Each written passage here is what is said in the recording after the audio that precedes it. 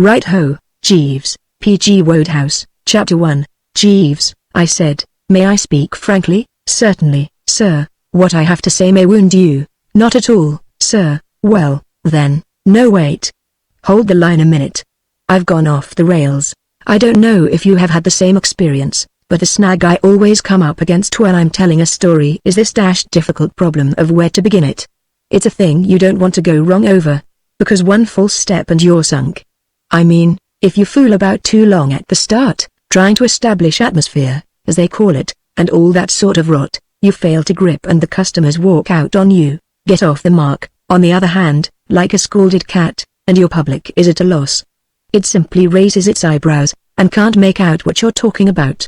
And in opening my report of the complex case of Gussie Fink-Nottle, Madeleine Bassett, my cousin Angela, my Aunt Dahlia, my Uncle Thomas, young Tuppy Glossop and the cook, and et al., with the above spot of dialogue, I see that I have made the second of these two floaters. I shall have to hark back a bit. And taking it for all in all and weighing this against that, I suppose the affair may be said to have had its inception, if inception is the word I want, with that visit of mine to Cannes.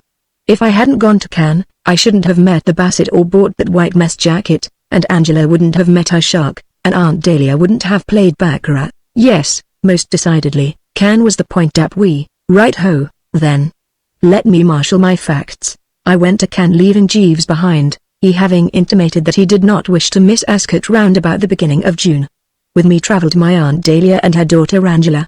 Tuppy Glossop, Angela's betrothed, was to have been at the party, but at the last moment couldn't get away.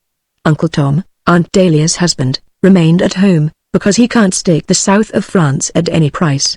So there you have the layout. Aunt Dahlia, cousin Angela and self off to Cannes round about the beginning of June. All pretty clear so far. What? We stayed at Cannes about 2 months, and except for the fact that Aunt Dahlia lost her shirt at baccarat and Angeline nearly got inhaled by a shark while aquaplaning, a pleasant time was had by all. On July the 25th, looking bronzed and fit, I accompanied aunt and child back to London. At 7 p.m. on July the 26th we alighted at Victoria.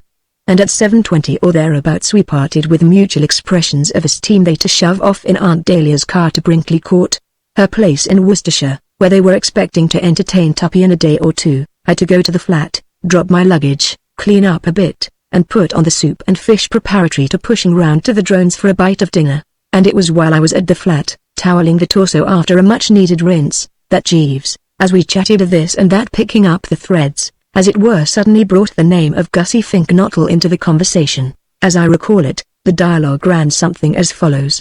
Self, well, Jeeves, here we are. What? Jeeves, yes, sir. Self, I mean to say, home again. Jeeves, precisely, sir. Self, seems ages since I went away. Jeeves, yes, sir. Self, have a good time at Ascot. Jeeves, most agreeable, sir. Self, win anything? Jeeves, quite a satisfactory sum, thank you, sir. Self, good. Well, Jeeves, what news on the Rialto? Anybody been phoning or calling or anything during my abs? Jeeves, Mr. Fink-Nottle, sir, has been a frequent caller. I stared. Indeed, it would not be too much to say that I gaped. Mr. Fink-Nottle? Yes, sir. You don't mean Mr. Fink-Nottle? Yes, sir. But Mr. Fink-Nottle's not in London? Yes, sir. Well, I'm blowed. And I'll tell you why I was blowed. I found it scarcely possible to give credence to his statement. This Fink-Nottle, you see, was one of those freaks you come across from time to time during life's journey who can't stand London. He lived year in and year out, covered with moss, in a remote village down in Lincolnshire, never coming up even for the Eton and Harrow match. And when I asked him once if he didn't find the time hang a bit heavy on his hands, he said, no, because he had a pond in his garden and studied the habits of newts. I couldn't imagine what could have brought the chap up to the great city. I would have been prepared to bet that as long as the supply of newts didn't give out, nothing could have shifted him from that village of his. Are you sure? Yes, sir. You got the name correctly? Fink-Nottle? Yes, sir. Well, it's the most extraordinary thing. It must be 5 years since he was in London. He makes no secret of the fact that the place gives him the pip. Until now, he has always stayed glued to the country, completely surrounded by newts. Sir, newts, Jeeves. Mr. Fink-Nottle has a strong newt complex. You must have heard of newts. Those little sort of lizard things that charge about in ponds. Oh, yes, sir. The aquatic members of the family Salamandridae which constitute the genus Molge. That's right. Well, Gussie has always been a slave to them. He used to keep them at school. I believe young gentlemen frequently do, sir. He kept them in his study in a kind of glass tank arrangement, and pretty nifty the whole thing was, I recall. I suppose one ought to have been able to see what the end would be even then, but you know what boys are. Careless, heedless, busy about our own affairs. We scarcely gave this kink in Gussie's character a thought. We may have exchanged an occasional remark about it taking all sorts to make a world, but nothing more. You can guess the sequel. The trouble spread. Indeed, sir? Absolutely, Jeeves. The craving grew upon him. The newts got him. Arrived at man's estate, he retired to the depths of the country and gave his life up to these dumb chums. I suppose he used to tell himself that he could take them or leave them alone, and then found too late that he couldn't. It is often the way, sir. Too true, Jeeves. At any rate, for the last 5 years he has been living at this place of his down in Lincolnshire, as confirmed a species-shunning hermit as ever put fresh water in the tank every second day and refused to see a soul. That's why I was so amazed when you told me he had suddenly risen to the surface like this. I still can't believe it. I am inclined to think that there must be some mistake, and that this bird who has been calling here is some different variety of Finknottle. The chap I know wears horn-rimmed spectacles and has a face like a fish. How does that check up with your data? The gentleman who came to the flat wore horn-rimmed spectacles, sir, and looked like something on a slab? Possibly there was a certain suggestion of the piscine, sir. Then it must be Gussie, I suppose. But what on earth can have brought him up to London? I am in a position to explain that, sir. Mr. Finknottle confided to me his motive in visiting the metropolis. He came because a young lady is here. Young lady? Yes, sir. You don't mean he's in love? Yes, sir. Well, I'm dashed. I'm really dashed. I positively am dashed, Jeeves, and I was too. I mean to say, a joke's a joke. But there are limits. Then I found my mind turning to another aspect of this rummy affair. Conceding the fact that Gussie Finknottle, against all the ruling of the form book, might have fallen in love, why should he have been haunting my flat like this? No doubt the occasion was one of those when a fellow needs a friend, but I couldn't see what had made him pick on me. It wasn't as if he and I were in any way bosom. We had seen a lot of each other at one time, of course, but in the last 2 years I hadn't had so much as a postcard from him. I put all this to Jeeves. Odd, his coming to me. Still, if he did, he did. No argument about that. It must have been a nasty jar for the poor perisher when he found I wasn't here. No, sir. Mr. Finknottle did not call to see you, sir. Pull yourself together, Jeeves.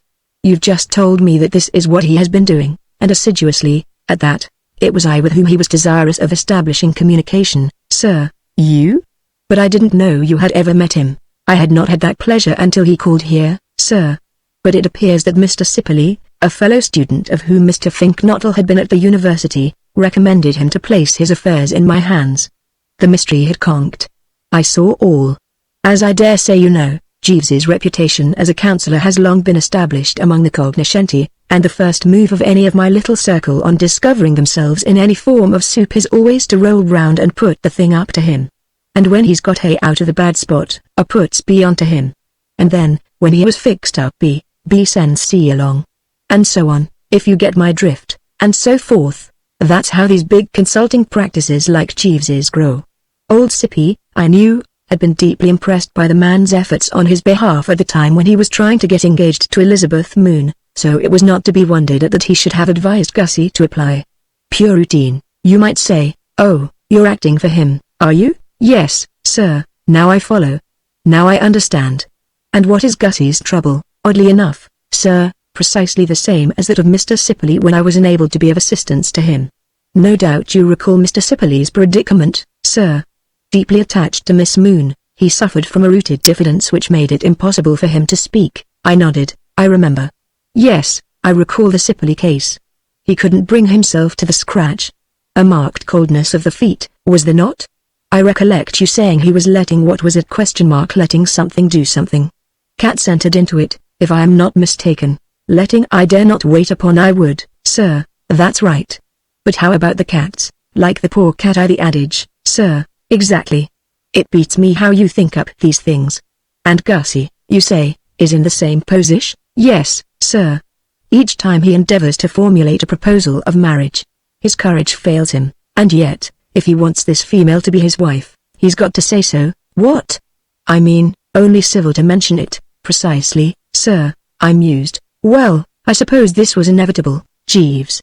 I wouldn't have thought that this Finknottle would ever have fallen a victim to the divine P, but, if he has, no wonder he finds the going sticky. Yes, sir, look at the life he's led. Yes, sir, I don't suppose he has spoken to a girl for years. What a lesson this is to us, Jeeves, not to shut ourselves up in country houses and stare into glass tanks. You can't be the dominant male if you do that sort of thing. In this life, you can choose between two courses. You can either shut yourself up in a country house and stare into tanks, or you can be a dasher with the sex. You can't do both. No, sir, I mused once more. Gussie and I, as I say, had rather lost touch. But all the same I was exercised about the poor fish, as I am about all my pals, close or distant, who find themselves treading upon life's banana skins. It seemed to me that he was up against it. I threw my mind back to the last time I had seen him. About 2 years ago, it had been. I had looked in at his place while on a motor trip, and he had put me right off my feed by bringing a couple of green things with legs to the luncheon table, grinning over them like a young mother and eventually losing one of them in a salad. That picture, rising before my eyes, didn't give me much confidence in the unfortunate goof's ability to woo and win, I must say. Especially if the girl he had earmarked was one of these tough modern thugs, all lipstick and cool, hard, sardonic eyes, as she probably was. Tell me, Jeeves, I said, wishing to know the worst, what sort of a girl is this girl of Gussie's? I have not met the young lady, sir. Mr. Finknottle speaks highly of her attractions, seemed to like her. Did he? Yes, sir. Did he mention her name? Perhaps I know her. She is a Miss Bassett, sir. Miss Madeline Bassett. What? Yes, sir. I was deeply intrigued. Egad, Jeeves. Fancy that. It's a small world, isn't it? What? The young lady is an acquaintance of yours, sir? I know her well. Your news has relieved my mind, Jeeves. It makes the whole thing begin to seem far more like a practical working proposition. Indeed, sir? Absolutely. I confess that until you supplied this information I was feeling profoundly dubious about poor old Gussie's chances of inducing any spinster of any parish to join him in the saunter down the aisle. You will agree with me that he is not everybody's money. There may be something in what you say, sir. Cleopatra wouldn't have liked him, possibly not, sir, and I doubt if he would go any too well with Tallulah Bankhead. No, sir, but when you tell me that the object of his affections is Miss Bassett, why, then, Jeeves, hope begins to dawn a bit. He's just the sort of chap a girl like Madeline Bassett might scoop in with relish. This Bassett, I must explain, had been a fellow visitor of ours at Cannes, and as she and Angela had struck up one of those effervescent friendships which girls do strike up, I had seen quite a bit of her. Indeed, in my moodier moments it sometimes seemed to me that I could not move a step without stubbing my toe on the woman, and what made it all so painful and distressing was that the more we met, the less did I seem able to find to say to her. You know how it is with some girls. They seem to take the stuffing right out of you. I mean to say, there is something about their personality that paralyses the vocal cords and reduces the contents of the brain to cauliflower. It was like that with this Bassett and me, so much so that I have known occasions when for minutes at a stretch Bertram Wooster might have been observed fumbling with a tie, shuffling the feet, and behaving in all other respects in her presence like the complete dumb brick.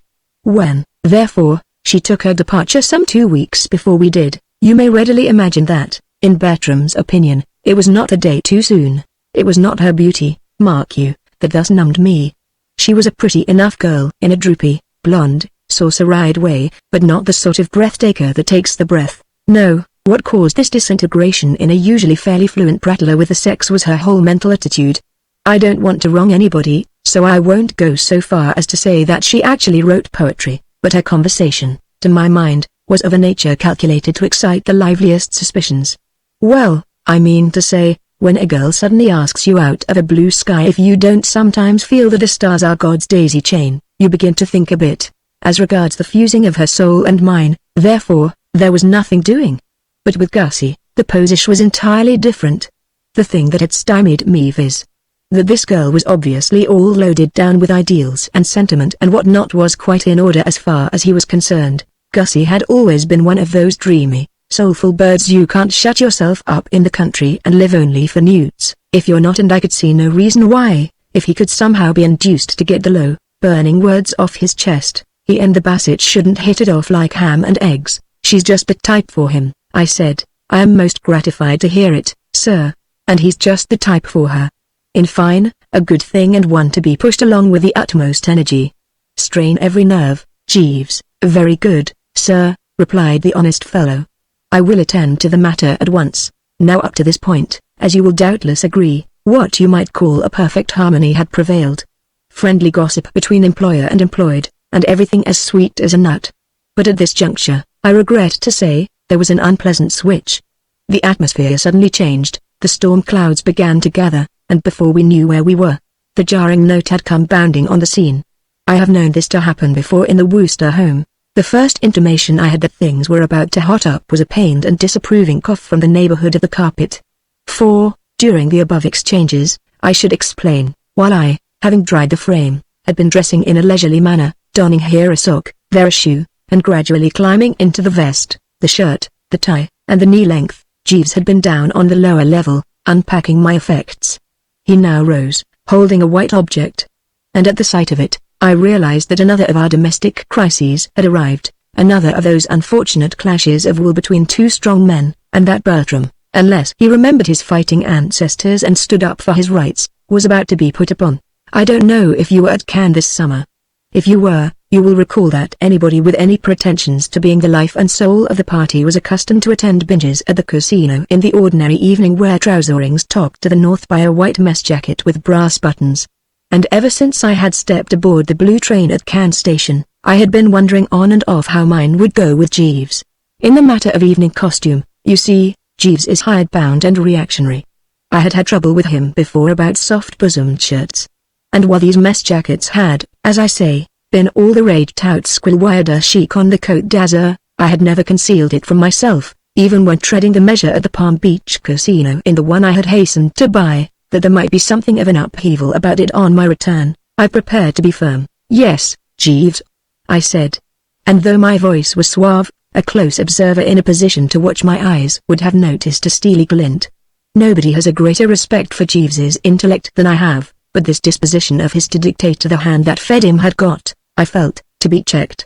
This mess jacket was very near to my heart, and I jolly well intended to fight for it with all the vim of grand old Sire the Wooster at the Battle of Agincourt. Yes, Jeeves, I said. Something on your mind, Jeeves? I fear that you inadvertently left Cannes in the possession of a coat belonging to some other gentleman, sir. I switched on the steely a bit more. No, Jeeves, I said, in a level tone. The object under advisement is mine. I brought it out there. You wore it, sir, every night, but surely you are not proposing to wear it in England, sir? I saw that we had arrived at the nub. Yes, Jeeves, but, sir, you were saying, Jeeves, it is quite unsuitable, sir. I do not agree with you, Jeeves. I anticipate a great popular success for this jacket. It is my intention to spring it on the public tomorrow at Bongo Twistleton's birthday party, where I confidently expect it to be one long scream from start to finish. No argument, Jeeves. No discussion. Whatever fantastic objection you may have taken to it, I wear this jacket. Very good, sir. He went on with his unpacking. I said no more on the subject. I had won the victory, and we Woosters do not triumph over a beaten foe. Presently, having completed my toilet, I bade the man a cheery farewell and in generous mood suggested that, as I was dining out, why didn't he take the evening off and go to some improving picture or something? Sort of olive branch, if you see what I mean. He didn't seem to think much of it. Thank you, sir, I will remain in. I surveyed him narrowly. Is this dudgeon, Jeeves? No, sir, I am obliged to remain on the premises. Mr. Finknottle informed me he would be calling to see me this evening. Oh, Gussie's coming, is he? Well, give him my love. Very good, sir. Yes, sir. And a whiskey and soda, and so forth. Very good, sir. Right-ho, Jeeves. I then set off for the Drones. At the Drones I ran into Pongo Twistleton, and he talked so much about his forthcoming merry-making of his, of which good reports had already reached me through my correspondence, that it was nearing 11 when I got home again, and scarcely had I opened the door when I heard voices in the sitting-room, and scarcely had I entered the sitting-room when I found that these proceeded from Jeeves and what appeared at first sight to be the devil. A closer scrutiny informed me that it was Gussie Fink-Nottle, dressed as Mephistopheles. Chapter 2. What ho, Gussie, I said. You couldn't have told it from my manner. But I was feeling more than a bit nonplussed. The spectacle before me was enough to nonplus anyone. I mean to say, this Fink-Nottle, as I remembered him, was the sort of shy, shrinking goop who might have been expected to shake like an aspen if invited to so much as a social Saturday afternoon at the vicarage. And yet here he was, if one could credit one's senses, about to take part in a fancy dress ball, a form of entertainment notoriously a testing experience for the toughest. And he was attending that fancy dress ball, mark you not, like every other well-bred Englishman, as a Pierrot, but as Mephistopheles, this involving, as I need scarcely stress, not only scarlet tights but a pretty frightful false beard. Rummy, you'll admit. However, one masks one's feelings. I betrayed no vulgar astonishment, but, as I say, what hoed with civil nonchalance. He grinned through the fungus rather sheepishly. I thought, oh, hello, Bertie, long time since I saw you. Have a spot? No, thanks. I must be off in a minute. I just came round to ask Jeeves how he thought I looked. How do you think I look, Bertie? Well, the answer to that, of course, was perfectly foul. But we Woosters are men of tact and have a nice sense of the obligations of a host. We do not tell old friends beneath our roof tree that they are an offence to the eyesight. I evaded the question. I hear you're in London, I said carelessly. Oh, yes, must be years since you came up. Oh, yes, and now you're off for an evening's pleasure. He shuddered a bit. He had, I noticed, a hunted air. Pleasure, aren't you looking forward to this rout or revel? Oh, I suppose it'll be all right, he said, in a toneless voice. Anyway, I ought to be off, I suppose. The thing starts round about 11. I told my cab to wait. Will you see if it's the Jeeves? Very good, sir. There was something of a pause after the door had closed. A certain constraint.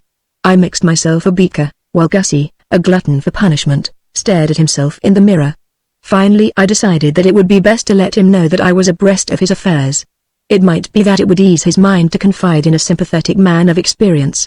I have generally found, with those under the influence, that what they want more than anything is the listening ear. Well, Gussie, old leper, I said, I've been hearing all about you, eh? This little trouble of yours. Jeeves has told me everything. He didn't seem any too braced.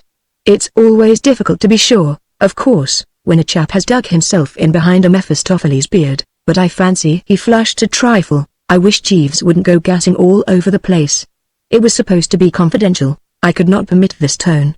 Dishing up the dirt to the young master can scarcely be described as gassing all over the place, I said, with a touch of rebuke. Anyway, there it is. I know all. And I should like to begin, I said, sinking my personal opinion that the female in question was a sloppy pest in my desire to buck and encourage, by saying that Madeline Bassett is a charming girl.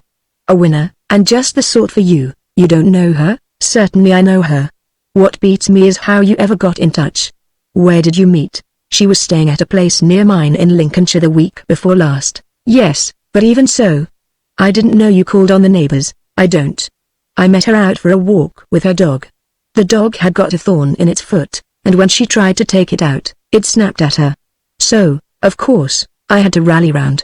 You extracted the thorn? Yes. And fell in love at first sight? Yes. Well, dash it, with a thing like that to give you a send-off, why didn't you cash in immediately? I hadn't the nerve. What happened? We talked for a bit. What about? Oh, birds. Birds? What birds? The birds that happened to be hanging round. And the scenery, and all that sort of thing.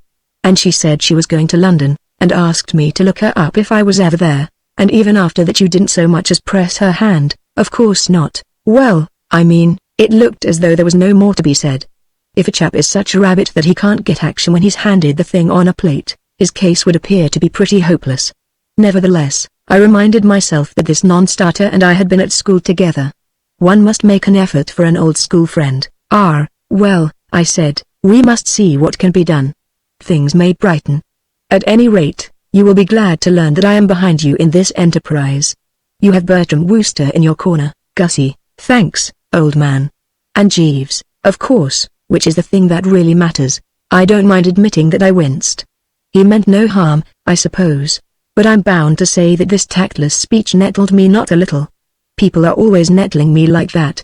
Giving me to understand, I mean to say, that in their opinion Bertram Wooster is a mere cipher and that the only member of the household with brains and resources is Jeeves. It jars on me. And tonight it jarred on me more than usual, because I was feeling pretty dashed fed with Jeeves. Over that matter of the mess jacket, I mean. True, I had forced him to climb down, quelling him, as described, with the quiet strength of my personality, but I was still a trifle shirty at his having brought the thing up at all.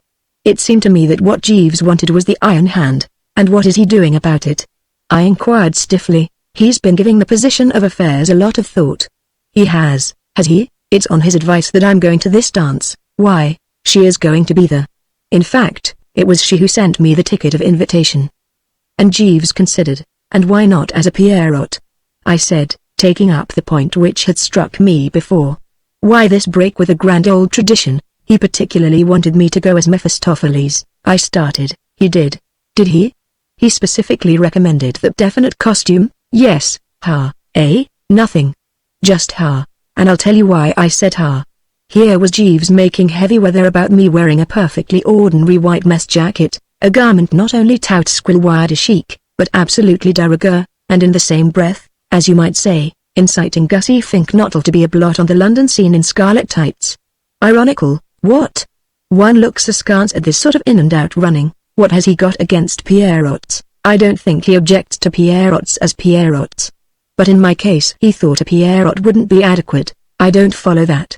He said that the costume of Pierrot, while pleasing to the eye, lacked the authority of the Mephistopheles costume. I still don't get it. Well, it's a matter of psychology, he said. There was a time when a remark like that would have had me snookered. But long association with Jeeves has developed the Wooster vocabulary considerably. Jeeves has always been a whale for the psychology of the individual, and I now follow him like a bloodhound when he snaps it out of the bag. Oh, psychology? Yes.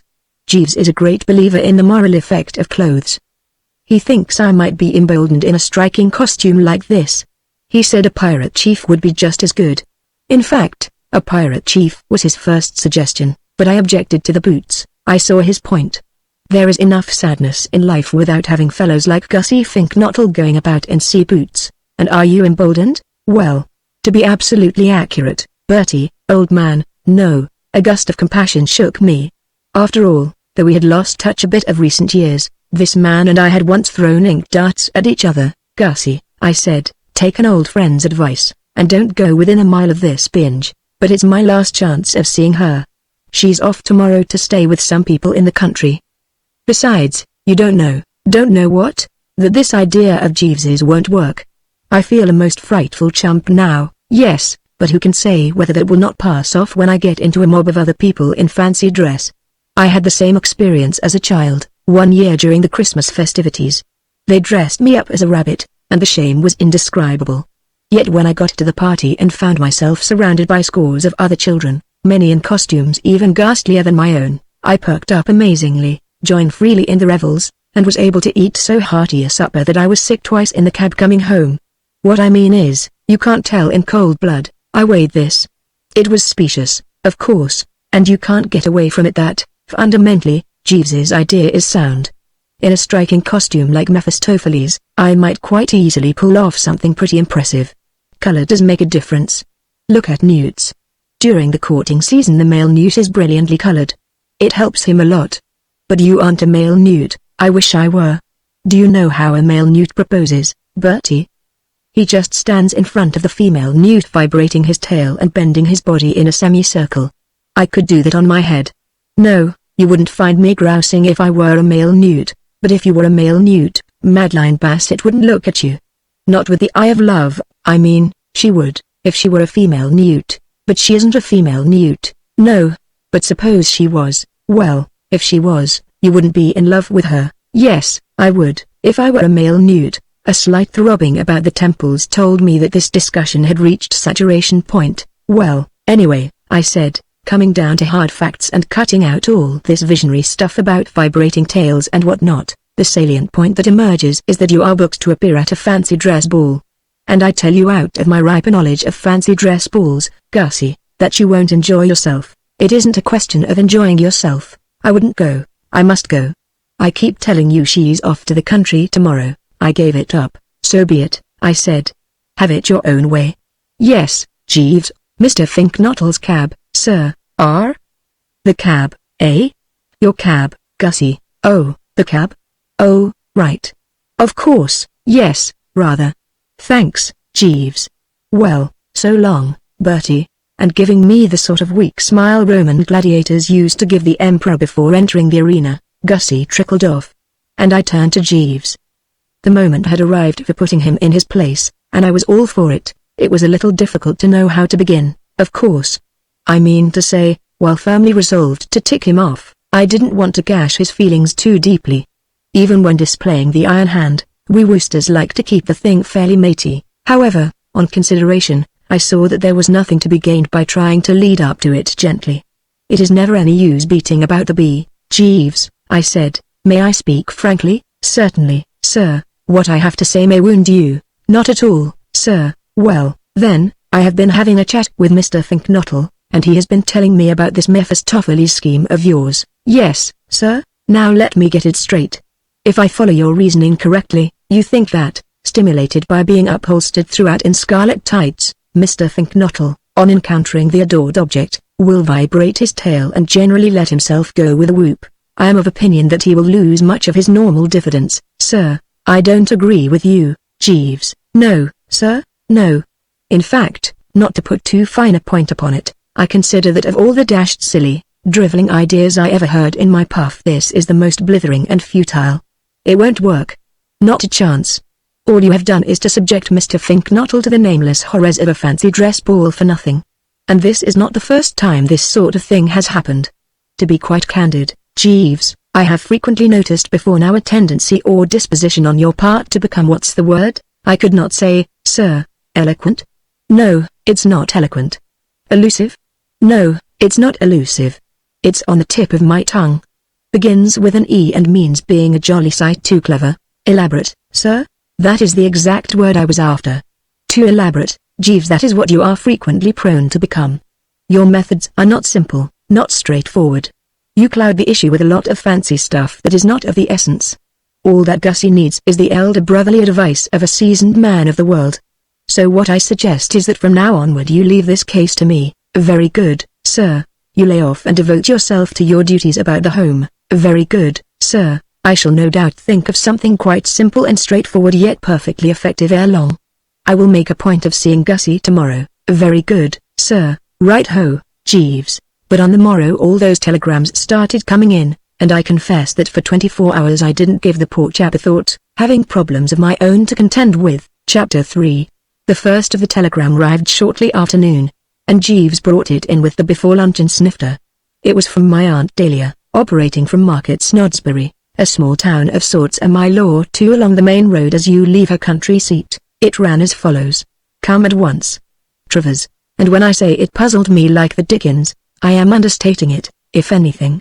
As mysterious a communication, I considered, as was ever flashed over the wires.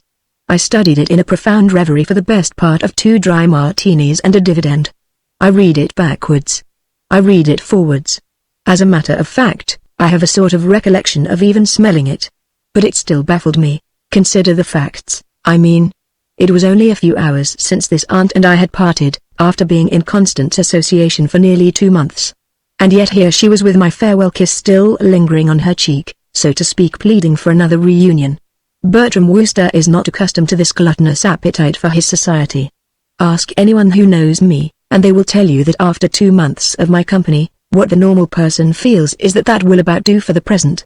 Indeed, I have known people who couldn't stick it out for more than a few days, before sitting down to the well-cooked. Therefore, I sent this reply. Perplexed. Explain. Bertie. To this I received an answer during the after-luncheon sleep. What on earth is there to be perplexed about, ass? Come at once. Travers. 3 cigarettes and a couple of turns about the room, and I had my response ready. How do you mean come at once? Regards. Bertie. Append the comeback. I mean come at once, you maddening half-wit. What did you think I meant? Come at once or expect an answer's first post tomorrow. Love. Travers. I then dispatched the following message, wishing to get everything quite clear. When you say come, do you mean come to Brinkley Court? And when you say at once, do you mean at once? Fogged. At a loss. All the best. Bertie. I sent this one off on my way to the drones, where I spent a restful afternoon throwing cards into a top hat with some of the better element. Returning in the evening hush, I found the answer waiting for me. Yes, yes, yes, yes, yes, yes, yes. It doesn't matter whether you understand or not. You just come at once, as I tell you, and for heaven's sake stop this back chat. Do you think I am made of money that I can afford to send you telegrams every 10 minutes? Stop being a fathead and come immediately. Love. Travers. It was at this point that I felt the need of getting a second opinion. I pressed the bell. Jeeves, I said, a V-shaped drumminess has manifested itself from the direction of Worcestershire. Read these, I said, handing him the papers in the case. He scanned them. What do you make of it, Jeeves? I think Mrs. Travers wishes you to come at once, sir. You gather that too, do you? Yes, sir. I put the same construction on the thing. But why, Jeeves? Dash it all, she's just had nearly 2 months of me. Yes, sir. And many people consider the medium dose for an adult 2 days. Yes, sir. I appreciate the point you raise. Nevertheless, Mrs. Travers appears very insistent. I think it would be well to acquiesce in her wishes. Pop down, you mean? Yes, sir. Well, I certainly can't go at once. I've an important conference on at the drones tonight. Pongo Twistleton's birthday party, you remember? Yes, sir. There was a slight pause. We were both recalling the little unpleasantness that had arisen. I felt obliged to allude to it. You're all wrong about that mess jacket, Jeeves. These things are matters of opinion, sir. When I wore it at the casino at Cannes, beautiful women nudged one another and whispered, "Who is he?" The code at continental casinos is notoriously lax, sir. And when I described it to Pongo last night, he was fascinated. Indeed, sir, so were all the rest of those present. One and all admitted that I had got hold of a good thing. Not a dissentient voice. Indeed, sir, I am convinced that you will eventually learn to love this mess jacket, Jeeves. I fear not, sir. I gave it up. It is never any use trying to reason with Jeeves on these occasions. Pig-headed is the word that springs to the lips. One sighs and passes on. Well, anyway, returning to the agenda, I can't go down to Brinkley Court or anywhere else yet a while. That's final. I'll tell you what, Jeeves. Give me form and pencil, and I'll wire her that I'll be with her sometime next week or the week after. Dash it all, she ought to be able to hold out without me for a few days. It only requires willpower. Yes, sir. Right-ho, then. I'll wire expect me tomorrow fortnight or words to some such effect. That ought to meet the case. Then if you will toddle round the corner and send it off, that will be that. Very good, sir. And so the long day wore on till it was time for me to dress for Pongo's party. Pongo had assured me, while chatting of the affair on the previous night, that this birthday binge of his was to be on a scale calculated to stagger humanity, and I must say I have participated in less fruity functions. It was well after 4 when I got home, and by that time I was about ready to turn in. I can just remember groping for the bed and crawling into it, and it seemed to me that the lemon had scarcely touched the pillow before I was aroused by the sound of the door opening. I was barely ticking over, but I contrived to raise an eyelid. Is that my tea, Jeeves? No, sir. It is Mrs. Travers. And a moment later there was a sound like a mighty rushing wind, and the relative had crossed the threshold at 50 miles per hour under her own steam. Chapter 4. It has been well said of Bertram Wooster that, while no one views his flesh and blood with a keener and more remorselessly critical eye, he is nevertheless a man who delights in giving credit where credit is due. And if you have followed these memoirs of mine with the proper care, you will be aware that I have frequently had occasion to emphasize the fact that Aunt Dahlia is all right. She is the one, if you remember, who married old Tom Travers ent seconds noses, as I believe the expression is. The year Bluebottle won the Cambridgeshire, and once induced me to write an article on what a well-dressed man is wearing for the paper she runs, My Lady's Boudoir. She is a large, genial soul, with whom it is a pleasure to hobnob. In her spiritual make-up there is none of that subtle gauche awfulness which renders such an exhibit as, say, my Aunt Agatha the curse of the home counties and a menace to one and all. I have the highest esteem for Aunt Dahlia, and have never wavered in my cordial appreciation of her humanity, sporting qualities and general good-edgishness. This being so, you may conceive of my astonishment at finding her at my bedside at such an hour. I mean to say, I've stayed at her place many a time and oft, and she knows my habits. She is well aware that until I have had my cup of tea in the morning, I do not receive. This crashing in at a moment when she knew that solitude and repose were of the essence was scarcely, I could not but feel, the good old form. Besides, What business had she being in London at all? That was what I asked myself. When a conscientious housewife has returned to her home after an absence of 7 weeks, one does not expect her to start racing off again the day after her arrival. One feels that she ought to be sticking round, ministering to her husband, conferring with the cook, feeding the cat, combing and brushing the Pomeranian, in a word, staying put. I was more than a little bleary-eyed, but I endeavored, as far as the fact that my eyelids were more or less glued together would permit, to give her an austere and censorious look. She didn't seem to get it. "Wake up, Bertie, you old ass!" she cried, in a voice that hit me between the eyebrows and went out at the back of my head. If Aunt Dahlia has a fault, it is that she is apartment to address a vis-a-vis as if he was somebody half a mile away whom she had observed riding over hounds. A throwback, no doubt, to the time when she counted the day lost that was not spent in chivying some unfortunate fox over the countryside. I gave her another of the austere and censorious, and this time it registered. All the effect it had, however, was to cause her to descend to personalities. "Don't blink at me in that obscene way," she said. "I wonder, Bertie," she proceeded, gazing at me as I should imagine Gussie would have gazed at some news that was not up to sample, "if you have the faintest conception how perfectly loathsome you look? A cross between an orgy scene in the movies and some low form of pond life. I suppose you were out on the tiles last night?" "I attended a social function." "Yes," I said coldly. "Pongo Twistleton's birthday party. I couldn't let Pongo down." "Noblesse oblige. Well, get up and dress." I felt I could not have heard her aright.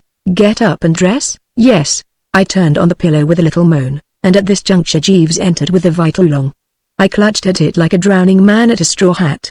A deep sip or two, and I felt I won't say restored, because a birthday party like Pongo Twistleton's isn't a thing you get restored after with a mere mouthful of tea, but sufficiently the old Bertram to be able to bend the mind on this awful thing which had come upon me, and the more I bent same, the less could I grasp the trend of the scenario. "What is this, Aunt Dahlia?" I inquired. "It looks to me like tea," was her response. "But you know best. You're drinking it." If I hadn't been afraid of spilling the healing brew, I have little doubt that I should have given an impatient gesture. I know I felt like it, not the contents of this cup. "All this? You're barging in and telling me to get up and dress, and all that rot." "I've barged in, as you call it, because my telegrams seem to produce no effect. And I told you to get up and dress because I want you to get up and dress. I've come to take you back with me. I like your crust, wiring that you would come next year or whenever it was. You're coming now. I've got a jobs for you, but I don't want a job. What you want, my lad, and what you're going to get are two very different things. There is man's work for you to do at Brinkley Court. Be ready to the last button in 20 minutes. But I can't possibly be ready to any buttons in 20 minutes. I'm feeling awful." She seemed to consider. "Yes," she said. "I suppose it's only humane to give you a day or two to recover. All right, then, I shall expect you on the 30th at the latest. But, dash it, what is all this? How do you mean, a job? Why a job? What sort of a job? I'll tell you if you'll only stop talking for a minute. It's quite an easy, pleasant job. You will enjoy it. Have you ever heard of Market Snodsbury Grammar School? Never. It's a grammar school at Market Snodsbury." I told her a little frigidly that I had divined as much. "Well, how was I to know that a man with a mind like yours would grasp it so quickly?" She protested. "All right, then. Market Snodsbury Grammar School is, as you have guessed, the grammar school at Market Snodsbury. I'm one of the governors." "You mean one of the governesses?" "I don't mean one of the governesses. Listen, ass. There was a board of governors at Eton, wasn't there? Very well. So there is at Market Snodsbury Grammar School, and I'm a member of it. And they left the arrangements for the summer prize giving to me. This prize giving takes place on the last or 31st day of this month. Have you got that clear?" I took another Oz of the life-saving and inclined my head. Even after a Pongo Twistleton birthday party, I was capable of grasping simple facts like these. "I follow you, yes. I see the point you are trying to make, certainly. Market Snodsbury Grammar School. Board of Governors. Prize giving. Quite. But what's it got to do with me? You're going to give away the prizes." I goggled. Her words did not appear to make sense. They seemed the mere aimless vaporing of an aunt who has been sitting out in the sun without a hat. "Me? You?" I goggled again. "You don't mean me?" "I mean you in person." I goggled a third time. "You're pulling my leg." "I am not pulling your leg. Nothing would induce me to touch your beastly leg." The vicar was to have officiated, but when I got home I found a letter from him saying that he had strained a fetlock and must scratch his nomination. You can imagine the state I was in. I telephoned all over the place. Nobody would take it on. And then suddenly I thought of you. I decided to check all this rot at the outset. Nobody is more eager to oblige deserving aunts than Bertram Wooster, but there are limits, and sharply done limits, at that. So you think I'm going to strew prizes at this Ballydoth Boys' Hall of yours? I do. And make a speech? Exactly. I laughed derisively. For goodness sake, don't start gargling now. This is serious. I was laughing. Oh, were you? Well, I'm glad to see you taking it in this merry spirit. Derisively, I explained. I won't do it. That's final. I simply will not do it. You will do it, young Bertie, or never darken my doors again. And you know what that means. No more of Anatola's dinners for you. A strong shudder shook me. She was alluding to her chef, that superb artist. A monarch of his profession, unsurpassed nay, unequaled at dishing up the raw material so that it melted in the mouth of the ultimate consumer. Anatole had always been a magnet that drew me to Brinkley Court with my tongue hanging out. Many of my happiest moments had been those which I had spent champing this great man's roasts and ragouts, and the prospect of being barred from digging into them in the future was a numbing one. No, I say, dash it, I thought that would rattle you. Greedy young pig. Greedy young pigs have nothing to do with it, I said with a touch of hauteur. One is not a greedy young pig because one appreciates the cooking of a genius. Well, I will say I like it myself, conceded the relative. But not another bite of it do you get, if you refuse to do this simple, easy, pleasant job. No, not so much as another sniff. So put that in your 12-inch cigarette holder and smoke it. I began to feel like some wild thing caught in a snare. But why do you want me? I mean, what am I? Ask yourself that. I often have. I mean to say, I'm not the type. You have to have some terrific nib to give away prizes. I seem to remember, when I was at school, it was generally a Prime Minister or somebody. Ah, but that was at Eton. At Markets Snodsbury we aren't nearly so choosy. Anybody in spats impresses us. Why don't you get Uncle Tom? Uncle Tom, well, why not? He's got spats, Bertie, she said. I will tell you why not Uncle Tom.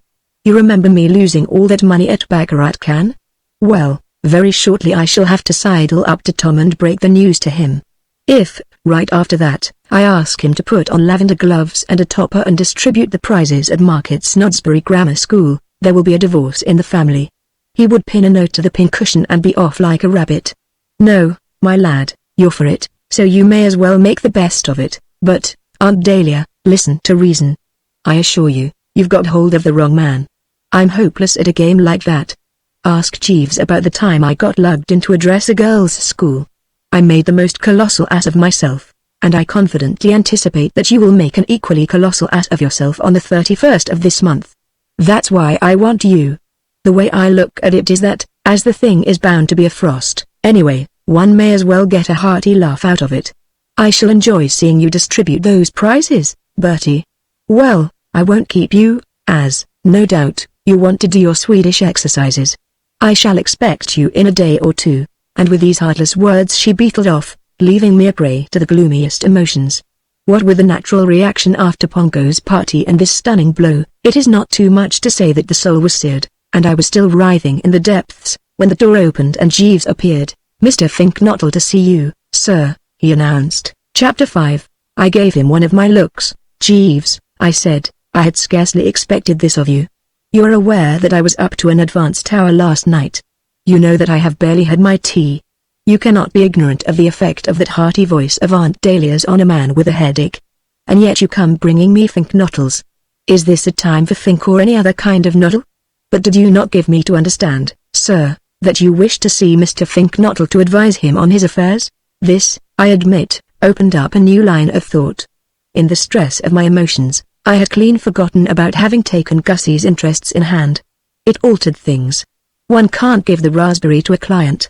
I mean, you didn't find Sherlock Holmes refusing to see clients just because he had been out late the night before at Dr. Watson's birthday party. I could have wished that the man had selected some more suitable hour for approaching me, but as he appeared to be a sort of human lark, leaving his watery nest at daybreak, I supposed I had better give him an audience. True, I said. All right. Bung him in. Very good, sir. But before doing so, bring me one of those pick-me-ups of yours. Very good, sir," and presently he returned with the vital essence. "I have had occasion, I fancy, to speak before now of these pick-me-ups of Jeeves's and their effect on the fellow who is hanging to life by a thread on the morning after. What they consist of, I couldn't tell you. He says some kind of sauce, the yolk of a raw egg and a dash of red pepper, but nothing will convince me that the thing doesn't go much deeper than that. Be that as it may, however, the results of swallowing one are amazing. For perhaps the split part of a second nothing happens. It is as though all nature waited breathless. Then, suddenly, it is as if the last trumpet sounded and Judgment Day set in with unusual severity. Bonfires burst out all in parts of the frame. The abdomen becomes heavily charged with molten lava. A great wind seems to blow through the world, and the subject is aware of something resembling a steam hammer striking the back of the head. During this phase, the ears ring loudly, the eyeballs rotate and there is a tingling about the brow, and then, just as you are feeling that you ought to ring up your lawyer and see that your affairs are in order before it is too late, the whole situation seems to clarify. The wind drops. The ears cease to ring. Birds twitter. Brass bands start playing. The sun comes up over the horizon with a jerk, and a moment later all you are conscious of is a great peace. As I drained the glass now, new life seemed to burgeon within me. I remember Jeeves, who, however much he may go off the rails at times in the matter of dress clothes and in his advice to those in love, has always had a neat turn of phrase, once speaking of someone rising on stepping stones of his dead self to higher things. It was that way with me now. I felt that the Bertram Wooster who lay propped up against the pillows had become a better, stronger, finer Bertram. "Thank you, Jeeves," I said. "Not at all, sir. That touched the exact spot. I am now able to cope with life's problems. I am gratified to hear it, sir. What madness not to have had one of those before tackling Aunt Dahlia. However, too late to worry about that now. Tell me of Gussie. How did he make out at the fancy dress ball?" "He did not arrive at the fancy dress ball, sir." I looked at him a bit austerely. "Jeeves," I said, "I admit that after that pick-me-up of yours I feel better, but don't try me too high. Don't stand by my sick bed talking absolute rot." We shot Gussie into a cab and he started forth, headed for wherever this fancy dress ball was. He must have arrived. "No, sir." As I gather from Mr. Finknottle, he entered the cab convinced in his mind that the entertainment to which he had been invited was to be held at number 17, Suffolk Square, whereas the actual rendezvous was number 71, Norfolk Terrace. These aberrations of memory are not uncommon with those who, like Mr. Finknottle, belong essentially to what one might call the dreamer type. One might also call it the fart-headed type. "Yes, sir." "Well, on reaching number 17, Suffolk Square, Mr. Finknottle endeavored to produce money to pay the fare. What stopped him? The fact that he had no money, sir. He discovered that he had left it, together with his ticket of invitation, on the mantelpiece of his bedchamber in the house of his uncle, where he was residing. Bidding the cabman to wait, accordingly, he rang the doorbell, and when the butler appeared, requested him to pay the cab, adding that it was all right, as he was one of the guests invited to the dance. The butler then disclaimed all knowledge of a dance on the premises, and declined to unbelt. "Yes, sir," upon which, Mr. Finknottle directed the cabman to drive him back to his uncle's residence. Well, why wasn't that the happy ending? All he had to do was go in, collect cash and ticket, and there he would have been, on velvet. I should have mentioned, sir, that Mr. Finknottle had also left his latchkey on the mantelpiece of his bedchamber. He could have rung the bell. He did ring the bell, sir, for some 15 minutes. At the expiration of that period he recalled that he had given permission to the caretaker. The house was officially closed and all the staff on holiday to visit his sailor son at Portsmouth. Golly, Jeeves. "Yes, sir. These dreamer types do live, don't they?" "Yes, sir." "What happened then?" Mr. Finknottle appears to have realized at this point that his position as regards the cabman had become equivocal. The figures on the clock had already reached a substantial sum, and he was not in a position to meet his obligations. He could have explained. "You cannot explain to cabmen, sir." On endeavoring to do so, he found the fellow skeptical of his bona fides. "I should have legged it." That is the policy which appears to have commended itself to Mr. Finknottle. He darted rapidly away, and the cabman, endeavoring to detain him, snatched at his overcoat. Mr. Finknottle contrived to extricate himself from the coat, and it would seem that his appearance in the masquerade costume beneath it came as something of a shock to the cabman. Mr. Finknottle informs me that he heard a species of whistling gasp, and, looking round, observed the man crouching against the railings with his hands over his face. Mr. Finknottle thinks he was praying. No doubt an uneducated, superstitious fellow, sir. Possibly a drinker. Well, if he hadn't been one before, I'll bet he started being one shortly afterwards. I expect he could scarcely wait for the pubs to open. Very possibly, in the circumstances he might have found a restorative agreeable, sir, and so, in the circumstances, might Gussie too, I should think. What on earth did he do after that? London late at night or even in the daytime, for that matter, is no place for a man in scarlet tights. No, sir, he invites comment. Yes, sir, I can see the poor old bird ducking down side streets, skulking in alleyways, diving into dust bins. I gathered from Mr. Finknottle's remarks, sir, that something very much on those lines was what occurred. Eventually, after a trying night, he found his way to Mr. Sipperley's residence, where he was able to secure lodging and a change of costume in the morning. I nestled against the pillows, the brow a bit drawn.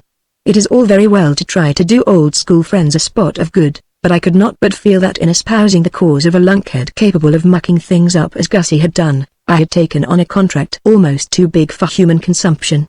It seemed to me that what Gussie needed was not so much the advice of a seasoned man of the world as a padded cell in Colney Hatch and a couple of good keepers to see that he did not set the place on fire. Indeed, for an instant I had half a mind to withdraw from the case and hand it back to Jeeves. But the pride of the Woosters restrained me. When we Woosters put our hands to the plough, we do not readily sheathe the sword. Besides, after that business of the mess jacket, anything resembling weakness would have been fatal. I suppose you realize, Jeeves, I said, for though one dislikes to rub it in, these things have to be pointed out, that all this was your fault, sir? It's no good saying sir. You know it was.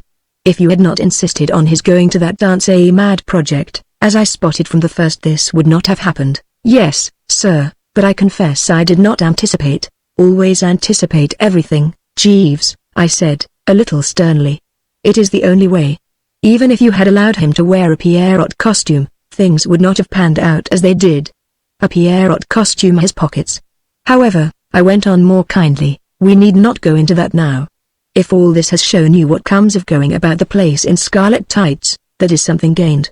Gussie waits without, you say? Yes, sir. Then shoot him in, and I will see what I can do for him. Chapter 6, Gussie, on arrival, proved to be still showing traces of his grim experience.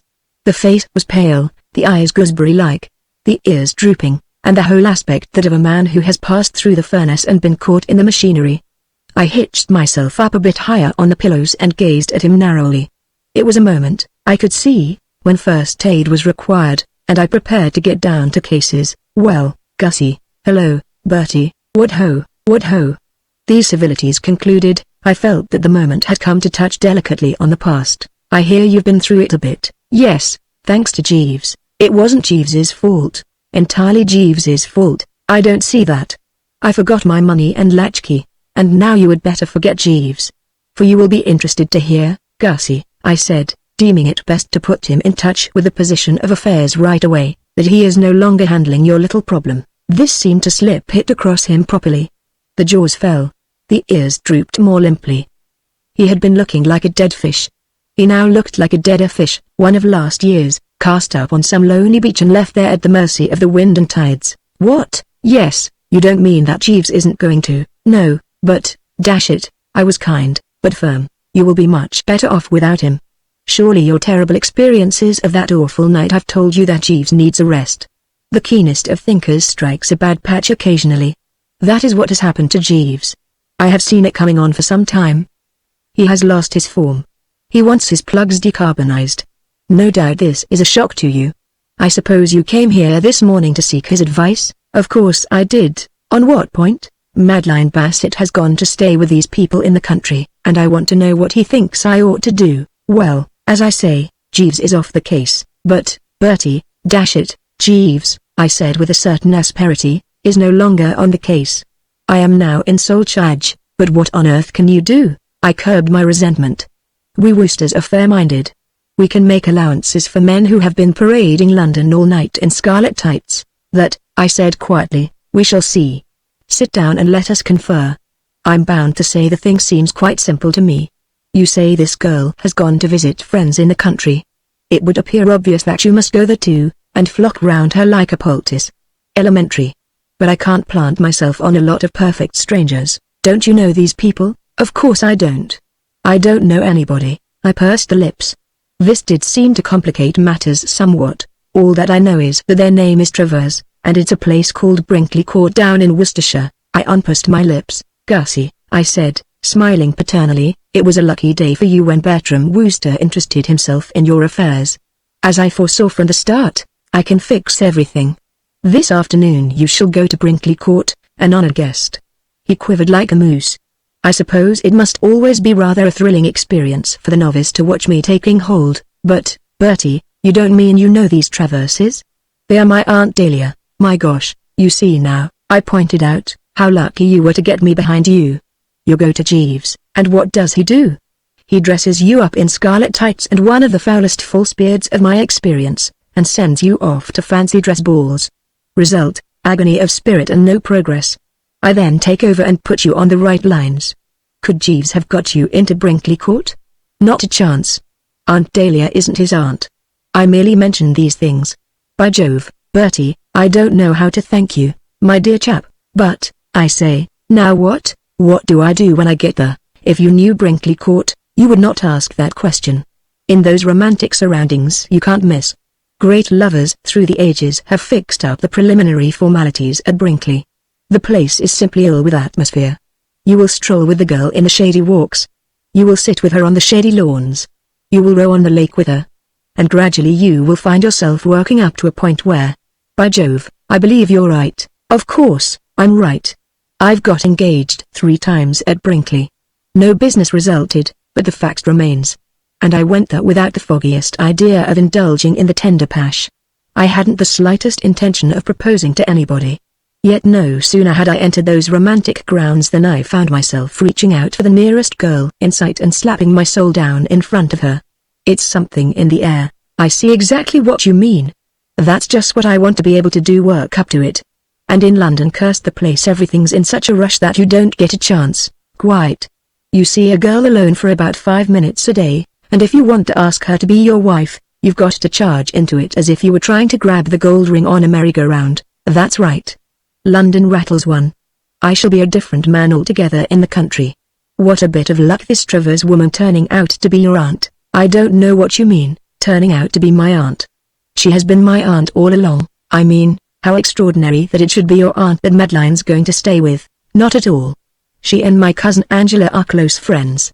At Cannes she was with us all the time. Oh, you met Madeline at Cannes, did you? By Jove, Bertie, said the poor lizard devoutly, I wish I could have seen her at Cannes.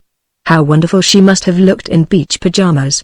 Oh, Bertie, quite, I said, a little distantly. Even when restored by one of Jeeves's depth bombs, one doesn't want this sort of thing after a hard night. I touched the bell and, when Jeeves appeared, requested him to bring me telegraph form and pencil. I then wrote a well-worded communication to Aunt Dahlia, informing her that I was sending my friend, Augustus Finknottle, down to Brinkley today to enjoy her hospitality, and handed it to Gussie. Push that in at the first post office you pass, I said. She will find it waiting for her on her return. Gussie popped along, flapping the telegram and looking like a close-up of Joan Crawford, and I turned to Jeeves and gave him a précis of my operations. Simple, you observe, Jeeves. Nothing elaborate, no, sir, nothing far-fetched. Nothing strained or bizarre. Just nature's remedy. Yes, sir, this is the attack as it should have been delivered. What do you call it when 2 people of opposite sexes are bunged together in close association in a secluded spot, meeting each other every day and seeing a lot of each other? Is propinquity the word you wish, sir? It is. I stake everything on propinquity, Jeeves. Propinquity, in my opinion, is what will do the trick. At the moment, as you are aware, Gussie is a mere jelly when in the presence. But ask yourself how he will feel in a week or so, after he and she have been helping themselves to sausages out of the same dish day after day at the breakfast sideboard.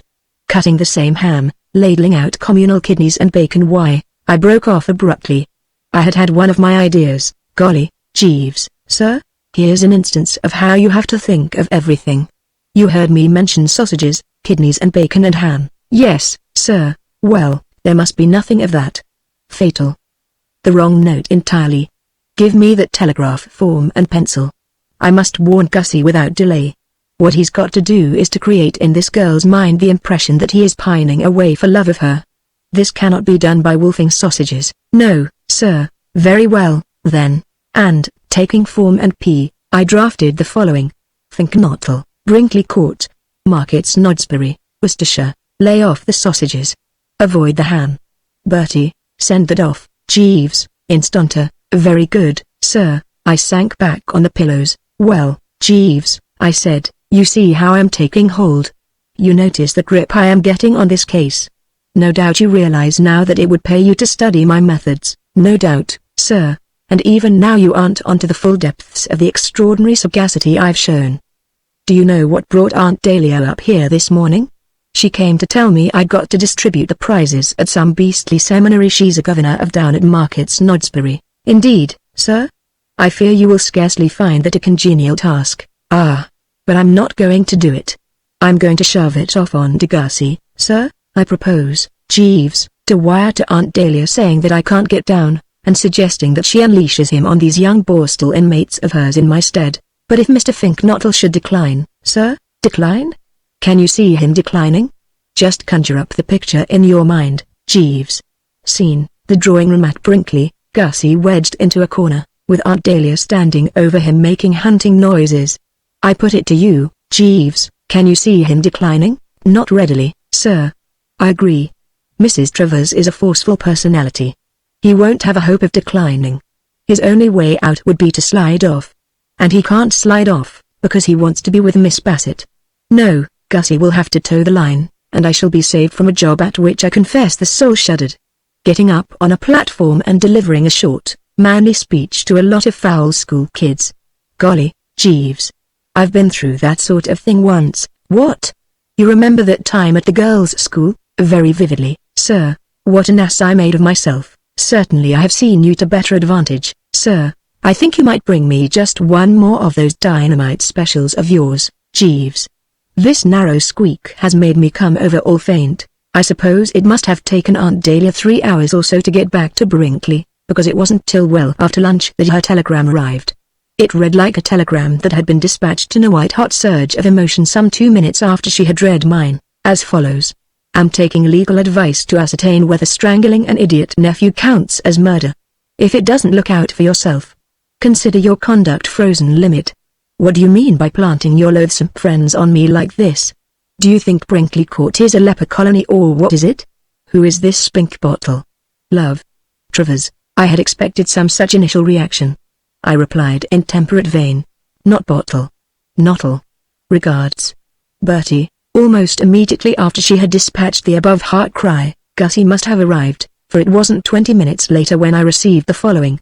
Cipher telegram signed by you has reached me here. Runs lay off the sausages. Avoid the ham. Wire key immediately. Think Knottle, I replied. Also kidneys. Cheerio. Bertie. I had staked all on Gussie making a favorable impression on his hostess, basing my confidence on the fact that he was one of those timid, obsequious, teacup-passing, thin bread and butter offering yes-men whom women of my Aunt Dahlia's type nearly always like at first sight. That I had not overrated my acumen was proved by her next in order, which, I was pleased to note, essayed a markedly larger percentage of the milk of human kindness, as follows. Well, this friend of yours has got here, and I must say that for a friend of yours he seems less subhuman than I had expected. A bit of a pop-eyed bleater, but on the whole clean and civil, and certainly most informative about newts. Am considering arranging series of lectures for him in neighborhood. All the same, I like your nerve using my house as a summer hotel resort and shall have much to say to you on subject when you come down. Expect you 30th. Bring spats. Love. Travers. To this I riposted. On consulting engagement book find impossible come Brinkley Court. Deeply regret. Toodle-oa. Bertie. Hers in reply stuck a sinister note. Oh, so it's like that, is it? You and your engagement book, indeed. Deeply regret my foot. Let me tell you, my lad, that you will regret it a jolly sight more deeply if you don't come down. If you imagine for one moment that you are going to get out of distributing those prizes, you are very much mistaken. Deeply regret Brinkley Court 100 miles from London, as unable hit you with a brick. Love. Travers. I then put my fortune to the test, to win or lose it all. It was not a moment for petty economies. I let myself go regardless of expense. No, but dash it, listen. Honestly, you don't want me. Get Finknot'll distribute prizes. A born distributor, who'll do you credit? Confidently anticipate Augustus Finknot'll as Master of Revels on 31st Inst. Would make genuine sensation. Do not miss this great chance, which may never occur again. Tinkety-tunk. Bertie. There was an hour of breathless suspense, and then the joyful tidings arrived. Well, all right. Something in what you say, I suppose. Consider you treacherous worm and contemptible, spineless cowardly custard, but have booked Spinkbottle. Stay where you are, then, and I hope you get run over by an omnibus. Love. Travers. The relief, as you may well imagine, was stupendous. A great weight seemed to have rolled off my mind. It was as if somebody had been pouring Jeeves's pick-me-ups into me through a funnel. I sang as I dressed for dinner that night. At the drones I was so gay and cheery that there were several complaints. And when I got home and turned into the old bed, I fell asleep like a little child within 5 minutes of inserting the person between the sheets. It seemed to me that the whole distressing affair might now be considered definitely closed. Conceive my astonishment, therefore, when waking on the morrow and sitting up to dig into the morning teacup, I beheld on the tray another telegram. My heart sank. Could Aunt Dahlia have slept on it and changed her mind? Could Gussie, unable to face the ordeal confronting him, have legged it during the night down a water pipe? With these speculations racing through the bean, I tore open the envelope and as I noted contents I uttered a startled yip. Sir? Said Jeeves, pausing at the door. I read the thing again. Yes, I had got the gist all right. No, I had not been deceived in the substance. Jeeves, I said. Do you know what? No, sir. You know my cousin Angela? Yes, sir. You know young Tuppy Glossop? Yes, sir. They've broken off their engagement. I am sorry to hear that, sir. I have here a communication from Aunt Dahlia, specifically stating this. I wonder what the row was about. I could not say, sir. Of course you couldn't. Don't be an ass, Jeeves. No, sir. I brooded. I was deeply moved. Well, this means that we shall have to go down to Brinkley today. Aunt Dahlia is obviously all of a twitter, and my place is by her side. You had better pack this morning, and catch that 12.45 train with the luggage. I have a lunch engagement, so we'll follow in the car. Very good, sir. I brooded some more. I must say this has come as a great shock to me, Jeeves. No doubt, sir, a very great shock. Angela and Tuppy. Tut, tut. Why? They seemed like the paper on the wall. Life is full of sadness, Jeeves. Yes, sir. Still, there it is, undoubtedly, sir. Right-ho, then. Switch on the bath. Very good, sir. Chapter 7. I meditated pretty freely as I drove down to Brinkley in the old two-seater that afternoon. The news of this rift or rupture of Angela's and Tuppy's had disturbed me greatly. The projected match, you see, was one on which I had always looked with kindly approval. Too often, when a chap of your acquaintance is planning to marry a girl you find yourself knitting the brow a bit and chewing the lower lip dubiously, feeling that he or she, or both, should be warned while there is yet time. But I have never felt anything of this nature about Tuppy and Angela. Tuppy, when not making an ass of himself, is a soundish sort of egg. So is Angela a soundish sort of egg.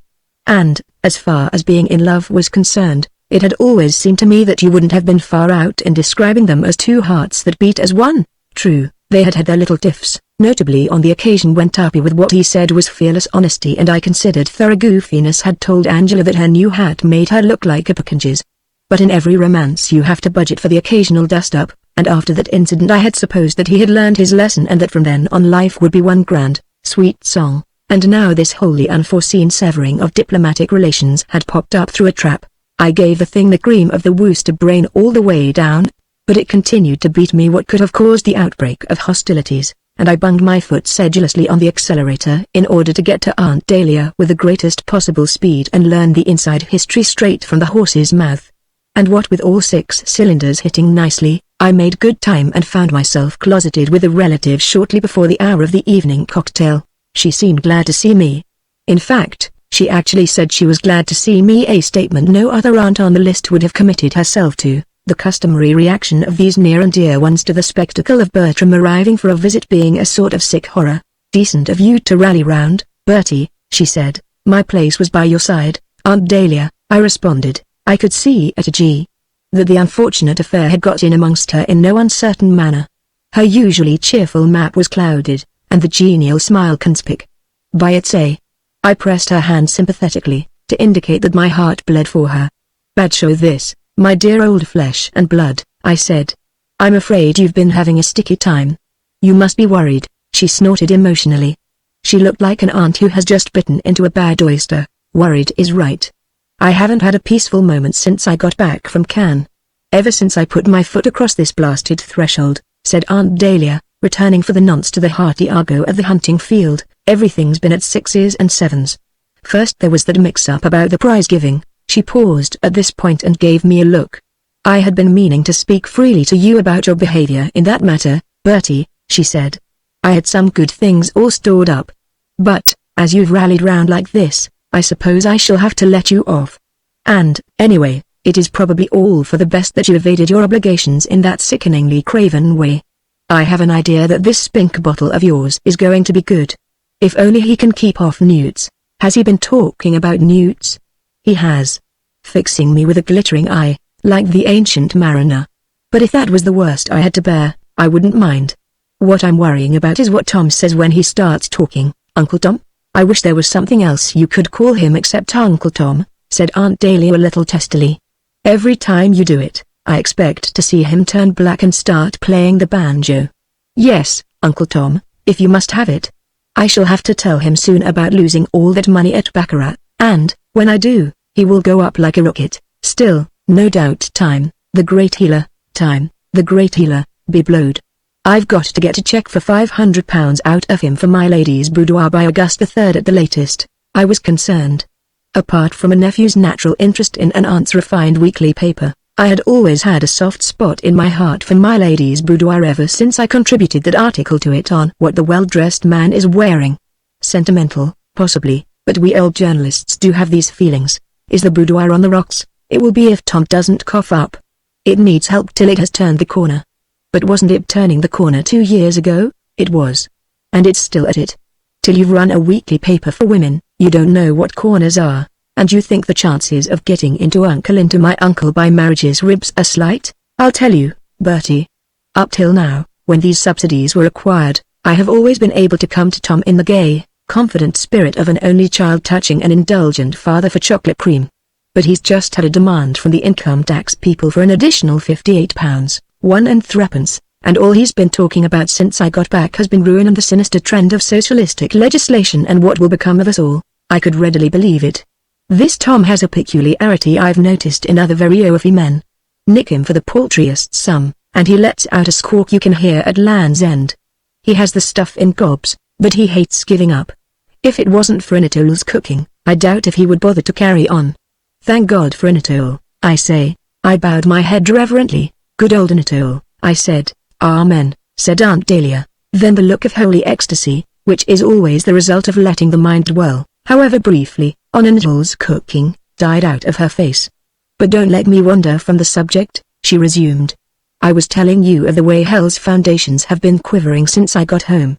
First the prize giving, then Tom, and now, on top of everything else, this infernal quarrel between Angelo and young Glossop. I nodded gravely. I was frightfully sorry to hear of that. Terrible shock. What was the row about? Sharks, eh? Sharks? Or, rather, one individual shark. The brute that went for the poor child when she was aquaplaning at Cannes. You remember Angela's shark? Certainly I remembered Angela's shark. A man of sensibility does not forget about a cousin nearly being chewed by monsters of the deep. The episode was still green in my memory. In a nutshell, what had occurred was this: you know how you aquaplane. A motorboat nips on ahead, trailing a rope. You stand on a board, holding the rope, and the boat tows you along. And every now and then you lose your grip on the rope and plunge into the sea and have to swim to your board again. A silly process it has always seemed to me, though many find it diverting. Well, on the occasion referred to, Angela had just regained her board after taking a toss, when a great beastly shark came along and cannoned into it, flinging her into the salty once more. It took her quite a bit of time to get on again and make the motorboat chap realize what was up and haul her to safety, and during that interval you can readily picture her embarrassment. According to Angela, the finny denizen kept snapping at her ankles virtually without cessation, so that by the time help arrived, she was feeling more like a salted almond at a public dinner than anything human. Very shaken the poor child had been, I recall, and had talked of nothing else for weeks. I remember the whole incident vividly, I said. But how did that start the trouble? She was telling him the story last night. Well? Her eyes shining and her little hands clasped in girlish excitement, no doubt. And instead of giving her the understanding and sympathy to which she was entitled, what do you think this blasted Glossop did? He sat listening like a lump of dough, as if she had been talking about the weather, and when she had finished, he took his cigarette holder out of his mouth and said, I expect it was only a floating log. He didn't. He did. And when Angela described how the thing had jumped and snapped at her, he took his cigarette holder out of his mouth again, and said, ah. Probably a flatfish. Quite harmless. No doubt it was just trying to play. Well, I mean, what would you have done if you had been Angela? She has pride, sensibility, all the natural feelings of a good woman. She told him he was an ass and a fool and an idiot, and didn't know what he was talking about. I must say I saw the girl's viewpoint. It's only about once in a lifetime that anything sensational ever happens to one, and when it does, you don't want people taking all the color out of it. I remember at school having to read that stuff where that chap, Othello, tells the girl what a hell of a time he'd been having among the cannibals and what not. Well, imagine his feelings if, after he had described some particularly sticky passage with a cannibal chief and was waiting for the awestruck O.H. Not really? She had said that the whole thing had no doubt been greatly exaggerated and that the man had probably really been a prominent local vegetarian. Yes, I saw Angela's point of view. But don't tell me that when he saw how shirty she was about it, the chump didn't back down. He didn't. He argued. And one thing led to another until, by easy stages, they had arrived at the point where she was saying that she didn't know if he was aware of it, but if he didn't knock off starchy foods and do exercises every morning, he would be getting as fat as a pig, and he was talking about this modern habit of girls putting makeup on their faces, of which he had always disapproved. This continued for a while, and then there was a loud pop and the air was full of mangled fragments of their engagement. I'm distracted about it. Thank goodness you've come, Bertie. Nothing could have kept me away, I replied, touched. I felt you needed me. Yes, quite. Or, rather, she said, not you, of course, but Jeeves. The minute all this happened, I thought of him. The situation obviously cries out for Jeeves. If ever in the whole history of human affairs there was a moment when that lofty brain was required about the home, this is it, I think. If I had been standing up, I would have staggered. In fact, I'm pretty sure I would. But it isn't so dashed easy to stagger when you're sitting in an armchair. Only my face, therefore, showed how deeply I had been stung by these words. Until she spoke them, I had been all sweetness and light, the sympathetic nephew prepared to strain every nerve to do his bit. I now froze, and the face became hard and set. Jeeves, I said, between clenched teeth. Oh, Bruffen, said Aunt Dahlia. I saw that she had got the wrong angle. I was not sneezing. I was saying Jeeves, and well you may. What a man. I'm going to put the whole thing up to him. There's nobody like Jeeves. My frigidity became more marked. I ventured to take issue with you, Aunt Dahlia. You take what? Issue? You do you? I emphatically do. Jeeves is hopeless. What? Quite hopeless. He has lost his grip completely. Only a couple of days ago I was compelled to take him off a case because his handling of it was so footling.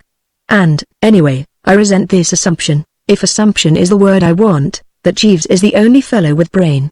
I object to the way everybody puts things up to him without consulting me and letting me have a stab at them first. She seemed about to speak, but I checked her with a gesture.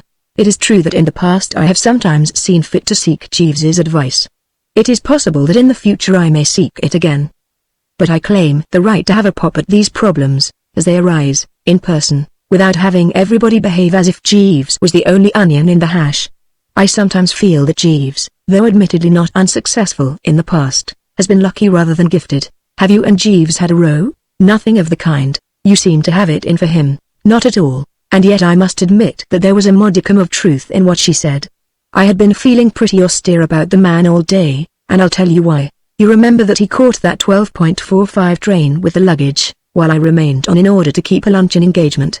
Well, just before I started out to the tryst, I was pottering about the flat, and suddenly I don't know what put the suspicion into my head. Possibly the fellow's manner had been furtive. Something seemed to whisper to me to go and have a look in the wardrobe, and it was as I had suspected. There was the mess jacket still on its hanger. The hound hadn't packed it. Well, as anybody at the drones will tell you, Bertram Wooster is a pretty hard chap to outgeneral. I shoved the thing in a brown paper parcel and put it in the back of the car, and it was on a chair in the hall now. But that didn't alter the fact that Jeeves had attempted to do the dirty on me, and I suppose a certain what-do-you-call-it had crept into my manner during the above remarks. There has been no breach, I said.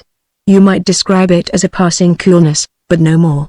We did not happen to see eye to eye with regard to my white mess jacket with the brass buttons, and I was compelled to assert my personality.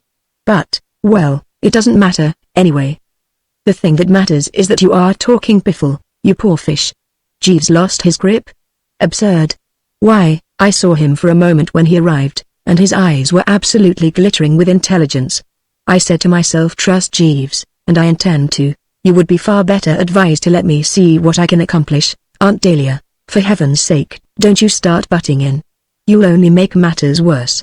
On the contrary, it may interest you to know that while driving here I concentrated deeply on this trouble of Angela's and was successful in formulating a plan, based on the psychology of the individual, which I am proposing to put into effect at an early moment. Oh, my God, my knowledge of human nature tells me it will work, Bertie, said Aunt Dahlia, and her manner struck me as febrile. Lay off, lay off.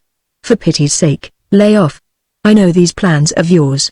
I suppose you want to shove Angela into the lake and push young Glossop in after her to save her life, or something like that. Nothing of the kind. It's the sort of thing you would do. My scheme is far more subtle. Let me outline it for you. No, thanks, I say to myself. But not to me. Do listen for a second. I won't. Right-ho, then. I'm dumb, and have been from a child. I perceived that little good could result from continuing the discussion. I waved a hand and shrugged a shoulder. Very well, Aunt Dahlia, I said, with dignity, if you don't want to be in on the ground floor, that is your affair. But you are missing an intellectual treat. And, anyway, no matter how much you may behave like the deaf adder of scripture which, as you are doubtless aware, the more one piped, the less it danced, or words to that effect, I shall carry on as planned. I am extremely fond of Angela, and I shall spare no effort to bring the sunshine back into her heart. Bertie, you abysmal chump, I appeal to you once more. Will you please lay off? You'll only make things 10 times as bad as they are already. I remember reading in one of those historical novels once about a chap, a buck he would have been, no doubt, or a macaroni or some such bird as that, who, when people said the wrong thing, merely laughed down from lazy eyelids and flicked a speck of dust from the irreproachable Mechlin lace at his wrists. This was practically what I did now. At least, I straightened my tie and smiled one of those inscrutable smiles of mine. I then withdrew and went out for a saunter in the garden, and the first chap I ran into was young Tuppy. His brow was furrowed, and he was moodily bunging stones at a flower pot. Chapter 8. I think I have told you before about young Tuppy Glossop. He was the fellow, if you remember, who, callously ignoring the fact that we had been friends since boyhood, betted me one night at the drones that I could swing myself across the swimming bath by the rings 8 childish feet for one of my lissomeness, and then, having seen me well on the way, looped back the last ring, thus rendering it necessary for me to drop into the deep end in formal evening costume. To say that I had not resented this foul deed, which seemed to me deserving of the title of the crime of the century, would be paltering with the truth. I had resented it profoundly, chafing not a little at the time and continuing to chafe for some weeks, but you know how it is with these things. The wound heals. The agony abates. I am not saying, mind you, that had the opportunity presented itself of dropping a wet sponge on Tuppy from some high spot, or of putting a nail in his bed, or finding some other form of self-expression of a like nature, I would not have embraced it eagerly, but that let me out. I mean to say, grievously injured though I had been, it gave me no pleasure to feel that the fellow's bally life was being ruined by the loss of a girl whom, despite all that had passed, I was convinced he still loved like the dickens. On the contrary, I was heart and soul in favor of healing the breach and rendering everything hotsy-totsy once more between these two young sundered blighters. You will have gleaned that from my remarks to Aunt Dahlia, and if you had been present at this moment and had seen the kindly commiserating look I gave Tuppy, you would have gleaned it still more. It was one of those searching, melting looks, and was accompanied by the hearty clasp of the right hand and the gentle laying of the left on the collarbone. Well, Tuppy, old man, I said. How are you, old man? My commiseration deepened as I spoke the words, for there had been no lighting up of the eye, no answering pressure of the palm, no sign whatever, in short, of any disposition on his part to do spring dances at the sight of an old friend. The man seemed sandbagged. Melancholy, as I remember Jeeves saying once about Bongo Twistleton when he was trying to knock off smoking, had marked him for her own. Not that I was surprised, of course. In the cirques, no doubt, A certain moodiness was only natural. I released the hand, ceased to knead the shoulder, and, producing the old case, offered him a cigarette. He took it dully. "Are you here, Bertie?"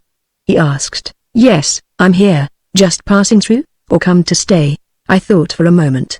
I might have told him that I had arrived at Brinkley Court with the express intention of bringing Angela and himself together once more, of knitting up the severed threads, and so on and so forth, and for perhaps half the time required for the lighting of a gasper I had almost decided to do so. Then, I reflected, better, on the whole, perhaps not. To broadcast the fact that I proposed to take him and Angela and play on them as on a couple of stringed instruments might have been injudicious. Chaps don't always like being played on as on a stringed instrument. "It all depends," I said. "I may remain. I may push on. My plans are uncertain." He nodded listlessly, rather in the manner of a man who did not give a damn what I did, and stood gazing out over the sunlit garden. In build and appearance, Tuppy somewhat resembles a bulldog, and his aspect now was that of one of these fine animals who has just been refused a slice of cake. It was not difficult for a man of my discernment to read what was in his mind, and it occasioned me no surprise, therefore, when his next words had to do with the subject marked with a cross on the agenda paper. "You've heard of this business of mine, I suppose?" "Me and Angela, I have, indeed, Tuppy, old man. We've bust up, I know.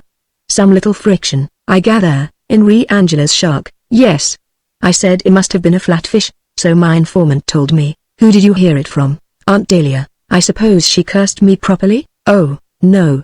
Beyond referring to you in one passage as this blasted Glossop, she was, I thought, singularly temperate in her language for a woman who at one time hunted regularly with the Quorn.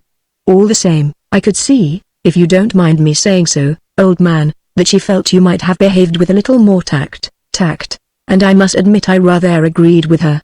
"Was it nice, Tuppy? Was it quite kind to take the bloom off Angela's shark like that? You must remember that Angela's shark is very dear to her.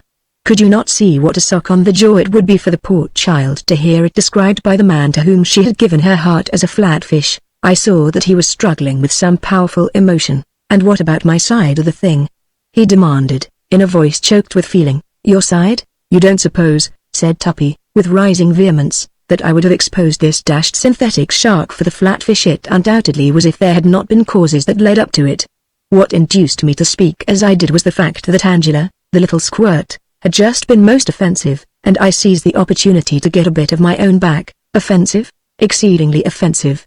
Purely on the strength of my having let fall some casual remark simply by way of saying something and keeping the conversation going to the effect that I wondered what Anatil was going to give us for dinner. She said that I was too material and ought not always to be thinking of food." "Material, my elbow. As a matter of fact, I'm particularly spiritual, quite. I don't see any harm in wondering what Anatil was going to give us for dinner." "Do you?" "Of course not. A mere ordinary tribute of respect to a great artist." "Exactly. All the same, well, I was only going to say that it seems a pity that the frail craft of love should come a stinker like this when the few manly words of contrition." He stared at me. "You aren't suggesting that I should climb down? It would be the fine, big thing, old egg. I wouldn't dream of climbing down." "But, Tuppy, no. I wouldn't do it." "But you love her, don't you?" This touched the spot. He quivered noticeably, and his mouth twisted. "Quite the tortured soul. I'm not saying I don't love the little blighter," he said, obviously moved. "I love her passionately. But that doesn't alter the fact that I consider that what she needs most in this world is a swift kick in the pants. A Wooster could scarcely pass this." "Tuppy, old man." "It's no good saying Tuppy, old man." "Well, I do say Tuppy, old man. Your tone shocks me." One raises the eyebrows. "Where is the fine, old, chivalrous spirit of the Glossops? That's all right about the fine, old, chivalrous spirit of the Glossops. Where is the sweet, gentle, womanly spirit of the Angelus? Telling a fellow he was getting a double chin, did she do that?" "She did." "Oh, well, girls will be girls. Forget it, Tuppy. Go to her and make it up." He shook his head. "No. It is too late. Remarks have been passed about my tummy which it is impossible to overlook, but, Tuppy, I mean be fair. You once told her new hat made her look like a Perkinses. It did make her look like a Perkinses. That was not vulgar abuse. It was sound, constructive criticism, with no motive behind it but the kindly desire to keep her from making an exhibition of herself in public. Wantonly to accuse a man of puffing when he goes up a flight of stairs is something very different. I began to see that the situation would require all my address and ingenuity. If the wedding bells were ever to ring out in the little church of Market Snodsbury, Bertram had plainly got to put in some shrewdish work. I had gathered, during my conversation with Aunt Dahlia, that there had been a certain amount of frank speech between the two contracting parties, but I had not realized till now that matters had gone so far. The pathos of the thing gave me the pip. Tuppy had admitted in so many words that love still animated the Glossop bosom, and I was convinced that, even after all that occurred, Angela had not ceased to love him. At the moment, no doubt, she might be wishing that she could hit him with a bottle, but deep down in her I was prepared to bet that there still lingered all the old affection and tenderness. Only injured pride was keeping these two apart, and I felt that if Tuppy would make the first move, all would be well. I had another whack at it. She's broken-hearted about this rift. Tuppy, how do you know? Have you seen her? No, but I'll bet she is. She doesn't look it, wearing the mask, no doubt.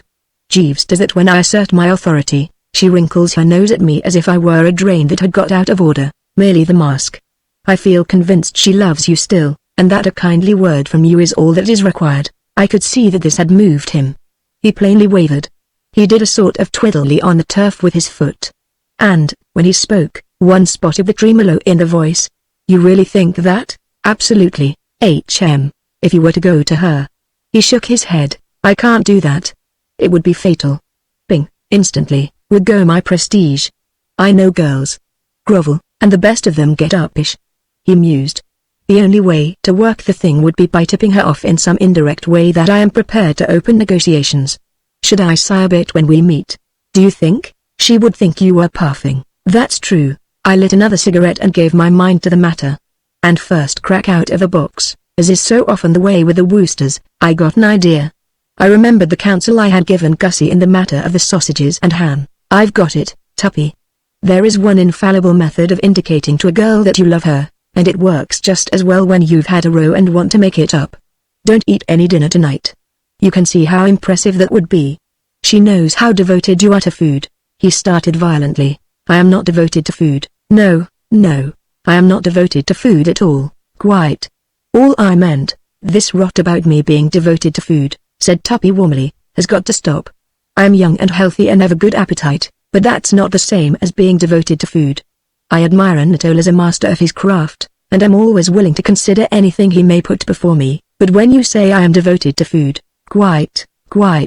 All I meant was that if she sees you push away your dinner untasted, she will realize that your heart is aching, and will probably be the first to suggest blowing the all clear. Tuppy was frowning thoughtfully. Push my dinner away, eh? Yes. Push away a dinner cooked by Anatole, yes. Push it away untasted, yes. Let us get this straight. Tonight, at dinner, when the butler offers me a wrist of a la financier, or whatever it may be, hot from Anatole's hands, you wish me to push it away untasted, yes. He chewed his lip. One could sense the struggle going on within. And then suddenly a sort of glow came into his face. The old martyrs probably used to look like that. All right, you'll do it? I will. Fine, of course, it will be agony. I pointed out the silver lining, only for the moment. You could slip down tonight, after everyone is in bed, and raid the larder. He brightened. That's right. I could, couldn't I? I expect there would be something cold there. There is something cold there, said Tuppy, with growing cheerfulness. A steak and kidney pie. We had it for lunch today. One of Anatole's ripest. The thing I admire about that man, said Tuppy reverently, the thing that I admire so enormously about Anatole is that, though a Frenchman, he does not, like so many of these chefs, confine himself exclusively to French dishes, but is always willing and ready to weigh in with some good old simple English fare such as this steak and kidney pie to which I have alluded. A masterly pie, Bertie, and it wasn't more than half finished. It will do me nicely. And at dinner you will push, as arranged? Absolutely as arranged. Fine, it's an excellent idea. One of Jeeves's best. You can tell him from me, when you see him, that I'm much obliged. The cigarette fell from my fingers. It was as though somebody had slapped Bertram Wooster across the face with a wet dish rag. You aren't suggesting that you think this scheme I have been sketching out is Jeeves's? Of course it is. It's no good trying to kid me, Bertie. You wouldn't have thought of a wheeze like that in a million years. There was a pause. I drew myself up to my full height, then, seeing that he wasn't looking at me, lowered myself again. Come, Glossop, I said coldly, we had better be going. It is time we were dressing for dinner. Chapter 9. Tappy's fart-headed words were still rankling in my bosom as I went up to my room. They continued rankling as I shed the form-fitting, and had not ceased to rankle when, clad in the old dressing gown, I made my way along the corridor to the salle de bain. It is not too much to say that I was peaked to the tonsils. I mean to say, one does not court praise. The adulation of the multitude means very little to one. But, all the same, when one has taken the trouble to whack out a highly juicy scheme to benefit an inner soup friend in his hour of travail, it's pretty foul to find him giving the credit to one's personal attendant, particularly if that personal attendant is a man who goes about the place not packing mess jackets. But after I had been splashing about in the porcelain for a bit, composure began to return. I have always found that in moments of heart bowed downness there is nothing that calms the bruised spirit like a good go at the soap and water. I don't say I actually sang in the tub, but there were times when it was a mere spin of the coin whether I would do so or not. The spiritual anguish induced by that tactless speech had become noticeably lessened. The discovery of a toy duck in the soap dish, presumably the property of some former juvenile visitor, contributed not a little to this new and happier frame of mind. What with one thing and another, I hadn't played with toy ducks in my bath for years, and I found the novel experience most invigorating. For the benefit of those interested, I may mention that if you shove the thing under the surface with a sponge and then let it go, it shoots out of the water in a manner calculated to divert the most careworn. 10 minutes of this and I was enabled to return to the bedchamber much more the old merry Bertram. Jeeves was there, laying out the dinner disguise. He greeted the young master with his customary suavity. "Good evening, sir," I responded in the same affable key. "Good evening, Jeeves. I trust you had a pleasant drive." "Sir, very pleasant, thank you, Jeeves. Hand me a sock or two, will you?" He did so, and I commenced to don. "Well, Jeeves," I said, reaching for the underlinen, "here we are again at Brinkley Court in the county of Worcestershire." "Yes, sir, a nice mess things seem to have gone and got themselves into in this rustic joint." "Yes, sir, the rift between Tappy Glossop and my cousin Angela would appear to be serious." "Yes, sir. Opinion in the servants' hall is inclined to take a grave view of the situation.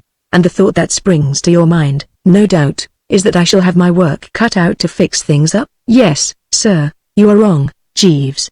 I have the thing well in hand." "You surprise me, sir. I thought I should." "Yes, Jeeves, I pondered on the matter most of the way down here, and with the happiest results. I have just been in conference with Mr. Glossop, and everything is taped out." "Indeed, sir? Might I inquire?" "You know my methods, Jeeves. Apply them." "Have you?" I asked, slipping into the shirt and starting to adjust the cravat, "been gnawing on a thing at all?" "Oh, yes, sir. I have always been much attached to Miss Angela, and I felt that it would afford me great pleasure were I to be able to be of service to her." "A laudable sentiment. But I suppose you drew blank?" "No, sir. I was rewarded with an idea." "What was it?" "It occurred to me that a reconciliation might be effected between Mr. Glossop and Miss Angela by appealing to that instinct which prompts gentlemen in time of peril to hasten to the rescue of—" I had to let go of the cravat in order to raise a hand. I was shocked. "Don't tell me you were contemplating descending to that old he saved her from drowning gag?" "I am surprised, Jeeves." "Surprised and pained. When I was discussing the matter with Aunt Dahlia on my arrival, she said in a sniffy sort of way that she supposed I was going to shove my cousin Angela into the lake and push Tappy in to haul her out, and I let her see pretty clearly that I considered the suggestion an insult to my intelligence. And now, if your words have the meaning I read into them, you are mooting precisely the same drivelling scheme." "Really, Jeeves?" "No, sir. Not that. But the thought did cross my mind, as I walked in the grounds and past the building where the fire bell hangs, that a sudden alarm of fire in the night might result in Mr. Glossop endeavoring to assist Miss Angela to safety." I shivered. "Rotten, Jeeves." "Well, sir, no good.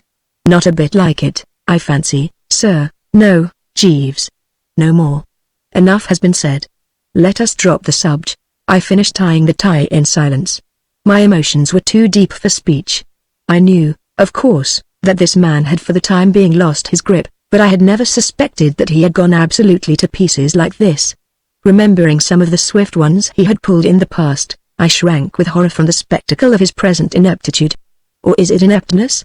I mean this frightful disposition of his to stick straws in his hair and talk like a perfect ass. It was the old story, I supposed. A man's brain whizzes along for years exceeding the speed limit, and something suddenly goes wrong with the steering gear and it skids and comes a smiller in the ditch. A bit elaborate, I said, trying to put the thing in as kindly a light as possible. Your old failing. You can see that it's a bit elaborate. Possibly the plan I suggested might be considered open to that criticism, sir, but for de Maix, I don't get you, Jeeves, a French expression, sir, signifying for want of anything better. A moment before, I had been feeling for this wreck of a once fine thinker nothing but a gentle pity. These words jarred the Wooster pride, inducing asperity. I understand perfectly well what Fort de Maix means, Jeeves. I did not recently spend 2 months among our Gallic neighbors for nothing. Besides, I remember that one from school. What caused my bewilderment was that you should be employing the expression, well knowing that there is no bally Fort de Maix about it at all. Where do you get that Fort de Maix stuff? Didn't I tell you I had everything taped out? Yes, sir, but, what do you mean but, well, sir, push on, Jeeves. I'm ready, even anxious, to hear your views. Well, sir, if I may take the liberty of reminding you of it, your plans in the past have not always been uniformly successful. There was a silence, rather a throbbing one, during which I put on my waistcoat in a marked manner. Not till I had got the buckle at the back satisfactorily adjusted did I speak. It is true, Jeeves, I said formally, that once or twice in the past I may have missed the bus. This, however, I attribute purely to bad luck. Indeed, sir, on the present occasion I shall not fail, and I'll tell you why I shall not fail. Because my scheme is rooted in human nature. Indeed, sir, it is simple. Not elaborate. And, furthermore, based on the psychology of the individual. Indeed, sir, Jeeves, I said, don't keep saying indeed, sir. No doubt nothing is further from your mind than to convey such a suggestion. But you have a way of stressing the in and then coming down with a thud on the deed which makes it virtually tantamount to oh, yeah? Correct this, Jeeves. Very good, sir. I tell you I have everything nicely lined up. Would you care to hear what steps I have taken? Very much, sir. Then listen. Tonight at dinner I have recommended Tuppy to lay off the food, sir. Tut, Jeeves, surely you can follow the idea, even though it is one that would never have occurred to yourself. Have you forgotten that telegram I sent to Gussie Fink-Nottle, steering him away from the sausages and ham? This is the same thing. Pushing the food away untasted is a universally recognized sign of love. It cannot fail to bring home the gravy. You must see that. Well, sir, I frowned. I don't want to seem always to be criticizing your methods of voice production, Jeeves, I said, but I must inform you that that well, sir of yours is in many respects fully as unpleasant as your indeed, sir. Like the latter, it seems to be tinged with a definite skepticism. It suggests a lack of faith in my vision. The impression I retain after hearing you shoot it at me a couple of times is that you consider me to be talking through the back of my neck, and that only a feudal sense of what is fitting restrains you from substituting for it the word says you. Oh, no, sir. Well, that's what it sounds like. Why don't you think this scheme will work? I fear Miss Angela will merely attribute Mr. Glossop's abstinence to indigestion, sir. I hadn't thought of that, and I must confess it shook me for a moment. Then I recovered myself. I saw what was at the bottom of all this. Mortified by the consciousness of his own ineptness or ineptitude, the fellow was simply trying to hamper and obstruct. I decided to knock the stuffing out of him without further preamble. Oh? I said. You do you? Well, be that as it may, it doesn't alter the fact that you've put out the wrong coat. Be so good, Jeeves, I said, indicating with a gesture the gent's ordinary dinner jacket or smoking, as we call it on the Côte d'Azur, which was suspended from the hanger on the knob of the wardrobe, as to shove that bally black thing in the cupboard and bring out my white mess jacket with the brass buttons. He looked at me in a meaning manner. And when I say a meaning manner, I mean there was a respectful but at the same time uppish glint in his eye, and a sort of muscular spasm flickered across his face which wasn't quite a quiet smile and yet wasn't quite not a quiet smile. Also the soft cough. I regret to say, sir, that I inadvertently omitted to pack the garment to which you refer. The vision of that parcel in the hall seemed to rise before my eyes, and I exchanged a merry wink with it. I may even have hummed a bar or two. I'm not quite sure. I know you did, Jeeves, I said, laughing down from lazy eyelids and nicking a speck of dust from the irreproachable Mechlin lace at my wrists. But I didn't. You will find it on a chair in the hall in a brown paper parcel. The information that his low maneuvers had been rendered null and void and that the thing was on the strength after all, must have been the nastiest of jars, but there was no play of expression on his finely chiseled to indicate it. The very seldom is on Jeeves's FC. In moments of discomfort, as I had told Tuppy, he wears a mask, preserving throughout the quiet stolidity of a stuffed moose. "You might just slide down and fetch it, will you?" "Very good, sir, right-ho, Jeeves." And presently I was sauntering towards the drawing room with me good old J. nestling snugly abaft the shoulder blades. Aunt Dahlia was in the drawing room. She glanced up at my entrance. "Hello, I saw," she said. "What do you think you're made up as?" I did not get the purport. "The jacket, you mean?" I queried, groping. "I do. You look like one of the chorus of male guests at Abernethy Towers in Act 2 of a touring musical comedy. You do not admire this jacket?" "I do not." "You did at Cannes." "Well, this isn't Cannes, but, dash it, oh, never mind. Let it go. If you want to give my butler a laugh, what does it matter?" "What does anything matter now?" There was a death whereas thy stingfulness about her manner which I found distasteful. It isn't often that I score off Jeeves in the devastating fashion just described, and when I do I like to see happy, smiling faces about me. "Tails up, Aunt Dahlia," I urged buoyantly. "Tails up be dashed," was her somber response. "I've just been talking to Tom." "Telling him?" "No, listening to him." "I haven't had the nerve to tell him yet." "Is he still upset about that income tax money?" "Upset is right. He says that civilization is in the melting pot and that all thinking men can read the writing on the wall." "What wall?" "Old Testament, ass. Belshazzar's feast." "Oh, that, yes. I've often wondered how that gag was worked. With mirrors, I expect. I wish I could use mirrors to break it to Tom about this baccarat business." I had a word of comfort to offer here. I had been turning the thing over in my mind since our last meeting, and I thought I saw where she had got twisted. Where she made her error, it seemed to me, was in feeling she had got to tell Uncle Tom. To my way of thinking, the matter was one on which it would be better to continue to exercise a quiet reserve. "I don't see why you need mention that you lost the money at baccarat. What do you suggest, then?" "Letting my lady's boudoir join civilization in the melting pot. Because that is what it will infallibly do unless I get a check by next week. The printers have been showing a nasty spirit for months. You don't follow. Listen. It's an understood thing, I take it, that Uncle Tom foots the boudoir bills. If the bally sheet has been turning the corner for 2 years, he must have got used to forking out by this time. Well, simply ask him for the money to pay the printers." I did. "Just before I went to Cannes, wouldn't he give it to you?" "Certainly he gave it to me. He brassed up like an officer and a gentleman. That was the money I lost at baccarat." "Oh? I didn't know that." "There isn't much you do know. A nephew's love made me overlook the slur." "Tut." I said. "What did you say?" "I said tut." "Say it once again, and I'll biff you where you stand. I've enough to endure without being tutted at." "Quite. Any tutting that's required, I'll attend to myself. And the same applies to clicking the tongue, if you were thinking of doing that." "Far from it." "Good." I stood a while in thought. I was concerned to the core. My heart, if you remember, had already bled once for Aunt Dahlia this evening. It now bled again. I knew how deeply attached she was to this paper of hers. Seeing it go down the drain would be for her like watching a loved child sink for the 3rd time in some pond or mere, and there was no question that, unless carefully prepared for the touch, Uncle Tom would see 100 my lady's boudoirs go fut rather than take the rap. Then I saw how the thing could be handled. This aunt, I perceived, must fall into line with my other clients. Tappy Glossop was knocking off dinner to melt Angela. Gussie Fink-Nottle was knocking off dinner to impress the Bassett. Aunt Dahlia must knock off dinner to soften Uncle Tom. For the beauty of this scheme of mine was that there was no limit to the number of entrants. Come one, come all, the more the merrier, and satisfaction guaranteed in every case. "I've got it," I said. "There is only one course to pursue. Eat less meat." She looked at me in a pleading sort of way. I wouldn't swear that her eyes were wet with unshed tears, but I rather think they were. Certainly she clasped her hands in piteous appeal. "Must you drivel, Bertie? Won't you stop it just this once? Just for tonight, to please Aunt Dahlia?" "I'm not driveling. I dare say that to a man of your high standards it doesn't come under the head of drivel, but..." I saw what had happened.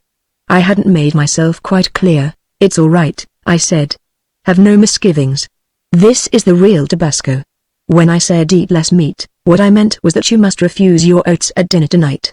Just sit there, looking blistered, and wave away each course as it comes with a weary gesture of resignation.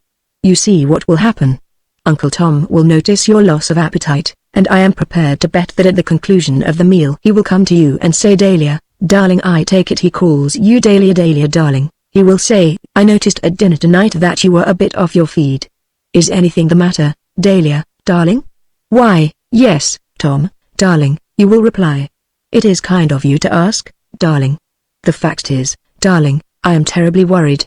My darling, he will say. Aunt Dahlia interrupted at this point to observe that these Traverses seemed to be a pretty soppy couple of blighters, to judge by their dialogue. She also wished to know when I was going to get to the point. I gave her a look. My darling, he will say tenderly. Is there anything I can do? To which your reply will be that the jolly well is viz. Reach for his checkbook and start writing. I was watching her closely as I spoke, and was pleased to note respect suddenly dawn in her eyes. But, Bertie, this is positively bright. I told you Jeeves wasn't the only fellow with brain. I believe it would work. It's bound to work. I've recommended it to Tuppy, young Glossop, in order to soften Angela, splendid, and to Gussie Fink-Nottle, who wants to make a hit with the Basset. Well, well, well. What a busy little brain it is, always working, Aunt Dahlia, always working. You're not the chump I took you for, Bertie. When did you ever take me for a chump? Oh, sometime last summer. I forget what gave me the idea. Yes, Bertie, this scheme is bright. I suppose, as a matter of fact, Jeeves suggested it. Jeeves did not suggest it. I resent these implications. Jeeves had nothing to do with it whatsoever. Well, all right, no need to get excited about it. Yes, I think it will work. Tom's devoted to me, who wouldn't be? I'll do it. And then the rest of the party trickled in, and we toddled down to dinner. Conditions being as they were at Brinkley Court, I mean to say, the place being loaded down above the Plimsoll mark with aching hearts and standing room only as regarded tortured souls. I hadn't expected the evening meal to be particularly effervescent. Nor was it. Silent. Somber. The whole thing more than a bit like Christmas dinner on Devil's Island. I was glad when it was over. What with having, on top of her other troubles, to rein herself back from the trough, Aunt Dahlia was a total loss as far as anything in the shape of brilliant badinage was concerned. The fact that he was 50 quid in the red and expecting civilization to take it toss at any moment had caused Uncle Tom, who always looked a bit like a pterodactyl with a secret sorrow, to take on a deeper melancholy. The Basset was a silent bread crumbler. Angela might have been hewn from the living rock.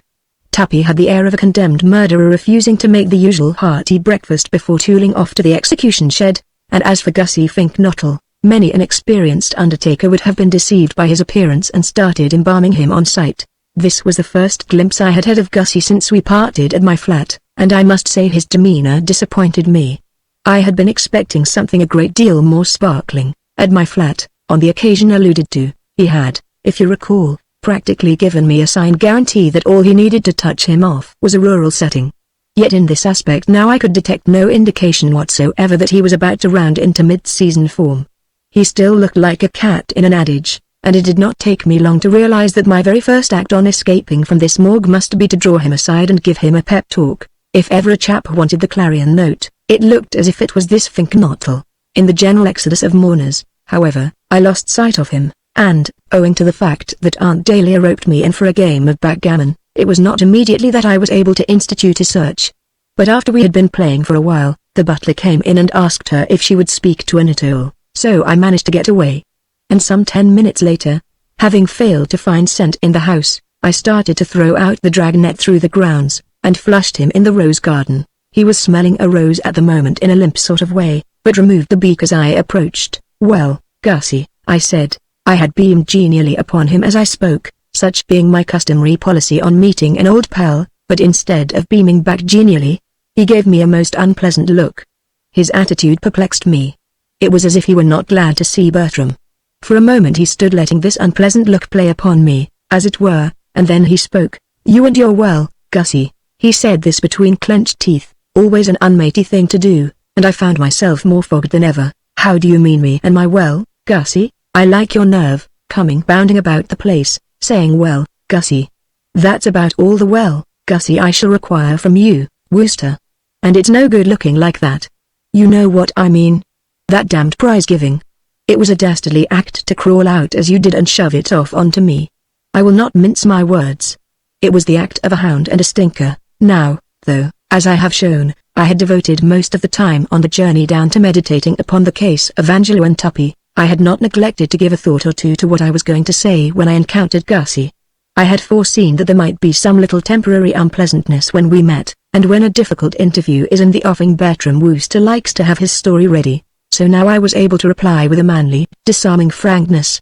The sudden introduction of the tropic had given me a bit of a jolt, it is true, for in the stress of recent happenings I had rather let that prize-giving business slide to the back of my mind, but I had speedily recovered and, as I say, was able to reply with a manly DF. But, my dear chap, I said, I took it for granted that you would understand that that was all part of my schemes. He said something about my schemes which I did not catch. Absolutely. Crawling out is entirely the wrong way to put it. You don't suppose I didn't want to distribute those prizes, do you? Left to myself, there is nothing I would find a greater treat. But I saw that the square, generous thing to do was to step aside and let you take it on, so I did so. I felt that your need was greater than mine. You don't mean to say you aren't looking forward to it? He uttered a coarse expression which I wouldn't have thought he would have known. It just shows that you can bury yourself in the country and still somehow acquire a vocabulary. No doubt one picks up things from the neighbors, the vicar, the local doctor, the man who brings the milk, and so on, but, dash it, I said, can't you see what this is going to do for you? It will send your stock up with a jump. You will be, up on that platform, a romantic, impressive figure, the star of the whole proceedings, the what do you call it of all eyes. Madeline Bassett will be all over you. She will see you in a totally new light, she will she? Certainly she will. Augustus Finknottle, the Newt's friend, she knows. She is acquainted with Augustus Finknottle, the dog's chiropodist. But Augustus Finknottle, the orator, that'll knock her sideways, or I know nothing of the female heart. Girls go potty over a public man. If ever anyone did anyone else a kindness, it was I when I gave this extraordinary attractive assignment to you. He seemed impressed by my eloquence. Couldn't have helped himself, of course. The fire faded from behind his horn-rimmed spectacles, and in its place appeared the old fish-like goggle. Apostrophe Myers, he said meditatively. Have you ever made a speech, Bertie? Dozens of times. It's pie. Nothing to it. Why, I once addressed a girls' school. You weren't nervous? Not a bit. How did you go? They hung on my lips. I held them in the hollow of my hand. They didn't throw eggs, or anything, not a thing. He expelled a deep breath, and for a space stood staring in silence at a passing slug. Well, he said, at length, it may be all right. Possibly I am letting the thing prey on my mind too much. I may be wrong in supposing it the fate that is worse than death. But I'll tell you this much. The prospect of that prize giving on the 31st of this month has been turning my existence into a nightmare. I haven't been able to sleep or think or eat. By the way, that reminds me. You never explained that cipher telegram about the sausages and ham. It wasn't a cipher telegram. I wanted you to go light on the food, so that she would realize you were in love. He laughed hollowly. I see. Well, I've been doing that, all right. Yes, I was noticing at dinner. Splendid. I don't see what's splendid about it. It's not going to get me anywhere. I shall never be able to ask her to marry me. I couldn't find nerve to do that if I lived on wafer biscuits for the rest of my life, but, dash it, Gussie. In these romantic surroundings. I should have thought the whispering trees alone. I don't care what you would have thought. I can't do it. Oh, come, I can't. She seems so aloof, so remote. She doesn't. Yes, she does. Especially when you see her sideways. Have you seen her sideways, Bertie? That cold, pure profile. It just takes all the heart out of one. It doesn't. I tell you it does. I catch sight of it, and the words freeze on my lips. He spoke with a sort of dull despair, and so manifest was his lack of ginger and the spirit that wins to success that for an instant, I confess, I felt a bit stymied. It seemed hopeless to go on trying to steam up such a human jellyfish. Then I saw the way. With that extraordinary quickness of mine, I realized exactly what must be done if this Finknottle was to be enabled to push his nose past the judge's box. She must be softened up, I said. Be what? Softened up. Sweetened. Worked on. Preliminary spadework must be put in. Here, Gussie, is the procedure I propose to adopt. I shall now return to the house and lug this Bassett out for a stroll. I shall talk to her of hearts that yearn, intimating that there is one actually on the premises. I shall pitch it strong, sparing no effort. You, meanwhile, will lurk on the outskirts, and in about a quarter of an hour you will come along and carry on from there. By that time, her emotions having been stirred, you ought to be able to do the rest on your head. It will be like leaping onto a moving bus. I remember when I was a kid at school having to learn a poem of sorts about a fellow named Pig something, a sculptor he would have been, no doubt, who made a statue of a girl, and what should happen one morning but that the bally thing suddenly came to life. A pretty nasty shock for the chap, of course, but the point I'm working round to is that there were a couple of lines that went, if I remember correctly. She starts. She moves. She seems to feel the stir of life along her keel. And what I'm driving at is that you couldn't get a better description of what happened to Gussie as I spoke these heartening words. His brow cleared, his eyes brightened. He lost that fishy look, and he gazed at the slug, which was still on the long trail with something approaching bonhomie. A marked improvement. I see what you mean. You will sort of pave the way, as it were. That's right. Spadework, it's a terrific idea, Bertie. It will make all the difference, quite. But don't forget that after that it will be up to you. You will have to haul up your slacks and give her the old oil, or my efforts will have been in vain. Something of his former God-help-usness seemed to return to him. He gasped a bit. That's true. What the dickens shall I say? I restrained my impatience with an effort. The man had been at school with me. Dash it, there are hundreds of things you can say. Talk about the sunset, certainly. Half the married men you meet began by talking about the sunset. But what can I say about the sunset? Well, Jeeves got off a good one the other day. I met him airing the dog in the park one evening, and he said, now fades the glimmering landscape on the sight, sir, and all the air a solemn stillness holds. You might use that. What sort of landscape? Glimmering. G for gastritis, L for lizard. Oh, glimmering? Yes, that's not bad. Glimmering landscape. Solemn stillness.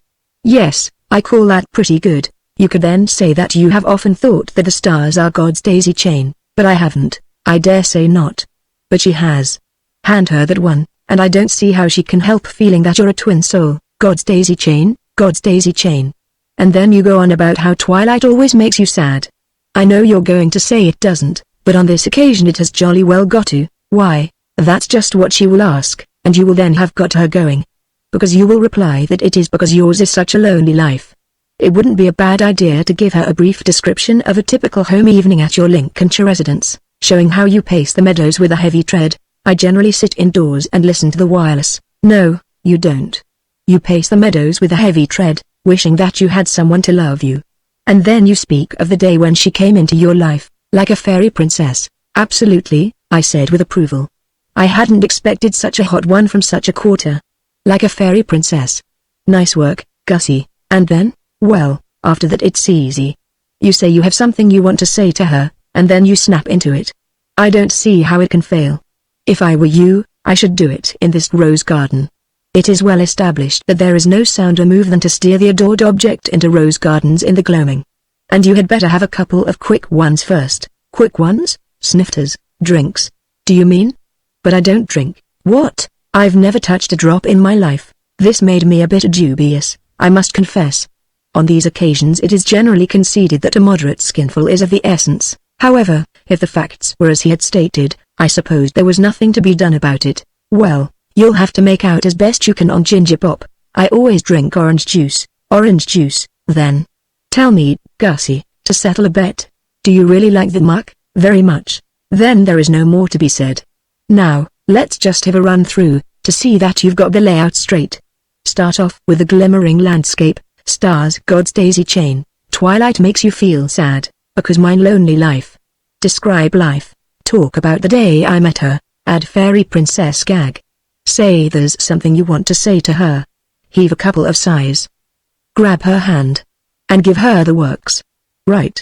And confident that he had grasped the scenario and that everything might now be expected to proceed through the proper channels, I picked up the feet and hastened back to the house. It was not until I had reached the drawing room and was enabled to take a square look at the Bassett that I found the debonair gaiety with which I had embarked on this affair beginning to wane a trifle. Beholding her at close range like this, I suddenly became cognizant of what I was in for. The thought of strolling with this rummy specimen undeniably gave me a most unpleasant sinking feeling. I could not but remember how often, when in her company at Cannes, I had gazed dumbly at her, wishing that some kindly motorist in a racing car would ease the situation by coming along and ramming her amidships. As I have already made abundantly clear, this girl was not one of my most congenial buddies. However, a Wooster's word is his bond. Woosters may quail, but they do not edge out. Only the keenest ear could have detected the tremor in the voice as I asked her if she would care to come out for half an hour. Lovely evening, I said. Yes, lovely, isn't it? Lovely. Reminds me of Cannes. How lovely the evenings were there. Lovely, I said. Lovely, said the Basset. Lovely, I agreed. That completed the weather and news bulletin for the French Riviera. Another minute, and we were out in the great open spaces, she cooing a bit about the scenery, and self-replying, oh, rather, quite, and wondering how best to approach the matter in hand. Chapter 10. How different it all would have been, I could not but reflect, if this girl had been the sort of girl one chirrups cheerily to over the telephone and takes for spins in the old two-seater. In that case, I would simply have said, listen, and she would have said, what? And I would have said, you know Gussie Fink-Nottle, and she would have said, yes, and I would have said, he loves you, and she would have said either, what, that mutt. Well, thank heaven for one good laugh today, or else, in more passionate vein, hot dog. Tell me more, I mean to say, in either event the whole thing over and done within under a minute. But with the Basset something less snappy and a good deal more glutinous was obviously indicated. What with all this daylight-saving stuff, we had hit the great open spaces at a moment when twilight had not yet begun to cheese it in favor of the shades of night. There was a fag end of sunset still functioning. Stars were beginning to peep out, bats were fooling round, the garden was full of the aroma of those niffy white flowers which only start to put in their heavy work at the end of the day. In short, the glimmering landscape was fading on the sight and all the air held a solemn stillness, and it was plain that this was having the worst effect on her. Her eyes were enlarged, and her whole map a good deal too suggestive of the soul's awakening for comfort. Her aspect was that of a girl who was expecting something fairly fruity from Bertram. In these cirques, conversation inevitably flagged a bit. I am never at my best when a situation seems to call for a certain soupiness, and I've heard other members of the drone say the same thing about themselves. I remember Pongo Twistleton telling me that he was out in a gondola with a girl by moonlight once, and the only time he spoke was to tell her that old story about the chap who was so good at swimming that they made him a traffic cop in Venice.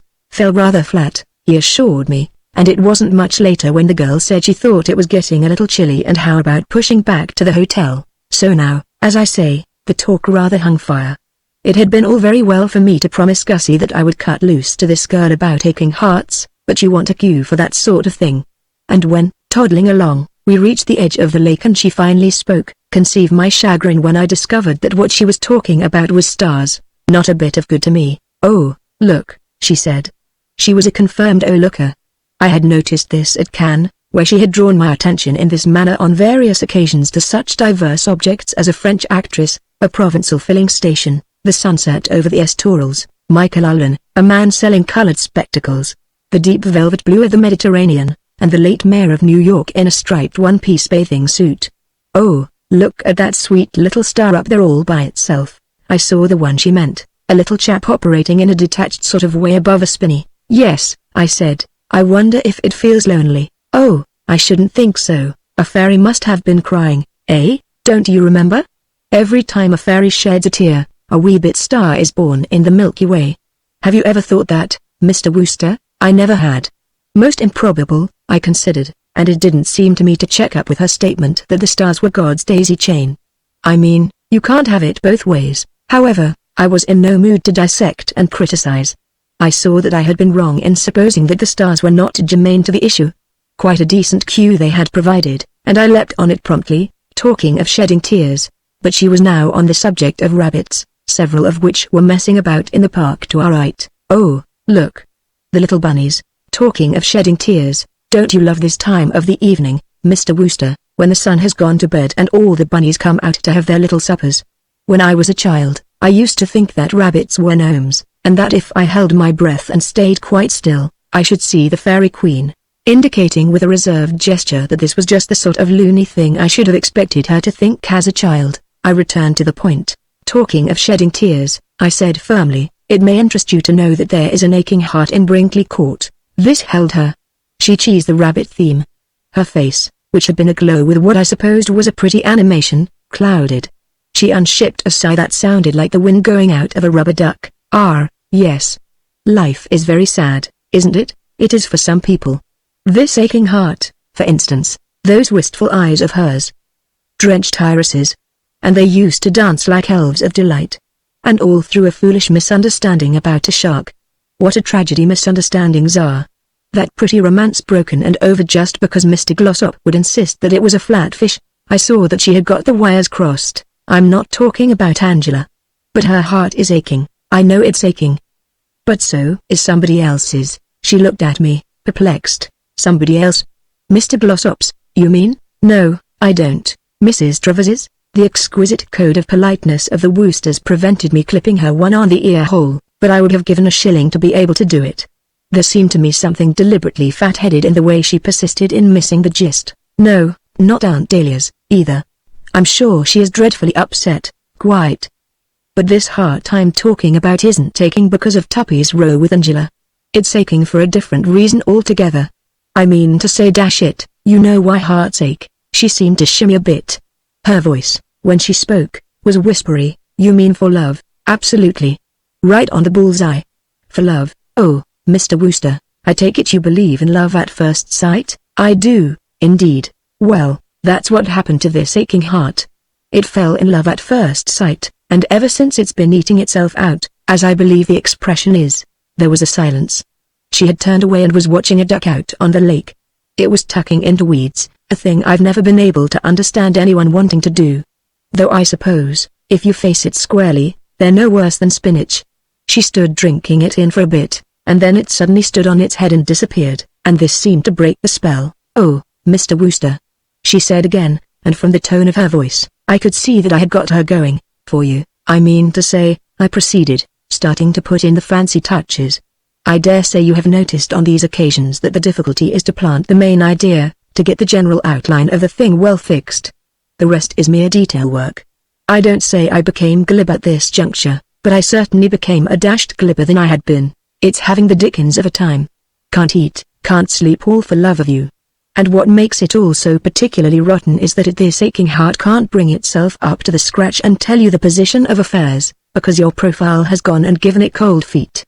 Just as it is about to speak, it catches sight of you sideways, and words fail it. Silly, of course, but there it is. I heard her give a gulp, and I saw that her eyes had become moistish.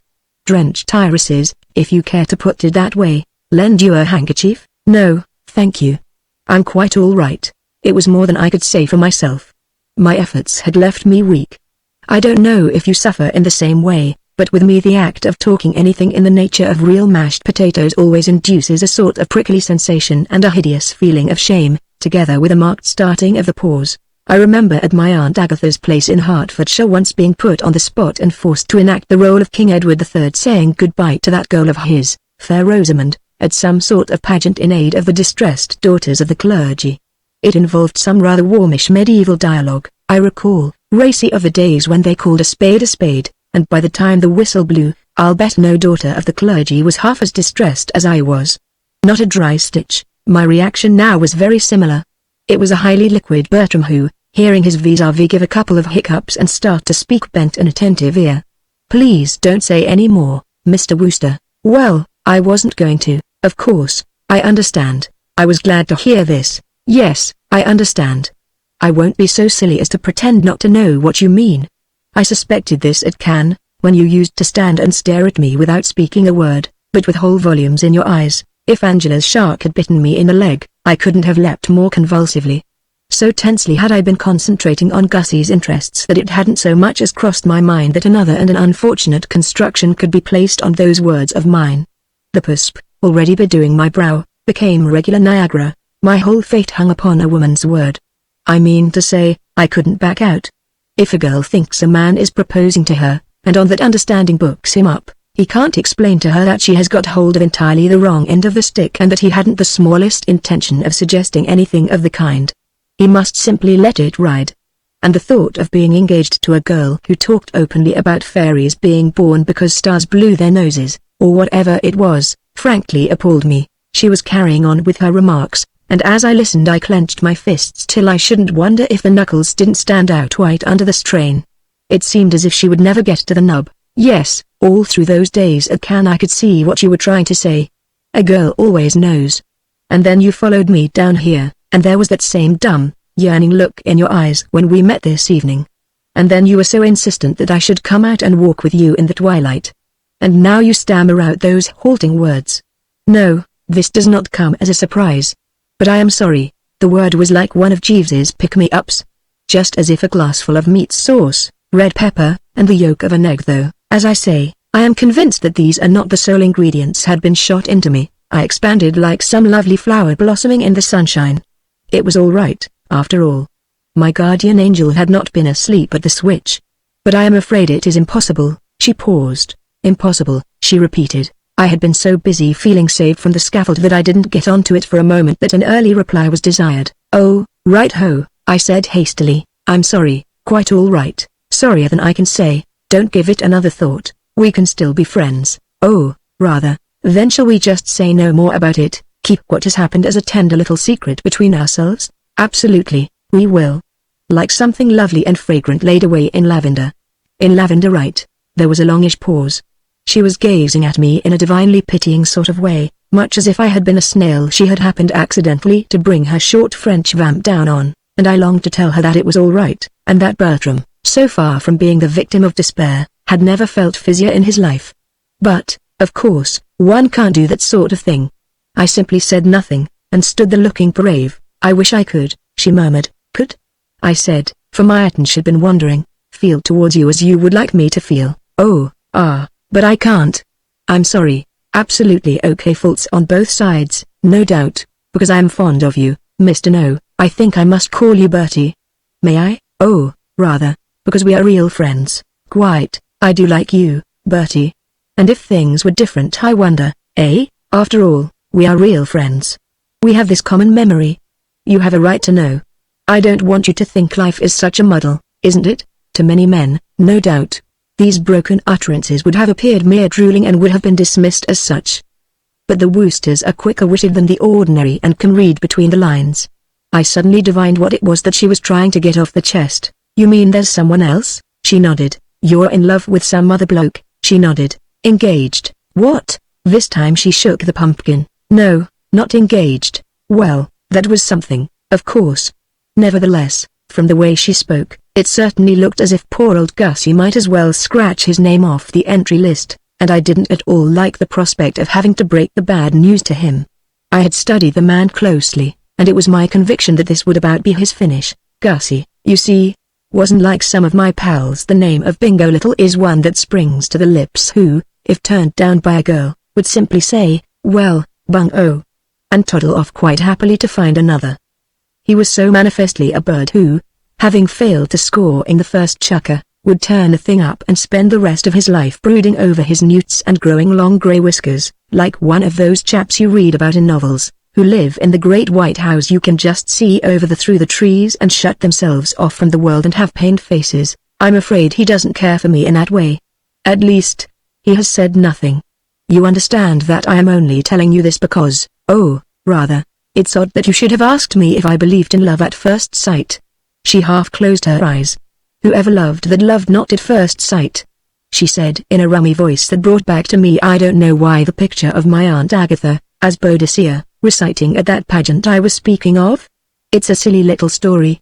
I was staying with some friends in the country, and I had gone for a walk with my dog, and the poor wee mite got a nasty thorn in his little foot and I didn't know what to do. And then suddenly this man came along, harking back once again to that pageant. In sketching out for you my emotions on that occasion, I showed you only the darker side of the picture. There was, I should now mention, a splendid aftermath when, having climbed out of my suit of chainmail and sneaked off to the local pub, I entered the saloon bar and requested mine host to start pouring. A moment later, a tankard of their special home brewed was in my hand, and the ecstasy of that first go-up is still green in my memory. The recollection of the agony through which I had passed was just what was needed to make it perfect. It was the same now. When I realized, listening to her words, that she must be referring to Gussie, I mean to say, there couldn't have been a whole platoon of men taking thorns out of her dog that day. The animal wasn't a pincushion and became aware that Gussie, who an instant before had, to all appearances, gone so far back in the betting as not to be worth a quotation, was a big winner after all. A positive thrill permeated the frame and there escaped my lips a wow. So crisp and hearty that the basset leapt a liberal inch and a half from terra firma. I beg your pardon? She said. I waved a jaunty hand. Nothing, I said. Nothing. Just remembered there's a letter I have to write tonight without fail. If you don't mind, I think I'll be going in. Here, I said, comes Gussie Finknottle. He will look after you, and, as I spoke, Gussie came sidling out from behind a tree. I passed away and left them to it. As regards these two, everything was beyond a question absolutely in order. All Gussie had to do was keep his head down and not press. Already, I felt, as I legged it back to the house, the happy ending must have begun to function.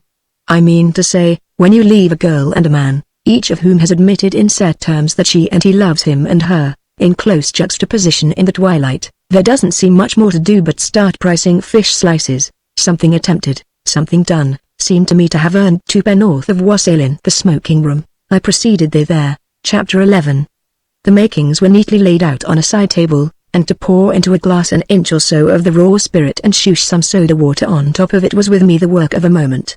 This done, I retired to an armchair and put my feet up, sipping the mixture with carefree enjoyment, rather like Caesar having won in his tent the day he overcame the Nervii. As I let the mind dwell on what must even now be taking place in that peaceful garden, I felt bucked and uplifted. Though never for an instant faltering in my opinion that Augustus Fink-Nottle was nature's final word in cloth-headed guffins, I liked the man, wished him well, and could not have felt more deeply involved in the success of his wooing if I, and not he, had been under the ether. The thought that by this time he might quite easily have completed the preliminary pourparlers and be deep in an informal discussion of honeymoon plans was very pleasant to me. Of course, considering the sort of girl Madeline Bassett was, tars and rabbits and all that, I mean you might say that a sober sadness would have been more fitting. But in these matters you have got to realize that tastes differ. The impulse of right-thinking men might be to run a mile when they saw the Bassett, but for some reason she appealed to the deeps in Gussie, so that was that. I had reached this point in my meditations, when I was aroused by the sound of the door opening. Somebody came in and started moving like a leopard toward the side table and, lowering the feet, I perceived that it was Tuppy Glossop. The sight of him gave me a momentary twinge of remorse, reminding me, as it did, that in the excitement of getting Gussie fixed up I had rather forgotten about this other client. It is often that way when you're trying to run 2 cases at once. However, Gussie now being off my mind, I was prepared to devote my whole attention to the Glossop problem. I had been much pleased by the way he had carried out the task assigned him at the dinner table. No easy one, I can assure you, for the browsing and sluicing had been of the highest quality. And there had been one dish in particular, I allude to the non-net stipulate Agnes Sorel, which might well have broken down the most iron resolution. But he had passed it up like a professional fasting man, and I was proud of him. "Oh, hello, Tuppy," I said, "I wanted to see you." He turned, snifter in hand, and it was easy to see that his privations had tried him sorely. He was looking like a wolf on the steppes of Russia which has seen its peasant shin up a high tree. "Yes," he said, rather unpleasantly. "Well, here I am." "Well, how do you mean well? Make your report." "What report? Have you nothing to tell me about Angela?" "Only that she's a blister." I was concerned. "Hasn't she come clustering round you yet?" "She has not." "Very odd." "Why odd?" "She must have noted your lack of appetite." He barked raspingly, as if he were having trouble with the tonsils of the soul. "Lack of appetite? I'm as hollow as the Grand Canyon." "Courage, Tuppy. Think of Gandhi." "What about Gandhi?" "He hasn't had a square meal for years." "Nor have I. Or I could swear I hadn't." "Gandhi, my left foot." I saw that it might be best to let the Gandhi motif slide. I went back to where we had started. "She's probably looking for you now." "Who is?" "Angela." "Yes. She must have noticed your supreme sacrifice." "I don't suppose she noticed it at all, the little fathead." "I'll bet it didn't register in any way whatsoever." "Come, Tuppy," I urged, "this is morbid. Don't take this gloomy view. She must at least have spotted that you refused those non-net stipulate Agnes Sorel." It was a sensational renunciation and stuck out like a sore thumb. "And the Sepse la Rossini," a hoarse cry broke from his twisted lips. "Will you stop it, Bertie? Do you think I am made of marble? Isn't it bad enough to have sat watching one of Anatol's supremest dinners flit by, course after course, without having you making a song about it? Don't remind me of those non-nets. I can't stand it." I endeavored to hearten and console. "Be brave, Tuppy. Fix your thoughts on that cold steak and kidney pie in the larder. As the good book says, it cometh in the morning." "Yes, in the morning. And it's now about 9:30 at night. You would bring that pie up, wouldn't you?" Just when I was trying to keep my mind off it, I saw what he meant. Hours must pass before he could dig into that pie. I dropped the subject, and we sat for a pretty good time in silence. Then he rose and began to pace the room in an overwrought sort of way, like a zoo lion who has heard the dinner gong go and is hoping the keeper won't forget him in the general distribution. I averted my gaze tactfully, but I could hear him kicking chairs and things. It was plain that the man's soul was in travail and his blood pressure high. Presently he returned to his seat, and I saw that he was looking at me intently. There was that about his demeanor that led me to think that he had something to communicate, nor was I wrong. He tapped me significantly on the knee and spoke. "Bertie, hello, shall I tell you something?" "Certainly, old bird," I said cordially. I was just beginning to feel that the scene could do with a bit more dialogue. "This business of Angela and me, yes, I've been putting in a lot of solid thinking about it. Oh, yes, I have analyzed the situation pitilessly, and one thing stands out as clear as damn it. There's been dirty work afoot." "I don't get you." "All right. Let me review the facts. Up to the time she went to Cannes, Angela loved me. She was all over me. I was the blue-eyed boy in every sense of the term. You'll admit that?" "Indisputably. And directly she came back we had this bust-up." "Quite. About nothing." "Oh, dash it, old man, nothing? You were a bit tactless." "What, about her shark?" "I was frank and candid about her shark. And that's my point. Do you seriously believe that a trifling disagreement about sharks would make a girl hand a man his hat, if her heart were really his?" "Certainly, it beats me why he couldn't see it. But then poor old Tuppy has never been very hot on the finer shades. He's one of those large, tough, football-playing blokes who lack the more delicate sensibilities, as I've heard Jeeves call them. Excellent at blocking a punt or walking across an opponent's face in cleated boots, but not so good when it comes to understanding the highly strung female temperament. It simply wouldn't occur to him that a girl might be prepared to give up her life's happiness rather than wave her shark. Rot. It was just a pretext." "What was this shark business?" "She wanted to get rid of me, and grabbed at the first excuse." No, I tell you she did, but what on earth would she want to get rid of you for, exactly?" "That's the very question I asked myself.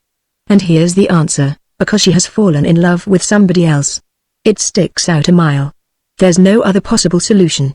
She goes to Cannes all for me, she comes back all off me. Obviously during those 2 months, she must have transferred her affections to some foul blister she met out there." No, don't keep saying no. She must have done. "Well, I'll tell you one thing, and you can take this as official. If ever I find this slimy, slithery snake in the grass, he had better make all the necessary arrangements at his favorite nursing home without delay, because I am going to be very rough with him. I propose, if and when found, to take him by his beastly neck, shake him till he froths, and pull him inside out and make him swallow himself," with which words he biffed off, and I, having given him a minute or two to get out of the way, rose and made for the drawing room. The tendency of females to roost in drawing rooms after dinner being well marked, I expected to find Angela there. It was my intention to have a word with Angela. To Tuppy's theory that some insinuating bird had stolen the girl's heart from him at Cannes I had given, as I have indicated, little credence, considering it the mere unbalanced applesauce of a bereaved man. It was, of course, the shark, and nothing but the shark, that had caused Love's young dream to go temporarily off the boil, and I was convinced that a word or two with the cousin at this juncture would set everything right, for, frankly, I thought it incredible that a girl of her natural sweetness and tender-heartedness should not have been moved to her foundations by what she had seen at dinner that night. Even Seppings, Aunt Dahlia's butler, a cold, unemotional man, had gasped and practically reeled when Tuppy waved aside those non-nets d'Appelit Agnes Sorel, while the footman, standing by with the potatoes, had stared like one seeing a vision. I simply refused to consider the possibility of the significance of the thing having been lost on a nice girl like Angela. I fully expected to find her in the drawing room with her heart bleeding freely, all ripe for an immediate reconciliation. In the drawing room, however, when I entered, only Aunt Dahlia met the eye. It seemed to me that she gave me rather a jaundiced look as I hove in sight, but this, having so recently beheld Tuppy in his agony, I attributed to the fact that she, like him, had been going light on the menu. You can't expect an empty aunt to beam like a full aunt. "Oh, it's you, is it?" she said. Well, it was, of course. "Where's Angela?" I asked. "Gone to bed, already?" She said she had a headache. I wasn't so sure that I liked the sound of that so much. A girl who has observed the Sunday lover sensationally off his feed does not go to bed with headaches if love has been reborn in her heart. She sticks around and gives him the swift, remorseful glance from beneath the drooping eyelashes and generally endeavors to convey to him that, if he wants to get together across a round table and try to find a formula, she is all for it too. Yes, I'm bound to say I found that going to bed stuff a bit disquieting. "Gone to bed, eh?"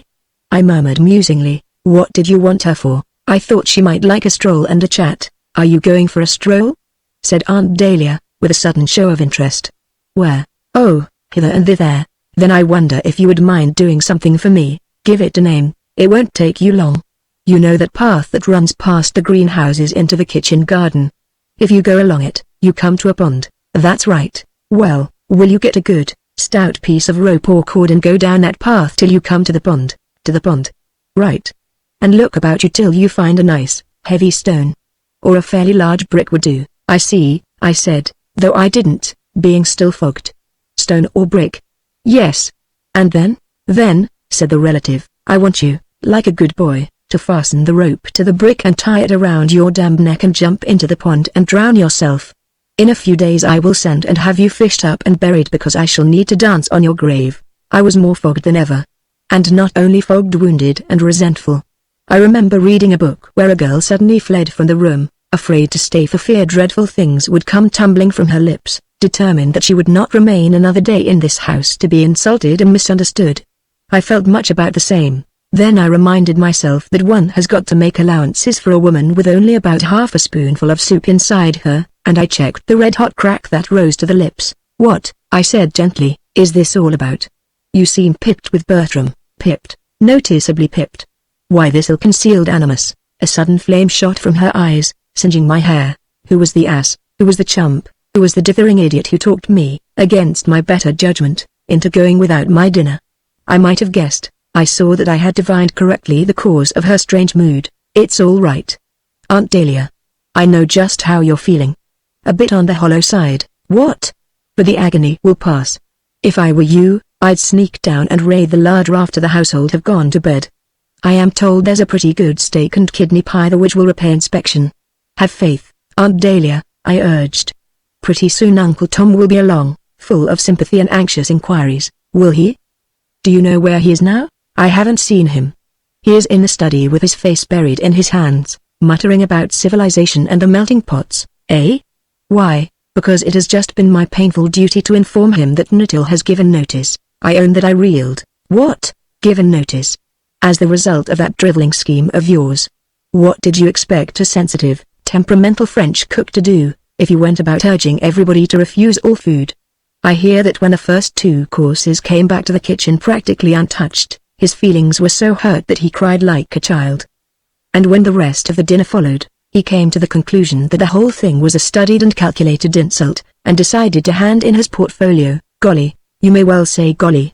Nuttall, God's gift to the gastric juices, gone like the dew off the petal of a rose, all through your idiocy.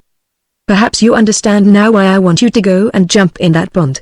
I might have known that some hideous disaster would strike this house like a thunderbolt if once you wriggled your way into it and started trying to be clever. Harsh words, of course, as from aunt and nephew, but I bore her no resentment. No doubt, if you looked at it from a certain angle, Bertram might be considered to have made something of a floater. I am sorry. What's the good of being sorry? I acted for what I deemed the best. Another time try acting for the worst. Then we may possibly escape with a mere flesh wound. Uncle Tom's not feeling too bucked about it all, you say? He's groaning like a lost soul. And any chance I ever had of getting that money out of him has gone. I stroked the chin thoughtfully. There was, I had to admit, reason in what she said. None knew better than I how terrible a blow the passing of Nuttall would be to Uncle Tom. I have stated earlier in this chronicle that this curious object of the seashore with whom Aunt Dahlia has linked her lot is a bloke who habitually looks like a pterodactyl that has suffered. And the reason he does so is that all those years he spent in making millions in the Far East put his digestion on a blink, and the only cook that has ever been discovered capable of pushing food into him without starting something like Old Home Week in Moscow under the 3rd waistcoat button is this uniquely gifted Nuttall. Deprived of Nuttall's services, all he was likely to give the wife of his was a dirty look. Yes, unquestionably, things seemed to have struck a somewhat rocky patch, and I must admit that I found myself, at moment of going to press, a little destitute of constructive ideas, confident, however, that these would come ere long. I kept the stiff upper lip. Bad, I conceded. Quite bad, beyond a doubt. Certainly a nasty jar for one and all. But have no fear, Aunt Dahlia, I will fix everything. I have alluded earlier to the difficulty of staggering when you're sitting down, showing that it is a feat of which I, personally, am not capable. Aunt Dahlia, to my amazement, now did it apparently without an effort. She was well wedged into a deep armchair, but, nevertheless, she staggered like a Billy-O. A sort of spasm of horror and apprehension contorted her face. if you dare to try any more of your lunatic schemes. I saw that it would be fruitless to try to reason with her. Quite plainly, she was not in the vein. Contenting myself, accordingly, with a gesture of loving sympathy, I left the room. Whether she did or did not throw a handsomely bound volume of the works of Alfred, Lord Tennyson, at me, I am not in a position to say. I had seen it lying on the table beside her, and as I closed the door I remember receiving the impression that some blunt instrument had crashed against the woodwork, but I was feeling too preoccupied to note and observe. I blame myself for not having taken into consideration the possible effects of a sudden abstinence on the part of virtually the whole strength of the company on one of Anatole's impulsive provincial temperament. These Gauls, I should have remembered, can't take it. Their tendency to fly off the handle at the slightest provocation is well known. No doubt the man had put his whole soul into those non-nets to pull it, and to see them come homing back to him must have gashed him like a knife. However, spilt milk blows nobody any good, and it is useless to dwell upon it. The task now confronting Bertram was to put matters right, and I was pacing the lawn, pondering to this end, when I suddenly heard a groan so lost soulish that I thought it must have proceeded from Uncle Tom, escaped from captivity and come to groan in the garden. Looking about me, however, I could discern no uncles. Puzzled, I was about to resume my meditations, when the sound came again. And peering into the shadows I observed a dim form seated on one of the rustic benches which so liberally dotted this pleasance, and another dim form standing beside same. A second and more penetrating glance and I had assembled the facts. These dim forms were, in the order named, Gussie Fink-Nottle and Jeeves. And what Gussie was doing, groaning all over the place like this, was more than I could understand, because, I mean to say, there was no possibility of error. He wasn't singing.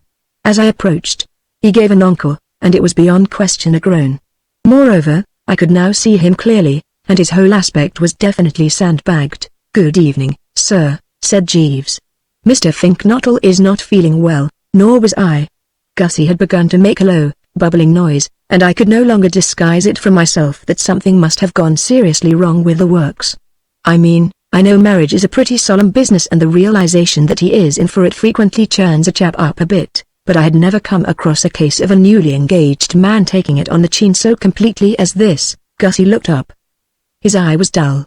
He clutched the thatch. "Goodbye, Bertie," he said, rising. "I seem to spot an error. You mean hello, don't you?" "No, I don't. I mean goodbye. I'm off." "Off where?" "To the kitchen garden." "To drown myself." "Don't be an ass." "I'm not an ass." "Am I an ass, Jeeves?"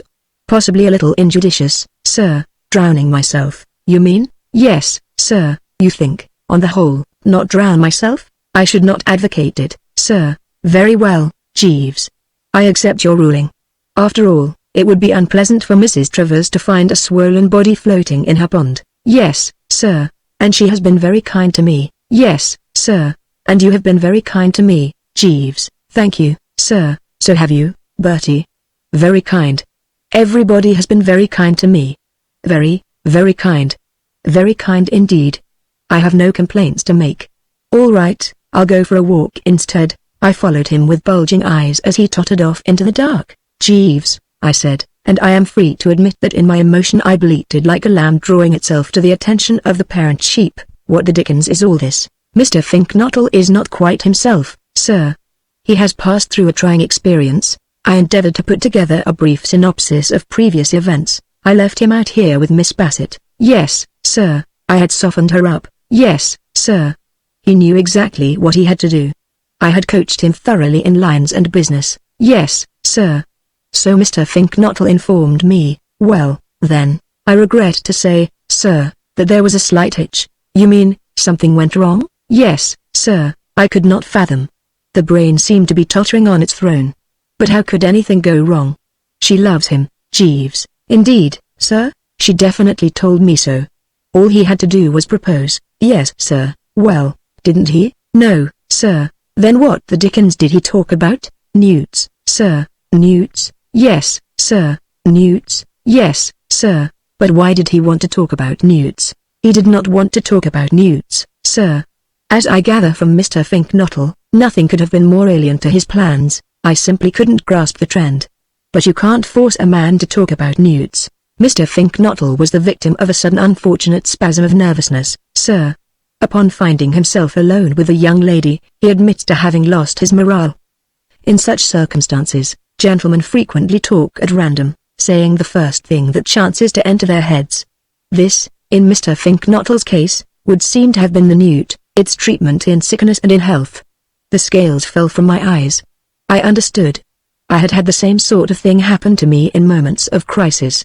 I remember once detaining a dentist with a drill at one of my lower bicuspids and holding him up for nearly 10 minutes with a story about a Scotchman, an Irishman, and a Jew. Purely automatic. The more he tried to jab, the more I said hoots, man, begorra, and oi, oi. When one loses one's nerve, one simply babbles. I could put myself in Gussie's place. I could envisage the scene. There he and the Bassett were, alone together in the evening stillness. No doubt, as I had advised, he had shot the works about sunsets and fairy princesses, and so forth, and then had arrived at the point where he had to say that bit about having something to say to her. At this, I take it, she lowered her eyes and said, "Oh, yes." He then, I should imagine, said it was something very important, to which her response would, one assumes, have been something on the lines of "really?" Or "indeed?" Or possibly just the sharp intake of the breath. And then their eyes met, just as mine met the dentist's, and something suddenly seemed to catch him in the pit of the stomach and everything went black and he heard his voice starting to drool about newts. Yes, I could follow the psychology. Nevertheless, I found myself blaming Gussie. On discovering that he was stressing the newt note in this manner, he ought, of course, to have tuned out, even if it had meant sitting there saying nothing. No matter how much of a twitter he was in, he should have had sense enough to see that he was throwing a spanner into the works. No girl, when she has been led to expect that a man is about to pour forth his soul in a fervor of passion, likes to find him suddenly shelving the whole topic in favor of an address on aquatic salamandridae. Bad, Jeeves. Yes, sir. And how long did this nuisance continue? For some not inconsiderable time, I gather, sir. According to Mr. Finknottle, he supplied Miss Bassett with very full and complete information not only with respect to the common newt, but also the crested and palmated varieties. He described to her how newts, during the breeding season, live in the water, subsisting upon tadpoles, insect larvae, and crustaceans, how, later, they make their way to the land and eat slugs and worms, and how the newly born newt has 3 pairs of long, plum-like, external gills. And he was just observing that newts differ from salamanders in the shape of the tail, which is compressed, and that a marked sexual dimorphism prevails in most species, when the young lady rose and said that she thought she would go back to the house, and then, she went, sir. I stood musing. More and more, it was beginning to be borne in upon me what a particularly difficult chap Gussie was to help. He seemed to so marked an extent to lack snap and finish. With infinite toil, you maneuvered him into a position where all he had to do was charge ahead, and he didn't charge ahead, but went off sideways, missing the objective completely. Difficult, Jeeves. Yes, sir. In happier circs, of course, I would have canvassed his views on the matter. But after what had occurred in connection with that mess jacket, my lips were sealed. Well, I must think it over. Yes, sir. Burnish the brain a bit and endeavor to find the way out. Yes, sir. Well, good night, Jeeves. Good night, sir. He shimmered off, leaving a pensive Bertram Wooster standing motionless in the shadows. It seemed to me that it was hard to know what to do for the best. Chapter 12. I don't know if it has happened to you at all, but a thing I've noticed with myself is that, when I'm confronted by a problem which seems for the moment to stump and baffle, a good sleep will often bring the solution in the morning. It was so on the present occasion. The nibs who study these matters claim, I believe, that this has got something to do with the subconscious mind, and very possibly they may be right. I wouldn't have said offhand that I had a subconscious mind, but I suppose I must without knowing it, and no doubt it was there, sweating away diligently at the old stand, all the while the corporeal Wooster was getting his 8 hours. For directly I opened my eyes on the morrow, I saw daylight. Well, I don't mean that exactly, because naturally I did. What I mean is that I found I had the thing all mapped out. The good old subconscious had delivered the goods, and I perceived exactly what steps must be taken in order to put Augustus Finknottle among the practicing Romeos. I should like you, if you can spare me a moment of your valuable time, to throw your mind back to that conversation he and I had had in the garden on the previous evening. Not the glimmering landscape bit, I don't mean that, but the concluding passages of it. Having done so, you will recall that when he informed me that he never touched alcoholic liquor, I shook the head a bit, feeling that this must inevitably weaken him as a force where proposing to girls was concerned, and events had shown that my fears were well founded. Put to the test, with nothing but orange juice inside him, he had proved a complete bust. In a situation calling for words of molten passion of a nature calculated to go through Madeline Bassett like a red-hot gimlet through half a pound of butter, he had said not a syllable that could bring a blush to the cheek of modesty, merely delivering a well-phrased but, in the circumstances, quite misplaced lecture on nudes. A romantic girl is not to be won by such tactics. Obviously, before attempting to proceed further, Augustus Finknottle must be induced to throw off the shackling inhibitions of the past and fuel up. It must be a primed, confident Finknottle who squared up to the Bassett for round number 2, only so could the Morning Post make its turn bob, or whatever it is, for printing the announcement of the forthcoming nuptials. Having arrived at this conclusion I found the rest easy, and by the time Jeeves brought me my tea I had evolved a plan complete in every detail. This I was about to place before him. Indeed, I had got as far as the preliminary Jeeves when we were interrupted by the arrival of Tuppy. He came listlessly into the room, and I was pained to observe that a night's rest had effected no improvement in the unhappy wreck's appearance. Indeed, I should have said, if anything, that he was looking rather more moth-eaten than when I had seen him last. If you can visualize a bulldog which has just been kicked in the ribs and had its dinner sneaked by the cat, you will have Hildebrand Glossop as he now stood before me. Stab my vitals, Tuppy, old corpse, I said, concerned. You're looking pretty blue round the rims. Jeeves slid from the presence in that tactful, eel-like way of his, and I motioned the remains to take a seat. What's the matter? I said. He came to anchor on the bed, and for a while sat picking at the coverlet in silence. I've been through hell, Bertie. Through where? Hell. Oh, hell? And what took you there? Once more he became silent, staring before him with somber eyes. Following his gaze, I saw that he was looking at an enlarged photograph of my Uncle Tom in some sort of Masonic uniform which stood on the mantelpiece. I've tried to reason with Aunt Daly about this photograph for years, placing before her 2 alternative suggestions: A, to burn the beastly thing, or, B, if she must preserve it, to shove me in another room when I come to stay. But she declines to accede. She says it's good for me. A useful discipline, she maintains, teaching me that there is a darker side to life and that we were not put into this world for pleasure only. Turn it to the wall, if it hurts you, Tuppy, I said gently. Eh? That photograph of Uncle Tom as the bandmaster. I didn't come here to talk about photographs. I came for sympathy, and you shall have it. What's the trouble? Worrying about Angela, I suppose? Well, have no fear. I have another well-laid plan for encompassing that young shrimp. I'll guarantee that she will be weeping on your neck before yonder sun has set. He barked sharply. A fat chance. Tup, Tushy, eh? I mean Tush, Tuppy. I tell you I will do it. I was just going to describe this plan of mine to Jeeves when you came in. Care to hear it? I don't want to hear any of your beastly plans. Plans are no good. She's gone and fallen in love with this other bloke, and now hates my gizzard. Rot. It isn't rot, I tell you, Tuppy, as one who can read the female heart, that this Angela loves you still. Well, it didn't look much like it in the larder last night. Oh, you went to the larder last night? I did. And Angela was there? She was. And your aunt? Also your uncle. I saw that I should require footnotes. All this was new stuff to me. I had stayed at Brinkley Court quite a lot in my time, but I had no idea the larder was such a social vortex.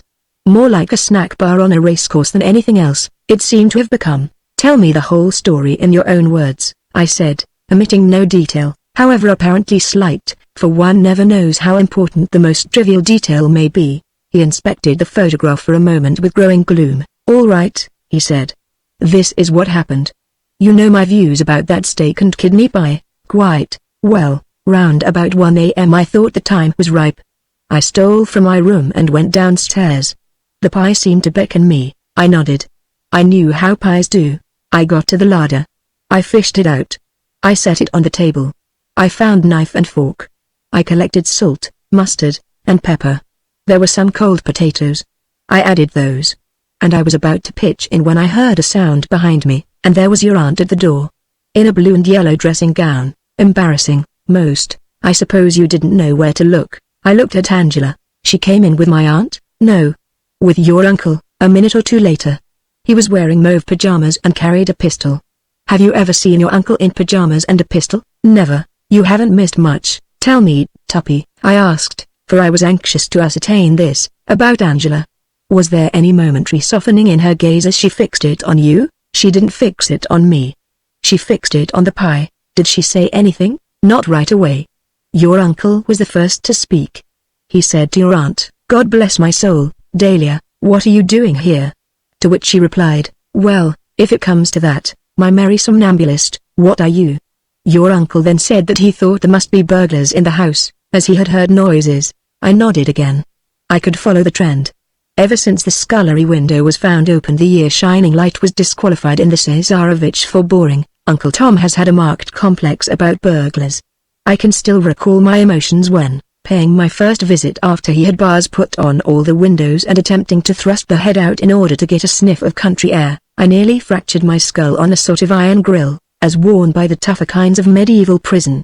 "What sort of noises?" said your aunt. "Funny noises," said your uncle. Whereupon Angela, with a nasty, steely tinkle in her voice, the little buzzard, observed, "I expect it was Mr. Glossop eating." And then she did give me a look. It was the sort of wondering, revolted look a very spiritual woman would give a fat man gulping soup in a restaurant. The kind of look that makes a fellow feel he's 46 round the waist and has great rolls of superfluous flesh pouring down over the back of his collar. And, still speaking in the same unpleasant tone, she added, "I ought to have told you, father, that Mr. Glossop always likes to have a good meal 3 or 4 times during the night. It helps to keep him going till breakfast. He has the most amazing appetite. See, he has practically finished a large steak and kidney pie already." As he spoke these words, a feverish animation swept over Tuppy. His eyes glittered with a strange light, and he thumped the bed violently with his fist, nearly catching me a juicy one on the leg. That was what hurt, Bertie. That was what stung. I hadn't so much as started on that pie. But that's a woman all over. The eternal feminine. She continued her remarks. "You've no idea," she said, "how Mr. Glossop loves food. He just salives for it. He always eats 6 or 7 meals a day, and then starts in again after bedtime. I think it's rather wonderful." Your aunt seemed interested, and said it reminded her of a boa constrictor. Angela said, "Didn't she mean a python?" And then they argued as to which of the two it was. Your uncle, meanwhile, poking about with that damned pistol of his till human life wasn't safe in the vicinity. And the pie lying there on the table, and me unable to touch it. You begin to understand why I said I had been through hell. Quite. Can't have been at all pleasant. Presently your aunt and Angela settled their discussion, deciding that Angela was right and that it was a python that I reminded them of. And shortly after that we all pushed back to bed, Angela warning me in a motherly voice not to take the stairs too quickly. After 7 or 8 solid meals, she said, "A man of my build ought to be very careful, because of the danger of apoplectic fits." She said it was the same with dogs. When they became very fat and overfed, you had to see that they didn't hurry upstairs, as it made them puff and pant, and that was bad for their hearts. She asked your aunt if she remembered the late spaniel, Ambrose, and your aunt said, "Poor old Ambrose, you couldn't keep him away from the garbage pail," and Angela said, "Exactly, so do please be careful, Mr. Glossop." And you tell me she loves me still. I did my best to encourage. Girlish banter. What? Girlish banter be dashed. She's right off me. Once her ideal, I am now less than the dust beneath her chariot wheels. She became infatuated with this chap, whoever he was, at Cannes, and now she can't stand the sight of me. I raised my eyebrows. "My dear Tuppy, you are not showing your usual good sense in this Angela chap at Cannes matter. If you will forgive me saying so, you have got an idée fixe." "A what?" "An idée fixe. You know. One of those things fellows get. Like Uncle Tom's delusion that everybody who is known even slightly to the police is lurking in the garden, waiting for a chance to break into the house. You keep talking about this chap at Cannes, and there never was a chap at Cannes, and I'll tell you why I'm so sure about this. During those 2 months on the Riviera, it so happens that Angela and I were practically inseparable. If there had been somebody nosing round her, I should have spotted it in a second." He started. I could see that this had impressed him. "Oh, she was with you all the time at Cannes, was she?" "I don't suppose she said 2 words to anybody else, except, of course, idle conf. At the crowded dinner table or a chance remark in a throng at the casino." "I see. You mean that anything in the shape of mixed bathing and moonlight strolls she conducted solely in your company?" "That's right. It was quite a joke in the hotel. You must have enjoyed that." "Oh, rather. I've always been devoted to Angela." "Oh, yes. When we were kids, she used to call herself my little sweetheart." "She did?" "Absolutely." "I see." He sat plunged in thought, while I, glad to have set his mind at rest, proceeded with my tea. And presently there came the banging of a gong from the hall below, and he started like a war horse at the sound of the bugle. "Breakfast," he said, and was off to a flying start, leaving me to brood and ponder. And the more I brooded and pondered, the more did it seem to me that everything now looked pretty smooth. Tuppy, I could see, despite that painful scene in the larder, still loved Angela with all the old fervor. This meant that I could rely on that plan to which I had referred to bring home the bacon. And as I had found the way to straighten out the Gussie Bassett difficulty, there seemed nothing more to worry about. It was with an uplifted heart that I addressed Jeeves as he came in to remove the tea tray. Chapter 13. "Jeeves," I said. "Sir, I've just been having a chat with young Tuppy, Jeeves. Did you happen to notice that he wasn't looking very roguish this morning?" "Yes, sir." It seemed to me that Mr. Glossop's face was sickle-eyed or with the pale cast of thought. "Quite. He met my cousin Angela in the larder last night, and a rather painful interview ensued. I am sorry, sir, not half so sorry as he was. She found him closeted with a steak and kidney pie, and appears to have been a bit caustic about fat men who lived for food alone. Most disturbing, sir, very. In fact, many people would say that things had gone so far between these two nothing now could bridge the chasm. A girl who could make cracks about human pythons who ate 9 or 10 meals a day and ought to be careful not to hurry upstairs because of the danger of apoplectic fits is a girl, many people would say, in whose heart love is dead. Wouldn't people say that, Jeeves? Undeniably, sir, they would be wrong. You think so, sir? I am convinced of it. I know these females. You can't go by what they say. You feel that Miss Angela's strictures should not be taken too much au pied de la lettre, sir, eh? In English, we should say literally, literally. That's exactly what I mean. You know what girls are. A tiff occurs, and they shoot their heads off. But underneath it all the old love still remains. Am I correct? Quite correct, sir. The poet Scott, right ho, Jeeves, very good, sir, and in order to bring that old love whizzing to the surface once more, all that is required is the proper treatment. By proper treatment, sir, you mean clever handling, Jeeves. A spot of the good old snaky work. I see what must be done to jerk my cousin Angela back to normalcy. I'll tell you, shall I, if you would be so kind, sir? I lit a cigarette, and eyed him keenly through the smoke. He waited respectfully for me to unleash the words of wisdom. I must say for Jeeves that, till, as he is so apartment to do, he starts shoving his oar in and cavilling and obstructing, he makes a very good audience. I don't know if he is actually agog, but he looks agog, and that's the great thing. Suppose you were strolling through the illimitable jungle, Jeeves, and happened to meet a tiger cub. The contingency is a remote one, sir, never mind. Let us suppose it, very good, sir. Let us now suppose that you sloshed that tiger cub, and let us suppose further that word reached its mother that it was being put upon. What would you expect the attitude of that mother to be? In what frame of mind do you consider that that tigress would approach you? I should anticipate a certain show of annoyance, sir, and rightly. Due to what is known as the maternal instinct. What? Yes, sir, very good, Jeeves. We will now suppose that there has recently been some little coolness between this tiger cub and this tigress. For some days, let us say, they have not been on speaking terms. Do you think that that would make any difference to the vim with which the latter would leap to the former's aid? No, sir, exactly. Here, then, in brief, is my plan, Jeeves. I am going to draw my cousin Angela aside to a secluded spot and roast Tuppy properly. Roast, sir, knock. Slam. Tick off. Abuse. Denounce. I shall be very terse about Tuppy, giving it as my opinion that in all essentials he is more like a warthog than an ex-member of a fine old English public school. What will ensue? Hearing him attacked, my cousin Angela's womanly heart will be as sick as mud. The maternal tigress in her will awake. No matter what differences they may have had, she will remember only that he is the man she loves, and will leap to his defense. And from that to falling into his arms and burying the dead past will be but a step. How do you react to that? The idea is an ingenious one, sir. We Woosters are ingenious, Jeeves, exceedingly ingenious. Yes, sir, as a matter of fact, I am not speaking without a knowledge of the form book. I have tested this theory, indeed, sir, yes, in person. And it works. I was standing on the Eden Rock at Antibes last month, idly watching the bathers disport themselves in the water, and a girl I knew slightly pointed at a male diver and asked me if I didn't think his legs were about the silliest looking pair of props ever issued to human being. I replied that I did, indeed, and for the space of perhaps 2 minutes was extraordinarily witty and satirical about this bird's underpinning. At the end of that period, I suddenly felt as if I had been caught up in the tail of a cyclone. Beginning with a critique of my own limbs, which she said, justly enough, were nothing to write home about, this girl went on to dissect my manners, morals, intellect, general physique, and method of eating asparagus with such acerbity that by the time she had finished, the best you could say of Bertram was that, so far as was known, he had never actually committed murder or set fire to an orphan asylum. Subsequent investigation proved that she was engaged to the fellow with the legs and had had a slight disagreement with him the evening before on the subject of whether she should or should not have made an original call of 2 spades, having 7, but without the ace.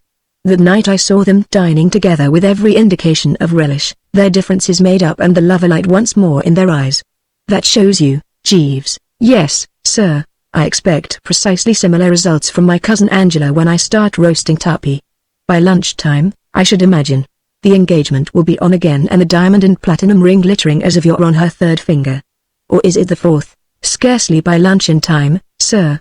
Miss Angela's maid informs me that Miss Angela drove off in her car early this morning with the intention of spending the day with friends in the vicinity. Well, within half an hour of whatever time she comes back, then. These are mere straws, Jeeves. Do not let us chop them. No, sir. The point is that, as far as Tuppy and Angela are concerned, we may say with confidence that everything will shortly be hotsy-totsy once more. And what an agreeable thought that is, Jeeves. Very true, sir. If there is one thing that gives me the pip, it is 2 loving hearts being estranged. I can readily appreciate the fact, sir. I placed the stub of my gasper in the ashtray and lit another, to indicate that completed chap. Right ho, then. So much for the Western Front. We now turn to the Eastern, sir. I speak in parables, Jeeves. What I mean is, we now approach the matter of Gussie and Miss Bassett. Yes, sir. Here, Jeeves, more direct methods are required. In handling the case of Augustus Finknottle, we must keep always in mind the fact that we are dealing with a poop. A sensitive plant would, perhaps, be a kinder expression, sir. No, Jeeves, a poop. And with poops one has to employ the strong, forceful, straightforward policy. Psychology doesn't get you anywhere. You, if I may remind you without wounding your feelings, fell into the error of mucking about with psychology in connection with this Finknottle, and the result was a washout. You attempted to push him over the line by rigging him out in a Mephistopheles costume and sending him off to a fancy dress ball, your view being that scarlet tights would embolden him. Futile. The matter was never actually put to the test, sir, no. Because he didn't get to the ball. And that strengthens my argument. A man who can set out in a cab for a fancy dress ball and not get there is manifestly a poop of no common order. I don't think I have ever known anybody else who was such a dashed silly ass that he couldn't even get to a fancy dress ball. Have you, Jeeves? No, sir. But don't forget this, because it is the point I wish, above all, to make. Even if Gussie had got to that ball, even if those scarlet tights, taken in conjunction with his horn-rimmed spectacles, hadn't given the girl a fit of some kind, even if she had rallied from the shock and he had been able to dance and generally hobnob with her, even then your efforts would have been fruitless, because, Mephistopheles costume or no Mephistopheles costume, Augustus Finknottle would never have been able to summon up the courage to ask her to be his. All that would have resulted would have been that she would have got that lecture on newts a few days earlier. And why, Jeeves? Shall I tell you why? Yes, sir. Because he would have been attempting the hopeless task of trying to do the thing on orange juice, sir. Gussie is an orange juice addict. He drinks nothing else. I was not aware of that, sir. I have it from his own lips. Whether from some hereditary taint, or because he promised his mother he wouldn't, or simply because he doesn't like the taste of the stuff, Gussie Finknottle has never in the whole course of his career pushed so much as the simplest gin and tonic over the larynx. And he expects this poop expects, Jeeves this wobbling, shrinking, diffident rabbit in human shape expects under these conditions to propose to the girl he loves. One hardly knows whether to smile or weep. What? You consider total abstinence a handicap to a gentleman who wishes to make a proposal of marriage, sir? The question amazed me. Why, dash it, I said, astounded, you must know it is. Use your intelligence, Jeeves. Reflect what proposing means. It means that a decent, self-respecting chap has got to listen to himself saying things which, if spoken on the silver screen, would cause him to dash to the box office and demand his money back. Let him attempt to do it on orange juice, and what ensues? Shame seals his lips, or, if it doesn't do that, makes him lose his morale and start to babble. Gussie, for example, as we have seen, babbles of syncopated newts, palmated newts, sir, palmated or syncopated, it doesn't matter which. The point is that he babbles and is going to babble again, if he has another try at it. Unless, and this is where I want you to follow me very closely, Jeeves, unless steps are taken at once through the proper channels. Only active measures, promptly applied, can provide this poor, pusillanimous poop with the proper pep.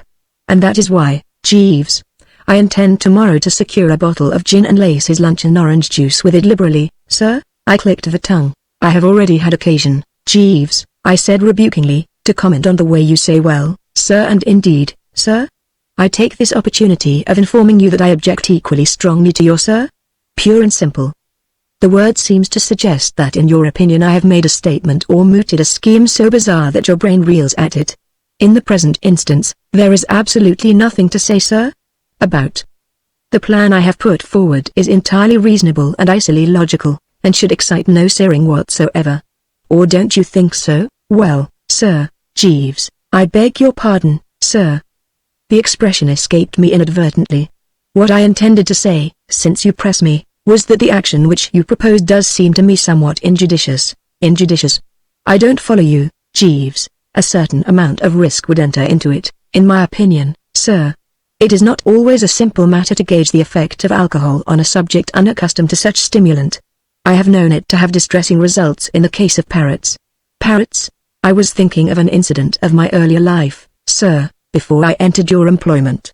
I was in the service of the late Lord Brancaster at the time, a gentleman who owned a parrot to which he was greatly devoted, and one day the bird chanced to be lethargic, and his lordship, with the kindly intention of restoring it to its customary animation, offered it a portion of seed cake steeped in the 84 port. The bird accepted the morsel gratefully and consumed it with every indication of satisfaction. Almost immediately afterwards, however, its manner became markedly feverish. Having bitten his lordship in the thumb and sung part of a sea shanty, it fell to the bottom of the cage and remained there for a considerable period of time with its legs in the air, unable to move. I merely mention this, sir, in order to, I put my finger on the floor. I had spotted it all along. But Gussie isn't a parrot, no, sir, but, it is high time, in my opinion, that this question of what young Gussie really is was threshed out and cleared up. He seems to think he is a male newt, and you now appear to suggest that he is a parrot. The truth of the matter being that he is just a plain, ordinary poop and needs a snootful as badly as ever man did. So no more discussion, Jeeves. My mind is made up. There is only one way of handling this difficult case, and that is the way I have outlined. Very good, sir, right-ho, Jeeves. So much for that, then. Now here's something else. You noticed that I said I was going to put this project through tomorrow, and no doubt you wonder why I said tomorrow. Why did I, Jeeves? Because you feel that if it were done when 'tis done, then 'twere well it were done quickly, sir? Partly, Jeeves, but not altogether. My chief reason for fixing the date as specified is that tomorrow, though you have doubtless forgotten, is the day of the distribution of prizes at Market Snodsbury Grammar School, at which, as you know, Gussie is to be the male star and master of the revels. So you see we shall, by lacing that juice, not only embolden him to propose to Miss Bassett, but also put him so into shape that he will hold that Market Snodsbury audience spellbound. In fact, you will be killing two birds with one stone, sir, exactly. A very neat way of putting it. And now here is a minor point. On second thoughts, I think the best plan will be for you, not me, to lace the juice, sir. Jeeves, I beg your pardon, sir, and I'll tell you why that will be the best plan. Because you are in a position to obtain ready access to the stuff. It is served to Gussie daily, I have noticed, in an individual jug. This jug will presumably be lying about the kitchen or somewhere before lunch tomorrow. It will be the simplest of tasks for you to slip a few fingers of gin in it, no doubt, sir, but, don't say but, Jeeves, I fear, sir is just as bad. What I am endeavoring to say, sir, is that I am sorry, but I am afraid I must tender an unequivocal nol prosequi. Do what? The expression is a legal one, sir, signifying the resolve not to proceed with the matter. In other words, eager though I am to carry out your instructions, sir, as a general rule, on this occasion I must respectfully decline to cooperate. You won't do it, you mean? Precisely, sir. I was stunned. I began to understand how a general must feel when he has ordered a regiment to charge and has been told that it isn't in the mood. Jeeves, I said, I had not expected this of you. No, sir, no, indeed. Naturally, I realize that lacing Gussie's orange juice is not one of those regular duties for which you receive a monthly stipend, and if you care to stand on the strict letter of the contract, I suppose there is nothing to be done about it. But you will permit me to observe that this is scarcely the feudal spirit. I am sorry, sir, it is quite all right, Jeeves, quite all right. I'm not angry, only a little hurt. Very good, sir, right-ho, Jeeves. Chapter 14. Investigation proved that the friends Angela had gone to spend the day with were some stately homeowners of the name of Stretchley Budd, hanging out in a joint called Kingham Manor, about 8 miles distant in the direction of Pershore. I didn't know these birds, but their fascination must have been considerable, for she tore herself away from them only just in time to get back and dress for dinner. It was, accordingly, not until coffee had been consumed that I was able to get matters moving. I found her in the drawing room and at once proceeded to put things in train. It was with very different feelings from those which had animated the bosom when approaching the Bassett 24 hours before in the same manner in this same drawing room that I headed for where she sat. As I had told Tuppy, I have always been devoted to Angela, and there is nothing I like better than a ramble in her company, and I could see by the look of her now how sorely in need she was of my aid and comfort. Frankly, I was shocked by the unfortunate young prune's appearance. At Cannes she had been a happy, smiling English girl of the best type, full of bins and buck. Her face now was pale and drawn, like that of a hockey centre-forward at a girls' school who, in addition to getting a fruity one on the shin, has just been penalized for sticks. In any normal gathering, her demeanor would have excited instant remark, but the standard of gloom at Brinkley Court had become so high that it passed unnoticed. Indeed, I shouldn't wonder if Uncle Tom, crouched in his corner waiting for the end, didn't think she was looking indecently cheerful. I got down to the agenda in my debonair way. Wodehouse, Angela, old girl, hello, Bertie, darling, glad you're back at last. I missed you. Did you, darling? I did, indeed. Care to come for a saunter? I'd love it. Fine. I have much to say to you that is not for the public ear. I think at this moment poor old Tuppy must have got a sudden touch of cramp. He had been sitting hard by, staring at the ceiling, and he now gave a sharp leap like a gaffed salmon and upset a small table containing a vase, a bowl of potpourri, 2 china dogs, and a copy of Omar Khayyam bound in limp leather. Aunt Dahlia uttered a startled hunting cry. Uncle Tom, who probably imagined from the noise that this was civilization crashing at last, helped things along by breaking a coffee cup. Tuppy said he was sorry. Aunt Dahlia, with a deathbed groan, said it didn't matter. And Angela, having stared haughtily for a moment like a princess of the old regime confronted by some notable example of gaucherie on the part of some particularly foul member of the underworld, accompanied me across the threshold. And presently I had deposited her and self on one of the rustic benches in the garden, and was ready to snap into the business of the evening. I considered it best, however, before doing so, to ease things along with a little informal chit-chat. You don't want to rush a delicate job like the one I had in hand. And so for a while we spoke of neutral topics. She said that what had kept her so long at the Stretchley Budds was that Hilda Stretchley Budd had made her stop on and help with the arrangements for their servants' ball tomorrow night, a task which she couldn't very well decline, as all the Brinkley Court domestic staff were to be present. I said that a jolly night's revelry might be just what was needed to cheer Anatole up and take his mind off things. To which she replied that Anatole wasn't going. On being urged to do so by Aunt Dahlia, she said, he had merely shaken his head sadly and gone on talking of returning to Provence, where he was appreciated.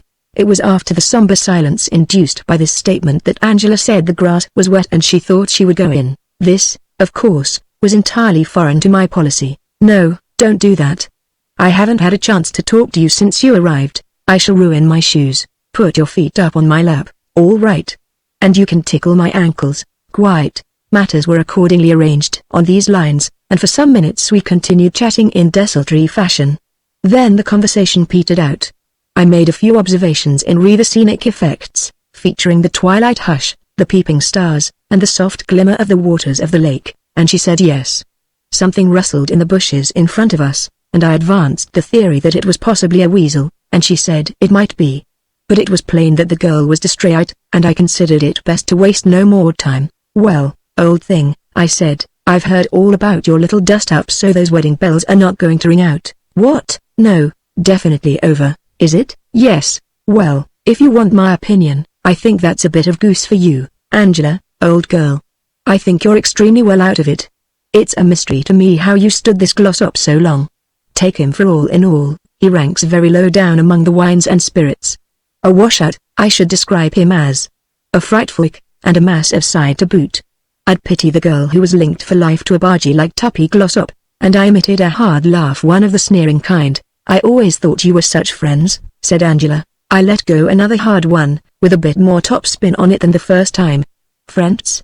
Absolutely not. One was civil, of course, when one met the fellow. But it would be absurd to say one was a friend of his. A club acquaintance, and a mere one at that. And then one was at school with the man, at Eton. Good heavens, no.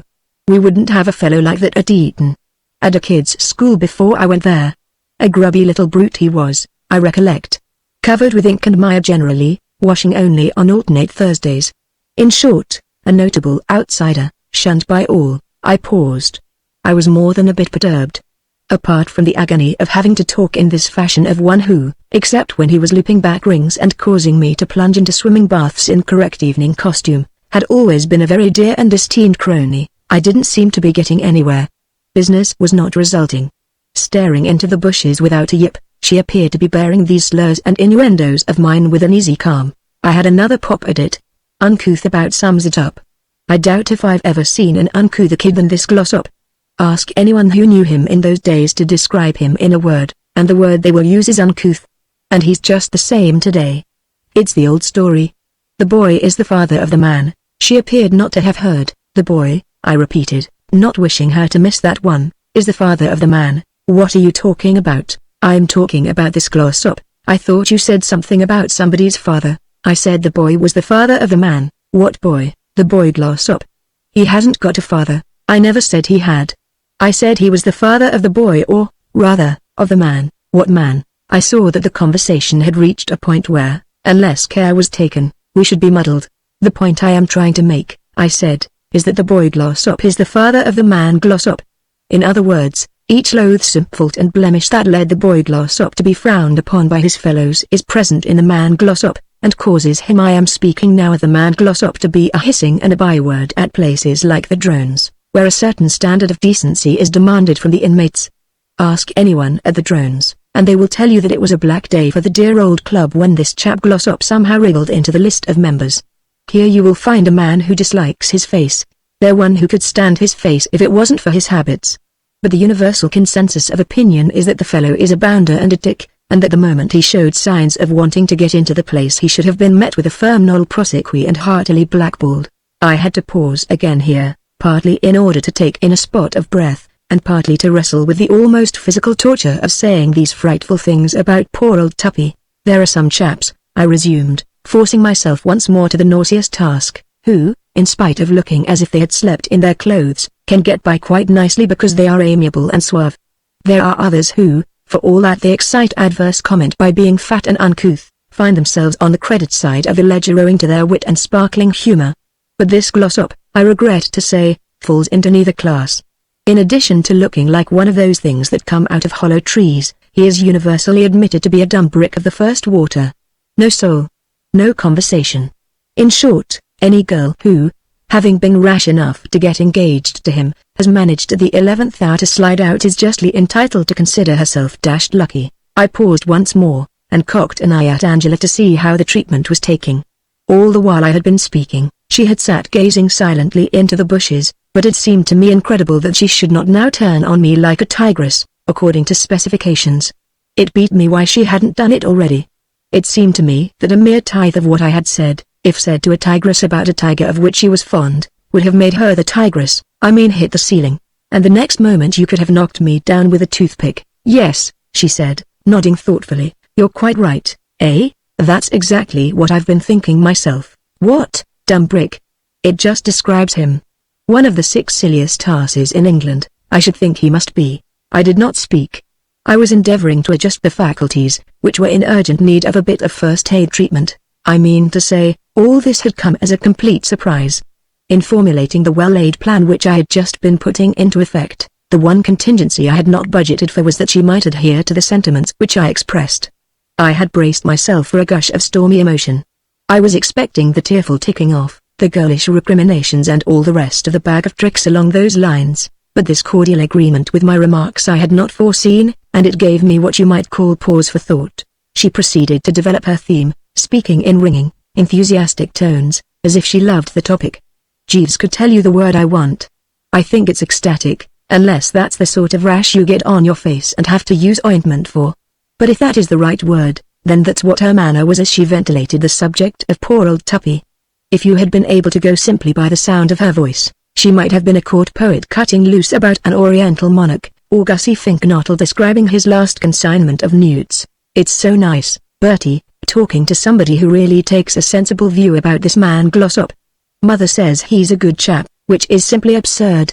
Anybody can see that he's absolutely impossible. He's conceited and opinionative and argues all the time, even when he knows perfectly well that he's talking through his hat, and he smokes too much and eats too much and drinks too much, and I don't like the color of his hair. Not that he'll have any hair in a year or two, because he's pretty thin on the top already, and before he knows where he is he'll be as bald as an egg, and he's the last man who can afford to go bald. And I think it's simply disgusting, the way he gorges all the time. Do you know, I found him in the larder at 1 o'clock this morning, absolutely wallowing in a steak and kidney pie. There was hardly any of it left. And you remember what an enormous dinner he had. Quite disgusting, I call it. But I can't stop out here all night, talking about men who aren't worth wasting a word on and haven't even enough sense to tell sharks from flatfish. I'm going in, and gathering about her slim shoulders the shawl which she had put on as a protection against the evening dew, she buzzed off, leaving me alone in the silent night. Well, as a matter of fact, not absolutely alone, because a few moments later there was a sort of upheaval in the bushes in front of me, and Tuppy emerged. Chapter 15. I gave him the eye. The evening had begun to draw in a bit by now and the visibility, in consequence, was not so hot, but there still remained ample light to enable me to see him clearly. And what I saw convinced me that I should be a lot easier in my mind with a stout rustic bench between us. I rose, accordingly, modeling my style on that of a rocketing pheasant, and proceeded to deposit myself on the other side of the object named. My prompt agility was not without its effect. He seemed somewhat taken aback. He came to a halt, and, for about the space of time required to allow a bead of perspire to trickle from the top of the brow to the tip of the nose, stood gazing at me in silence. So, he said at length, and it came as a complete surprise to me that fellows ever really do say so. I had always thought it was just a thing you read in books. Like Werther. I mean to say, or Odds Bodykins. Or even a Bargoom. Still, there it was. Quaint or not quaint. Bizarre or not bizarre. He had said so. And it was up to me to cope with the situation on those lines. It would have been a duller man than Bertram Wooster who had failed to note that the dear old chap was a bit steamed up. Whether his eyes were actually shooting forth flame, I couldn't tell you, but there appeared to me to be a distinct incandescence. For the rest, his fists were clenched, his ears quivering, and the muscles of his jaw rotating rhythmically, as if he were making an early supper of something. His hair was full of twigs, and there was a beetle hanging to the side of his head which would have interested Gussie Fink-Nottle. To this, however, I paid scant attention. There is a time for studying beetles and a time for not studying beetles, so. He said again, now, those who know Bertram Wooster best will tell you that he is always at his shrewdest and the most level-headed in moments of peril. Who was it who, when gripped by the arm of the law on boat race night not so many years ago and hauled off to Vine Street Police Station, assumed in a flash the identity of Eustace H. Plimsoll, of the Laburnums, Allen Road, West Dulwich, thus saving the grand old name of Wooster from being dragged in the mire and avoiding wide publicity of the wrong sort? Who was it? But I need not labor the point. My record speaks for itself. 3 times pinched, but never once sentenced under the correct label. Ask anyone at the drones about this. So now, in a situation threatening to become every moment more scaly, I did not lose my head. I preserved the old sang-froid. Smiling a genial and affectionate smile, and hoping that it wasn't too dark for it to register, I spoke with a jolly cordiality. Why, hello, Tuppy. You here? He said, yes, he was here. Been here long? I have. Fine. I wanted to see you. Well, here I am. Come out from behind that bench. No, thanks, old man. I like leaning on it. It seems to rest the spine. In about 2 seconds, said Tuppy, I'm going to kick your spine up through the top of your head. I raised the eyebrows. Not much good, of course, in that light, but it seemed to help the general composition. Is this Hildebrand Glossop speaking? I said. He replied that it was, adding that if I wanted to make sure I might move a few feet over in his direction. He also called me an opprobrious name. I raised the eyebrows again. Come, Tuppy, don't let us let this little chat become acrid. Is acrid the word I want? I couldn't say, he replied, beginning to sidle round the bench. I saw that anything I might wish to say must be said quickly. Already he had sidled some 6 feet. And though, by dint of sidling, too, I had managed to keep the bench between us, who could predict how long this happy state of affairs would last? I came to the point, therefore. I think I know what's on your mind, Tuppy, I said. If you were in those bushes during my conversation with the recent Angela, I dare say you heard what I was saying about you. I did, I see. Well, we won't go into the ethics of the thing. Eavesdropping, some people might call it, and I can imagine stern critics drawing in the breath to some extent. Considering it, I don't want to hurt your feelings, Tuppy, but considering it un-English. A bit un-English, Tuppy, old man, you must admit, I'm Scotch. Really? I said. I never knew that before. Rummy how you don't suspect a man of being Scotch unless he's Mac something and says "och, I" and things like that. I wonder, I went on, feeling that an academic discussion on some neutral topic might ease the tension, if you can tell me something that has puzzled me a good deal. What exactly is it that they put into haggis? I've often wondered about that, from the fact that his only response to the question was to leap over the bench and make a grab at me. I gathered that his mind was not on haggis. However, I said, leaping over the bench in my turn, that is a side issue. If, to come back to it, you were in those bushes and heard what I was saying about you. He began to move round the bench in a northeasterly direction. I followed his example, setting a course south-west. No doubt you were surprised at the way I was talking. Not a bit. What? Did nothing strike you as odd in the tone of my remarks? It was just the sort of stuff I should have expected a treacherous, sneaking hound like you to say. My dear chap, I protested, this is not your usual form. A bit slow in the uptake, surely? I should have thought you would have spotted right away that it was all part of a well-laid plan. I'll get you in a jiffy, said Tuppy, recovering his balance after a swift clutch at my neck. And so probable did this seem that I delayed no longer, but hastened to place all the facts before him. Speaking rapidly and keeping moving, I related my emotions on receipt of Aunt Dahlia's telegram, my instant rush to the scene of the disaster, my meditations in the car, and the eventual framing of this well-laid plan of mine. I spoke clearly and well, and it was with considerable concern, consequently, that I heard him observe between clenched teeth, which made it worse that he didn't believe a damned word of it. But, Tuppy, I said, why not? To me the thing rings true to the last drop. What makes you skeptical? Confide in me, Tuppy. He halted and stood taking a breather. Tuppy, pungently though Angela might have argued to the contrary, isn't really fat. During the winter months you will find him constantly booting the football with merry shouts, and in the summer the tennis racket is seldom out of his hand. But at the recently concluded evening meal, feeling, no doubt, that after that painful scene in the larder there was nothing to be gained by further abstinence, he had rather let himself go and, as it were, made up leeway, and after really immersing himself in one of Anatole's dinners, a man of his sturdy build tends to lose elasticity a bit. During the exposition of my plans for his happiness a certain animation had crept into this round and round the mulberry bush jamboree of ours, so much so, indeed, that for the last few minutes we might have been a rather oversized greyhound and a somewhat slimmer electric hare doing their stuff on a circular track for the entertainment of the many-headed. This, it appeared, had taken it out of him a bit, and I was not displeased. I was feeling the strain myself, and welcomed a lull. It absolutely beats me why you don't believe it, I said. You know we've been pals for years. You must be aware that, except at the moment when you caused me to do a nosedive into the drone swimming bath, an incident which I long since decided to put out of my mind and let the dead past bury its dead about, if you follow what I mean, except on that one occasion, as I say, I have always regarded you with the utmost esteem. Why, then, if not for the motives I have outlined, should I knock you to Angela? Answer me that. Be very careful. What do you mean, be very careful? Well, as a matter of fact, I didn't quite know myself. It was what the magistrate had said to me on the occasion when I stood in the dock as Eustace Plimsoll, of the Laburnums, and as it had impressed me a good deal at the time, I just bunged it in now by way of giving the conversation a tone. All right. Never mind about being careful, then. Just answer me that question. Why, if I had not your interests sincerely at heart, should I have ticked you off, as stated? A sharp spaz shook him from base to apex. The beetle, which, during the recent exchanges, had been clinging to his head, hoping for the best, gave it up at this and resigned office. It shot off and was swallowed in the night. Ah, I said. Your beetle, I explained. No doubt you were unaware of it.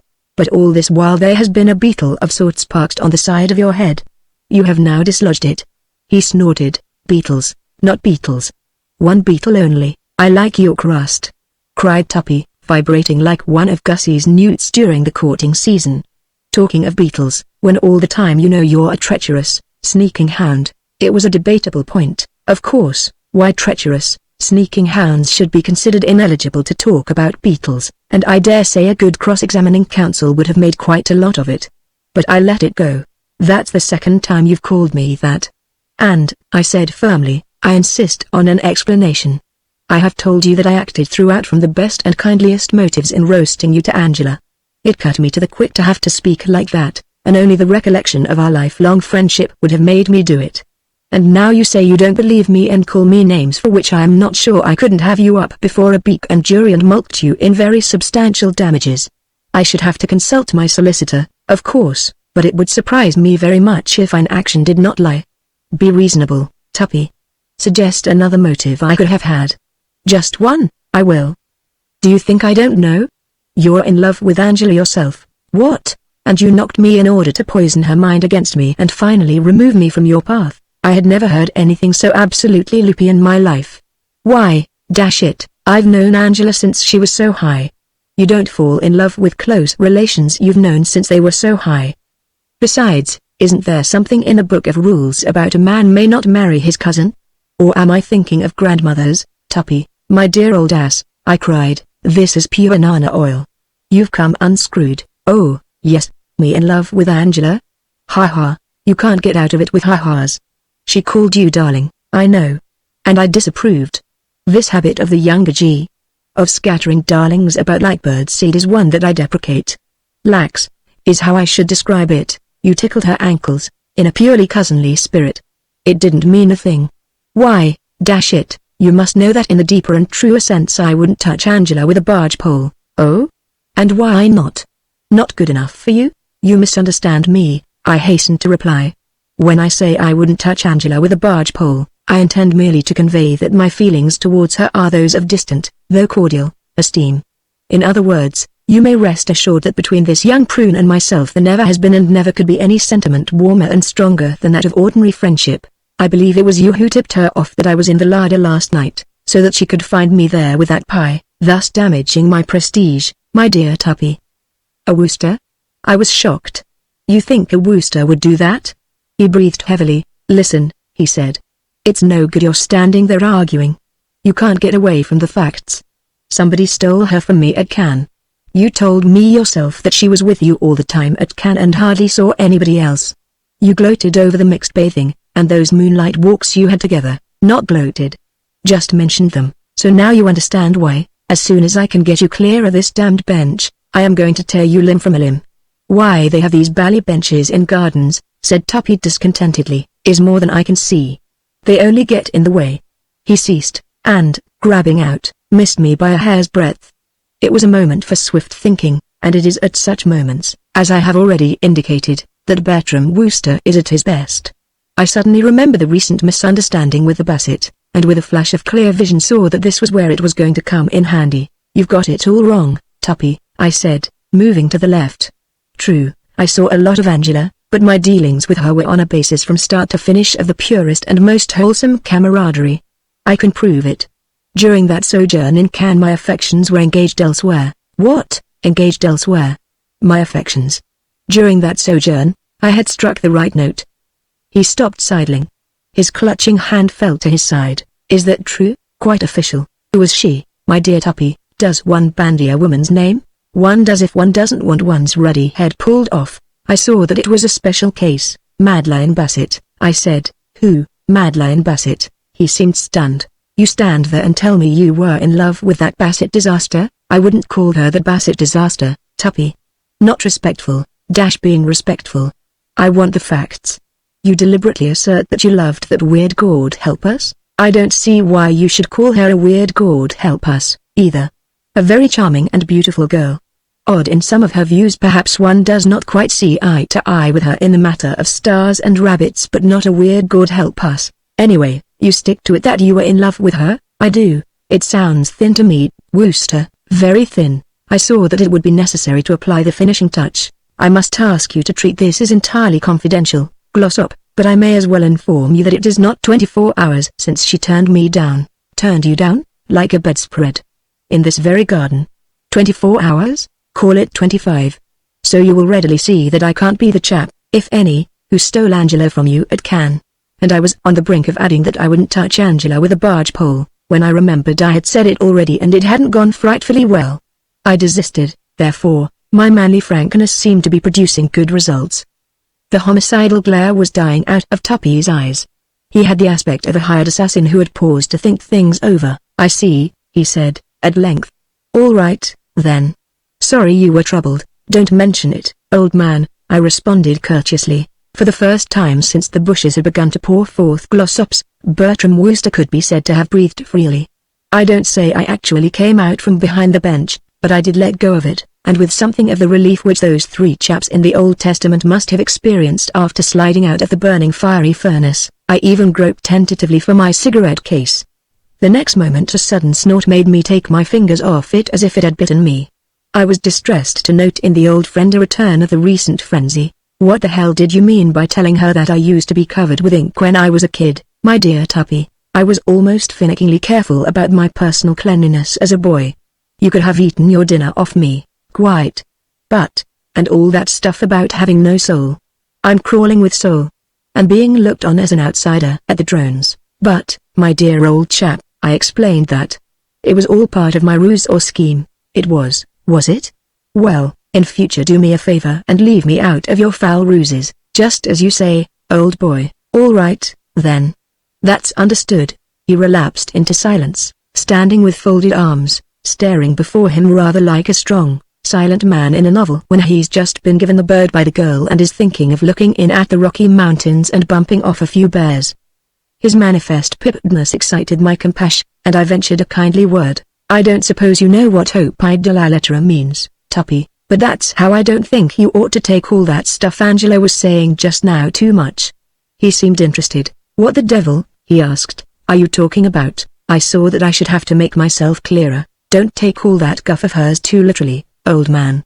You know what girls are like. I do, he said, with another snort that came straight up from his insteps. And I wish I'd never met one. I mean to say, it's obvious that she must have spotted you in those bushes and was simply talking to score off you. For you were, I mean, if you follow the psychology, and she saw you, and in that impulsive way girls have, she sees the opportunity of ribbing you a bit. Just told you a few home truths, I mean to say, home truths, that's right. He snorted once more, causing me to feel rather like royalty receiving a 21-gun salute from the fleet.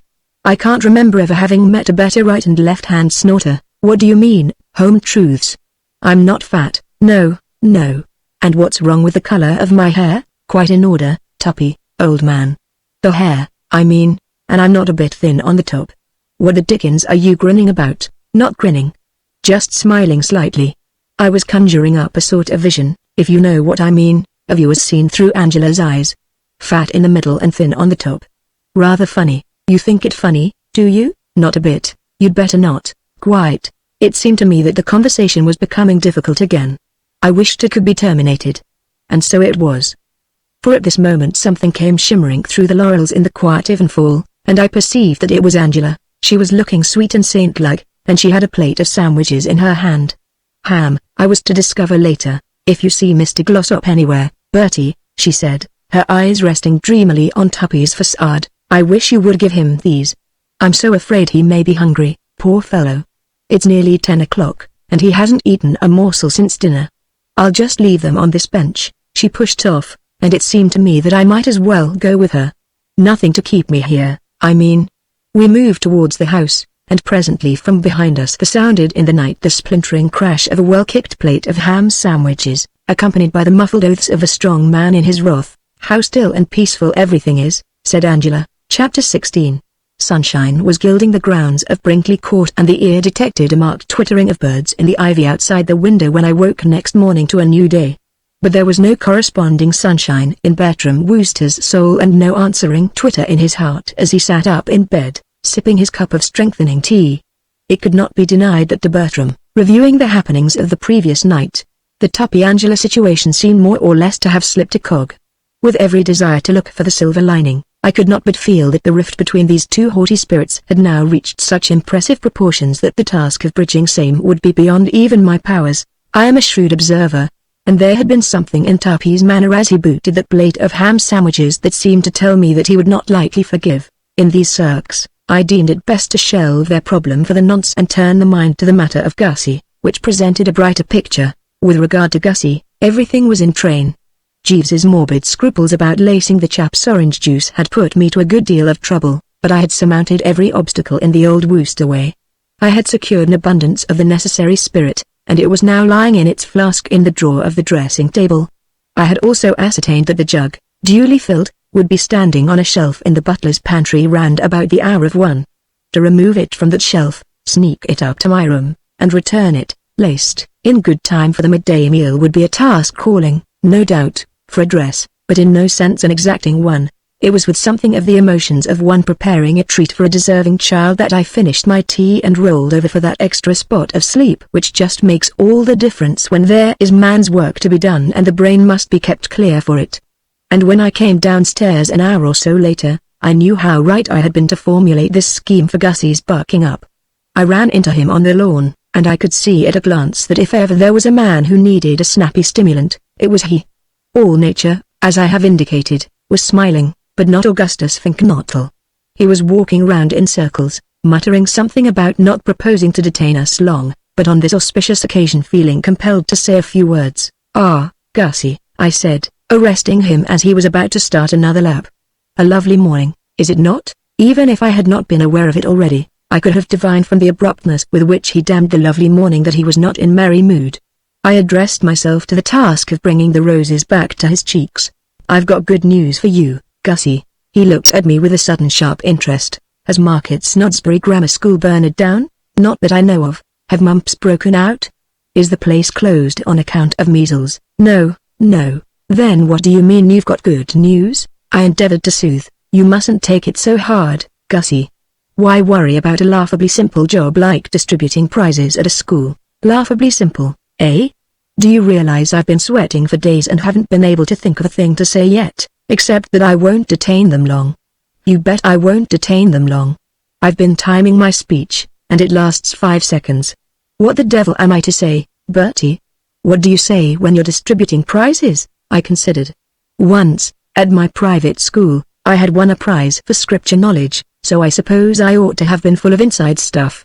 But memory eluded me, then something emerged from the mists. "You say the race is not always to the swift. Why, well, it's a good gag. It generally gets a hand. I mean, why isn't it? Why isn't the race to the swift? There you have me. But the nibs say it isn't. But what does it mean? I take it it's supposed to console the chaps who haven't won prizes. What's the good of that to me? I'm not worrying about them. It's the ones that have won prizes that I'm worrying about, the little blighters who will come up on the platform. Suppose they make faces at me. They won't. How do you know they won't? It's probably the first thing they'll think of. And even if they don't, Bertie, shall I tell you something?" "What?" "I've a good mind to take that tip of yours and have a drink." I smiled. He little knew, about summed up what I was thinking. "Oh, you'll be all right," I said. He became fevered again. "How do you know I'll be all right?" "I'm sure to blow up in my lines, tush, or drop a prize, tut, or something. I can feel it in my bones. As sure as I'm standing here, something is going to happen this afternoon which will make everybody laugh themselves sick at me. I can hear them now. Like hyenas. Bertie, hello? Do you remember that kids' school we went to before Eton?" "Quite. It was there I won my scripture prize." "Never mind about your scripture prize. I'm not talking about your scripture prize. Do you recollect the Bosher incident?" I did, indeed. It was one of the high spots of my youth. "Major General Sir Wilfrid Bosher came to distribute the prizes at that school," proceeded Gussie in a dull, toneless voice. "He dropped a book. He stooped to pick it up. And, as he stooped, his trousers split up the back." How we roared. Gussie's face twisted. "We did, little swine that we were. Instead of remaining silent and exhibiting a decent sympathy for a gallant officer at a peculiarly embarrassing moment, we howled and yelled with mirth. I loudest of any. That is what will happen to me this afternoon, Bertie. It will be a judgment on me for laughing like that at Major General Sir Wilfrid Borsher. No, no, Gussie, old man. Your trousers won't split. How do you know they won't? Better men than I have split their trousers. General Borsher was a DSO, with a fine record of service on the northwestern frontier of India, and his trousers split. I shall be a mockery and scorn. I know it. And you, fully cognizant of what I am in for, come babbling about good news. What news could possibly be good to me at this moment except the information that bubonic plague had broken out among the scholars of Market Snodsbury Grammar School, and that they were all confined to their beds with spots? The moment had come for me to speak. I laid a hand gently on his shoulder. He brushed it off. I laid it on again. He brushed it off once more. I was endeavoring to lay it on for the third time, when he moved aside and desired, with a certain petulance, to be informed if I thought I was a ruddy osteopath. I found his manner trying, but one has to make allowances. I was telling myself that I should be seeing a very different Gussie after lunch. When I said I had good news, old man, I meant about Madeline Bassett. The febrile gleam died out of his eyes, to be replaced by a look of infinite sadness. You can't have good news about her. I've dished myself the completely. Not at all. I am convinced that if you take another whack at her, all will be well, and, keeping it snappy, I related what had passed between the Bassett and myself on the previous night. So all you have to do is play a return date, and you cannot fail to swing the voting. You are her dream man. He shook his head. No, what? No use. What do you mean? Not a bit of good trying. But I tell you, she said in so many words, it doesn't make any difference. She may have loved me once. Last night will have killed all that. Of course it won't. It will. She despises me now. Not a bit of it. She knows you simply got cold feet, and I should get cold feet if I tried again. It's no good, Bertie. I'm hopeless, and there's an end of it. Fate made me the sort of chap who can't say bo to a goose. It isn't a question of saying bo to a goose. The point doesn't arise at all. It is simply a matter of, I know. But it's no good. I can't do it. The whole thing is off. I am not going to risk a repetition of last night's fiasco. You talk in a light way of taking another whack at her, but you don't know what it means. You have not been through the experience of starting to ask the girl you love to marry you and then suddenly finding yourself talking about the plum-like external gills of the newly born newt. It's not a thing you can do twice. No, I accept my destiny. It's all over. And now, Bertie, like a good chap, shove off. I want to compose my speech. I can't compose my speech with you mucking around. If you are going to continue to muck around, at least give me a couple of stories. The little hellhounds are sure to expect a story or two. Do you know the one about, no good? I don't want any of your off-color stuff from the drone's smoking room. I need something clean. Something that will be a help to them in their afterlives. Not that I care a damn about their afterlives, except that I hope they'll all choke. I heard a story the other day. I can't quite remember it, but it was about a chap who snored and disturbed the neighbors, and it ended. It was his adenoids that adenoid them. He made a weary gesture. You expect me to work that in, do you, into a speech to be delivered to an audience of boys, every one of whom is probably riddled with adenoids? Damn it, they rush the platform. Leave me, Bertie. Push off. That's all I ask you to do. Push off. Ladies and gentlemen, said Gussie, in a low, soliloquizing sort of way, I do not propose to detain this auspicious occasion long. It was a thoughtful Wooster who walked away and left him at it. More than ever I was congratulating myself on having had the sterling good sense to make all my arrangements so that I could press a button and set things moving at an instant's notice. Until now, you see, I had rather entertained a sort of hope that when I had revealed to him the Bassett's mental attitude, nature would have done the rest, bracing him up to such an extent that artificial stimulants would not be required. Because, naturally, a chap doesn't want to have to sprint about country houses lugging jugs of orange juice, unless it is absolutely essential. But now I saw that I must carry on as planned. The total absence of pep, ginger, and the right spirit which the man had displayed during these conversational exchanges convinced me that the strongest measures would be necessary. Immediately upon leaving him, therefore, I proceeded to the pantry, waited till the butler had removed himself elsewhere, and nipped in and secured the vital jug.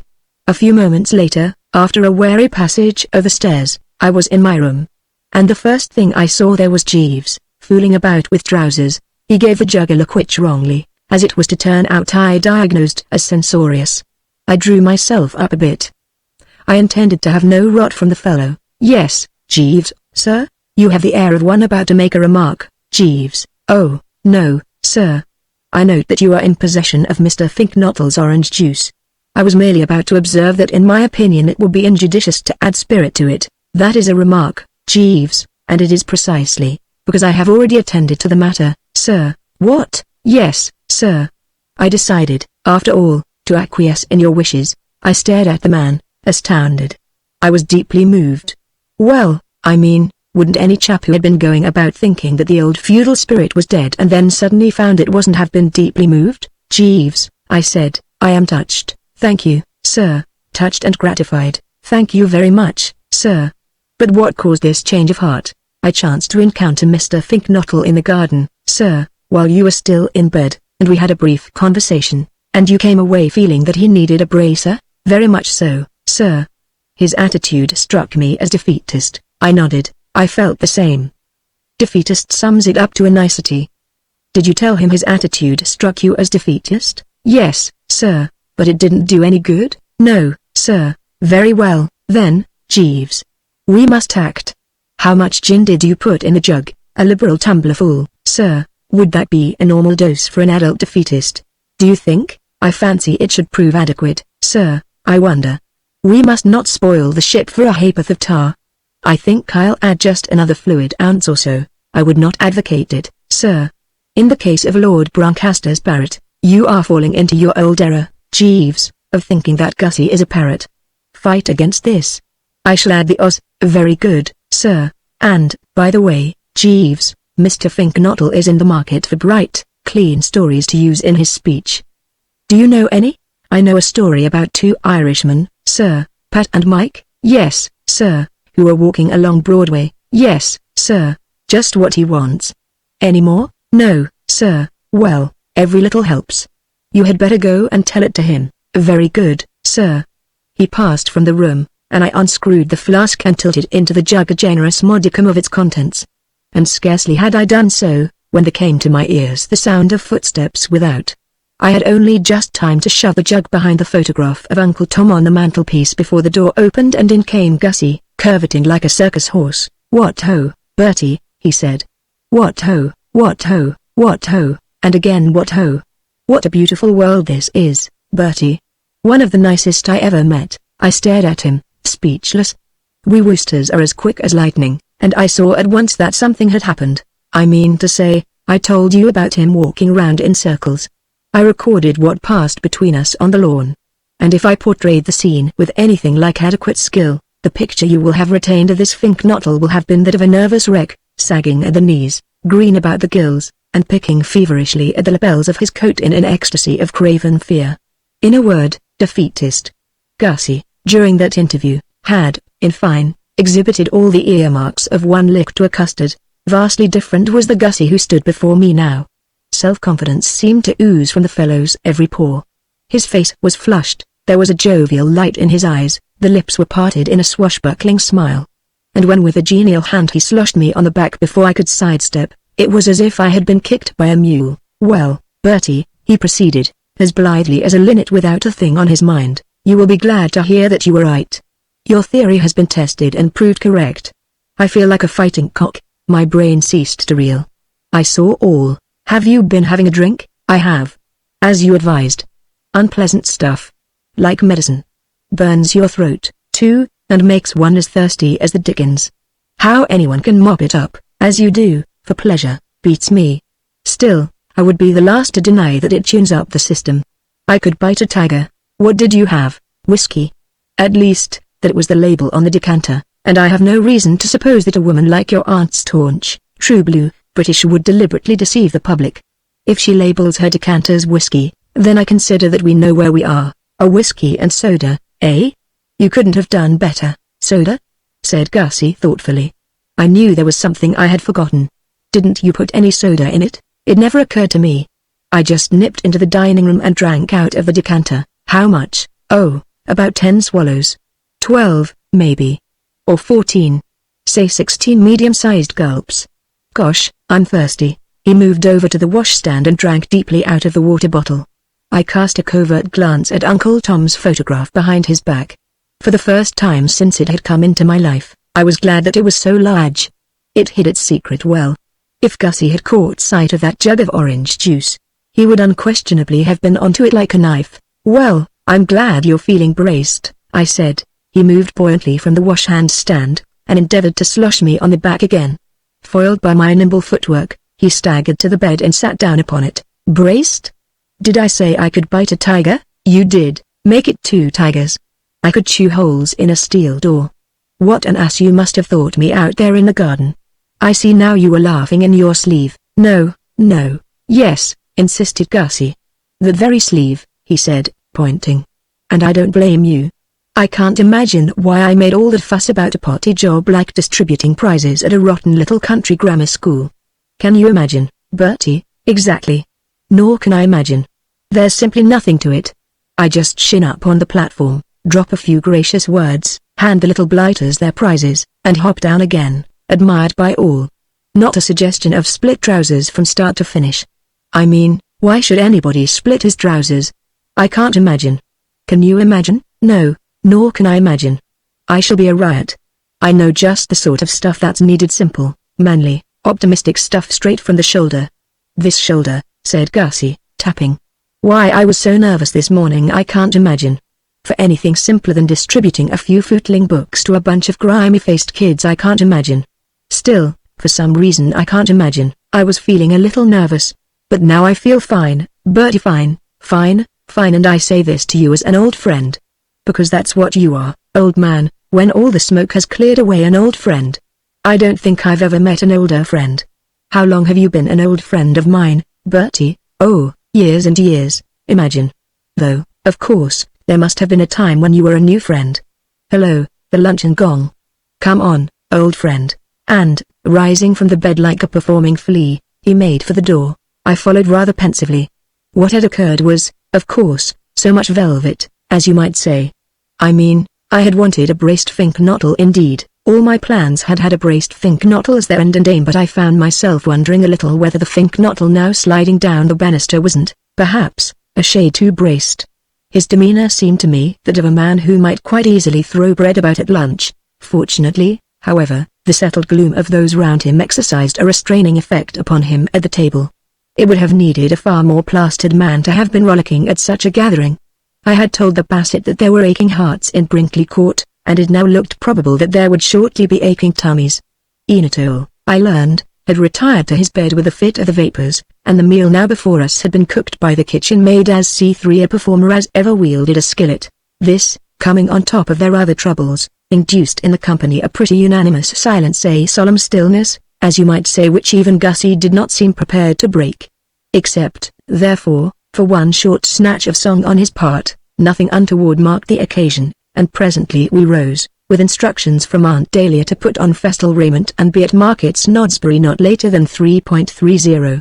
This leaving me ample time to smoke a gasper or two in a shady bower beside the lake. I did so, repairing to my room round about the hour of 3. Jeeves was on the job, adding the final polish to the old topper, and I was about to apprise him of the latest developments in the matter of Gussie, when he forestalled me by observing that the latter had only just concluded an agreeable visit to the Wooster bedchamber. I found Mr. Finknottle seated here when I arrived to lay out your clothes, sir. Indeed, Jeeves. Gussie was in here, was he? Yes, sir. He left only a few moments ago. He is driving to the school with Mr. and Mrs. Travers in the large car. Did you give him your story of the 2 Irishmen? Yes, sir. He laughed heartily. Good.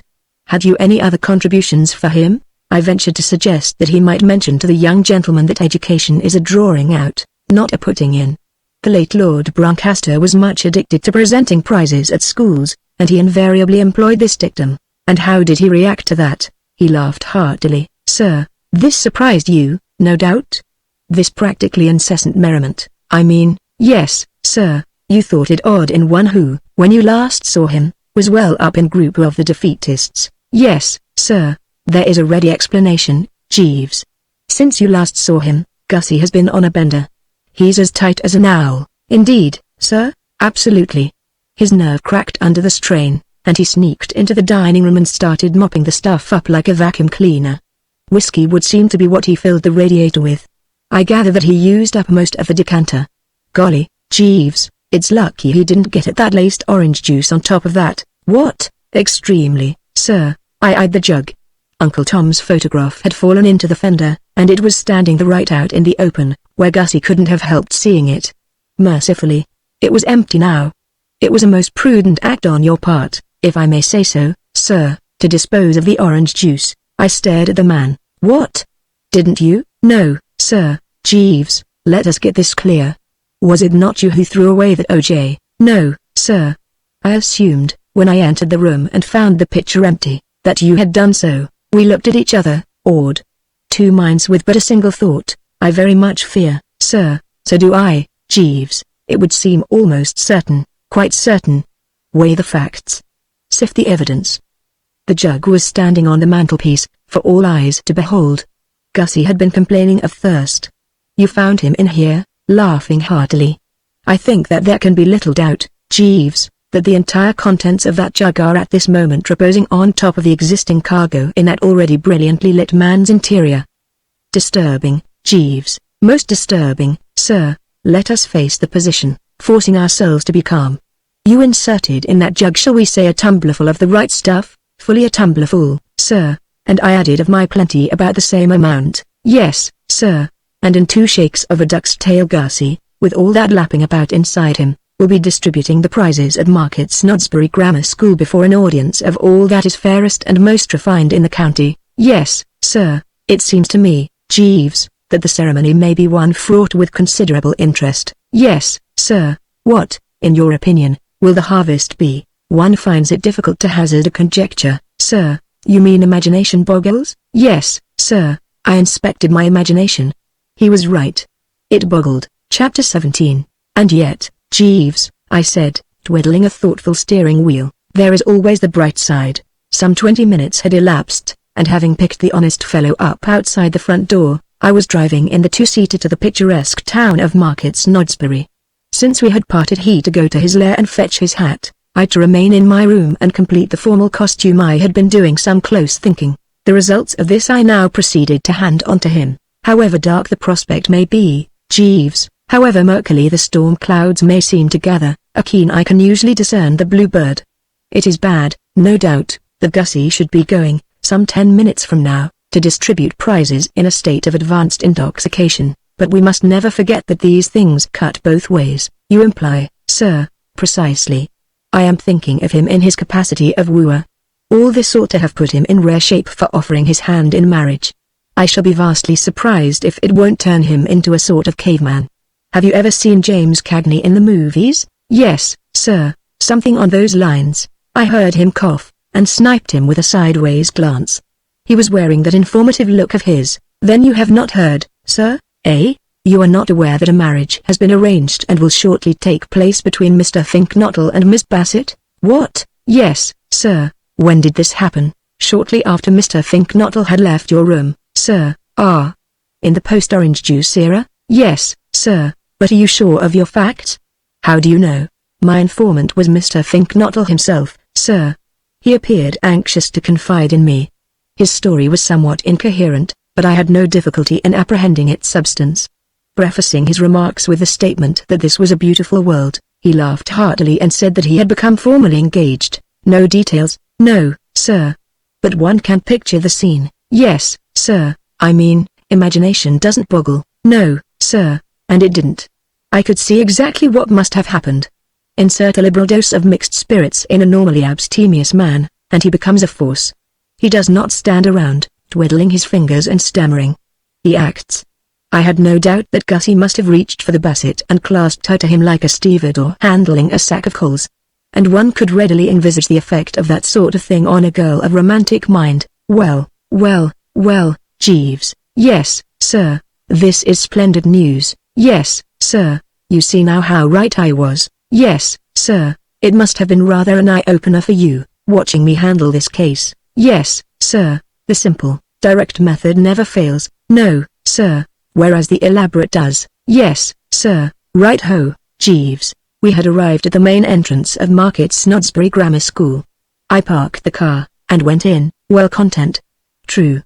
The Tuppy Angela problem still remained unsolved, and Aunt Dahlia's 500 quid seemed as far off as ever, but it was gratifying to feel that good old Gussie's troubles were over. At any rate, the grammar school at Market Snodsbury had, I understood, been built somewhere in the year 1416, and, as with so many of these ancient foundations, there still seemed to brood over its great hall, where the afternoon's festivities were to take place, not a little of the fug of the centuries. It was the hottest day of the summer, and though somebody had opened a tentative window or two, the atmosphere remained distinctive and individual. In this hall the youth of Market Snodsbury had been eating its daily lunch for a matter of 500 years, and the flavour lingered. The air was sort of heavy and languorous, if you know what I mean, with the scent of young England and boiled beef and carrots. Aunt Dahlia, who was sitting with a bevy of the local nibs in the second row, sighted me as I entered and waved to me to join her. But I was too smart for that. I wedged myself in among the standees at the back, leaning up against a chap who, from the aroma, might have been a corn chandler or something on that order. The essence of strategy on these occasions is to be as near the door as possible. The hall was gaily decorated with flags and coloured paper, and the eye was further refreshed by the spectacle of a mixed drove of boys, parents, and what-not, the former running a good deal to shiny faces and Eton collars, the latter stressing the black satin note rather when female, and looking as if their coats were too tight, if male. And presently there was some applause sporadic. Jeeves has since told me it was, and I saw Gussie being steered by a bearded bloke in a gown to a seat in the middle of the platform, and I confess that as I beheld him and felt that the but for the grace of God went Bertram Wooster, a shudder ran through the frame. It all reminded me so vividly of the time I had addressed that girls' school. Of course, looking at it dispassionately, you may say that for horror and peril there is no comparison between an almost human audience like the one before me and a mob of small girls with pigtails down their backs, and this, I concede, is true. Nevertheless, the spectacle was enough to make me feel like a fellow watching a pal going over Niagara Falls in a barrel, and the thought of what I had escaped caused everything for a moment to go black and swim before my eyes. When I was able to see clearly once more, I perceived that Gussie was now seated. He had his hands on his knees, with his elbows out at right angles, like a nigger minstrel of the old school about to ask Mr. Bones why a chicken crosses the road, and he was staring before him with a smile so fixed and pebble-beached that I should have thought that anybody could have guessed that there sat one in whom the old familiar juice was plashing up against the back of the front teeth. In fact, I saw Aunt Dahlia, who, having assisted at so many hunting dinners in her time, is second to none as a judge of the symptoms, give a start and gaze long and earnestly. And she was just saying something to Uncle Tom on her left when the bearded bloke stepped to the footlights and started making a speech. From the fact that he spoke as if he had a hot potato in his mouth without getting the raspberry from the lads in the ringside seats, I deduced that he must be the headmaster. With his arrival in the spotlight, a sort of perspiring resignation seemed to settle on the audience. Personally, I snuggled up against the chandler and let my attention wander. The speech was on the subject of the doings of the school during the past term, and this part of a prize giving is always a part rather to fail to grip the visiting stranger. I mean, you know how it is. You're told that J.B. Brewster has won an exhibition for classics at Cats, Cambridge, and you feel that it's one of those stories where you can't see how funny it is unless you really know the fellow. And the same applies to G. Bullitt being awarded the Lady Jane Wicks Scholarship at the Birmingham College of Veterinary Science. In fact, I and the corn chandler, who was looking a bit fagged I thought, as if he had had a hard morning chandling the corn, were beginning to doze lightly when things suddenly brisked up, bringing Gussie into the picture for the first time. "Today," said the bearded bloke, "we are all happy to welcome as the guest of the afternoon Mr. Fitzwattle." At the beginning of the address, Gussie had subsided into a sort of daydream, with his mouth hanging open. About halfway through, faint signs of life had begun to show. And for the last few minutes he had been trying to cross one leg over the other and failing, and having another shot and failing again. But only now did he exhibit any real animation. He sat up with a jerk. "Finknottle," he said, opening his eyes. "Fitznottle, Finknottle, I should say Finknottle." "Of course you should, you silly ass," said Gussie genially. "All right, get on with it," and closing his eyes, he began trying to cross his legs again. I could see that this little spot of friction had rattled the bearded bloke a bit. He stood for a moment fumbling at the fungus with a hesitating hand. But they make these headmasters of tough stuff. The weakness passed. He came back nicely and carried on. "We are all happy, I say, to welcome as the guest of the afternoon Mr. Finknottle, who has kindly consented to award the prizes. This task, as you know, is one that should have devolved upon that well-beloved and vigorous member of our Board of Governors, the Reverend William Palmer, and we are all, I am sure, very sorry that illness at the last moment should have prevented him from being here today. But, if I may borrow a familiar metaphor from the if I may employ a homely metaphor familiar to you all, what we lose on the swings we gain on the roundabouts. He paused, and beamed rather freely, to show that this was comedy. I could have told the man it was no use. Not Ripple. The corn chandler leaned against me and muttered odds. But that was all. It's always a nasty jar to wait for the laugh and find that the gag hasn't got across. The bearded bloke was visibly discomposed. At that, however, I think he would have got by, had he not, at this juncture, unfortunately stirred Gussie up again. In other words, though deprived of Mr. Palmer, we have with us this afternoon Mr. Finknottle. I am sure that Mr. Finknottle's name is one that needs no introduction to you. It is, I venture to assert, a name that is familiar to us all, not to you, said Gussie, and the next moment I saw what Jeeves had meant when he had described him as laughing heartily. Heartily was absolutely the mot just.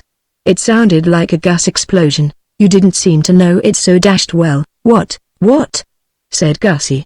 And, reminded apparently by the word what of the word wattle, he repeated the latter some 16 times with a rising inflection. Wattle, he concluded. Right-ho. Push on. But the bearded bloke had shot his bolt. He stood there, licked at last, and, watching him closely, I could see that he was now at the crossroads. I could spot what he was thinking as clearly as if he had confided it to my personal ear. He wanted to sit down and call it a day, I mean, but the thought that gave him pause was that, if he did, he must then neither uncork Gussie or take the Finknottle speech as read and get straight on to the actual prize-giving. It was a tricky thing, of course, to have to decide on the spur of the moment. I was reading in the paper the other day about those birds who are trying to split the atom, the nub being that they haven't the foggiest as to what will happen if they do. It may be all right. On the other hand, it may not be all right. And pretty silly a chap would feel, no doubt, if, having split the atom, he suddenly found the house going up in smoke and himself torn limb from a limb. So with the bearded bloke. Whether he was abreast of the inside facts in Gussie's case, I don't know, but it was obvious to him by this time that he had run into something pretty hot. Trial gallops had shown that Gussie had his own way of doing things. Those interruptions had been enough to prove to the perspicacious that here, seated on the platform at the big binge of the season, was one who, if pushed forward to make a speech, might let himself go in a rather epoch-making manner. On the other hand, chain him up and put a green baize cloth over him, and where were you?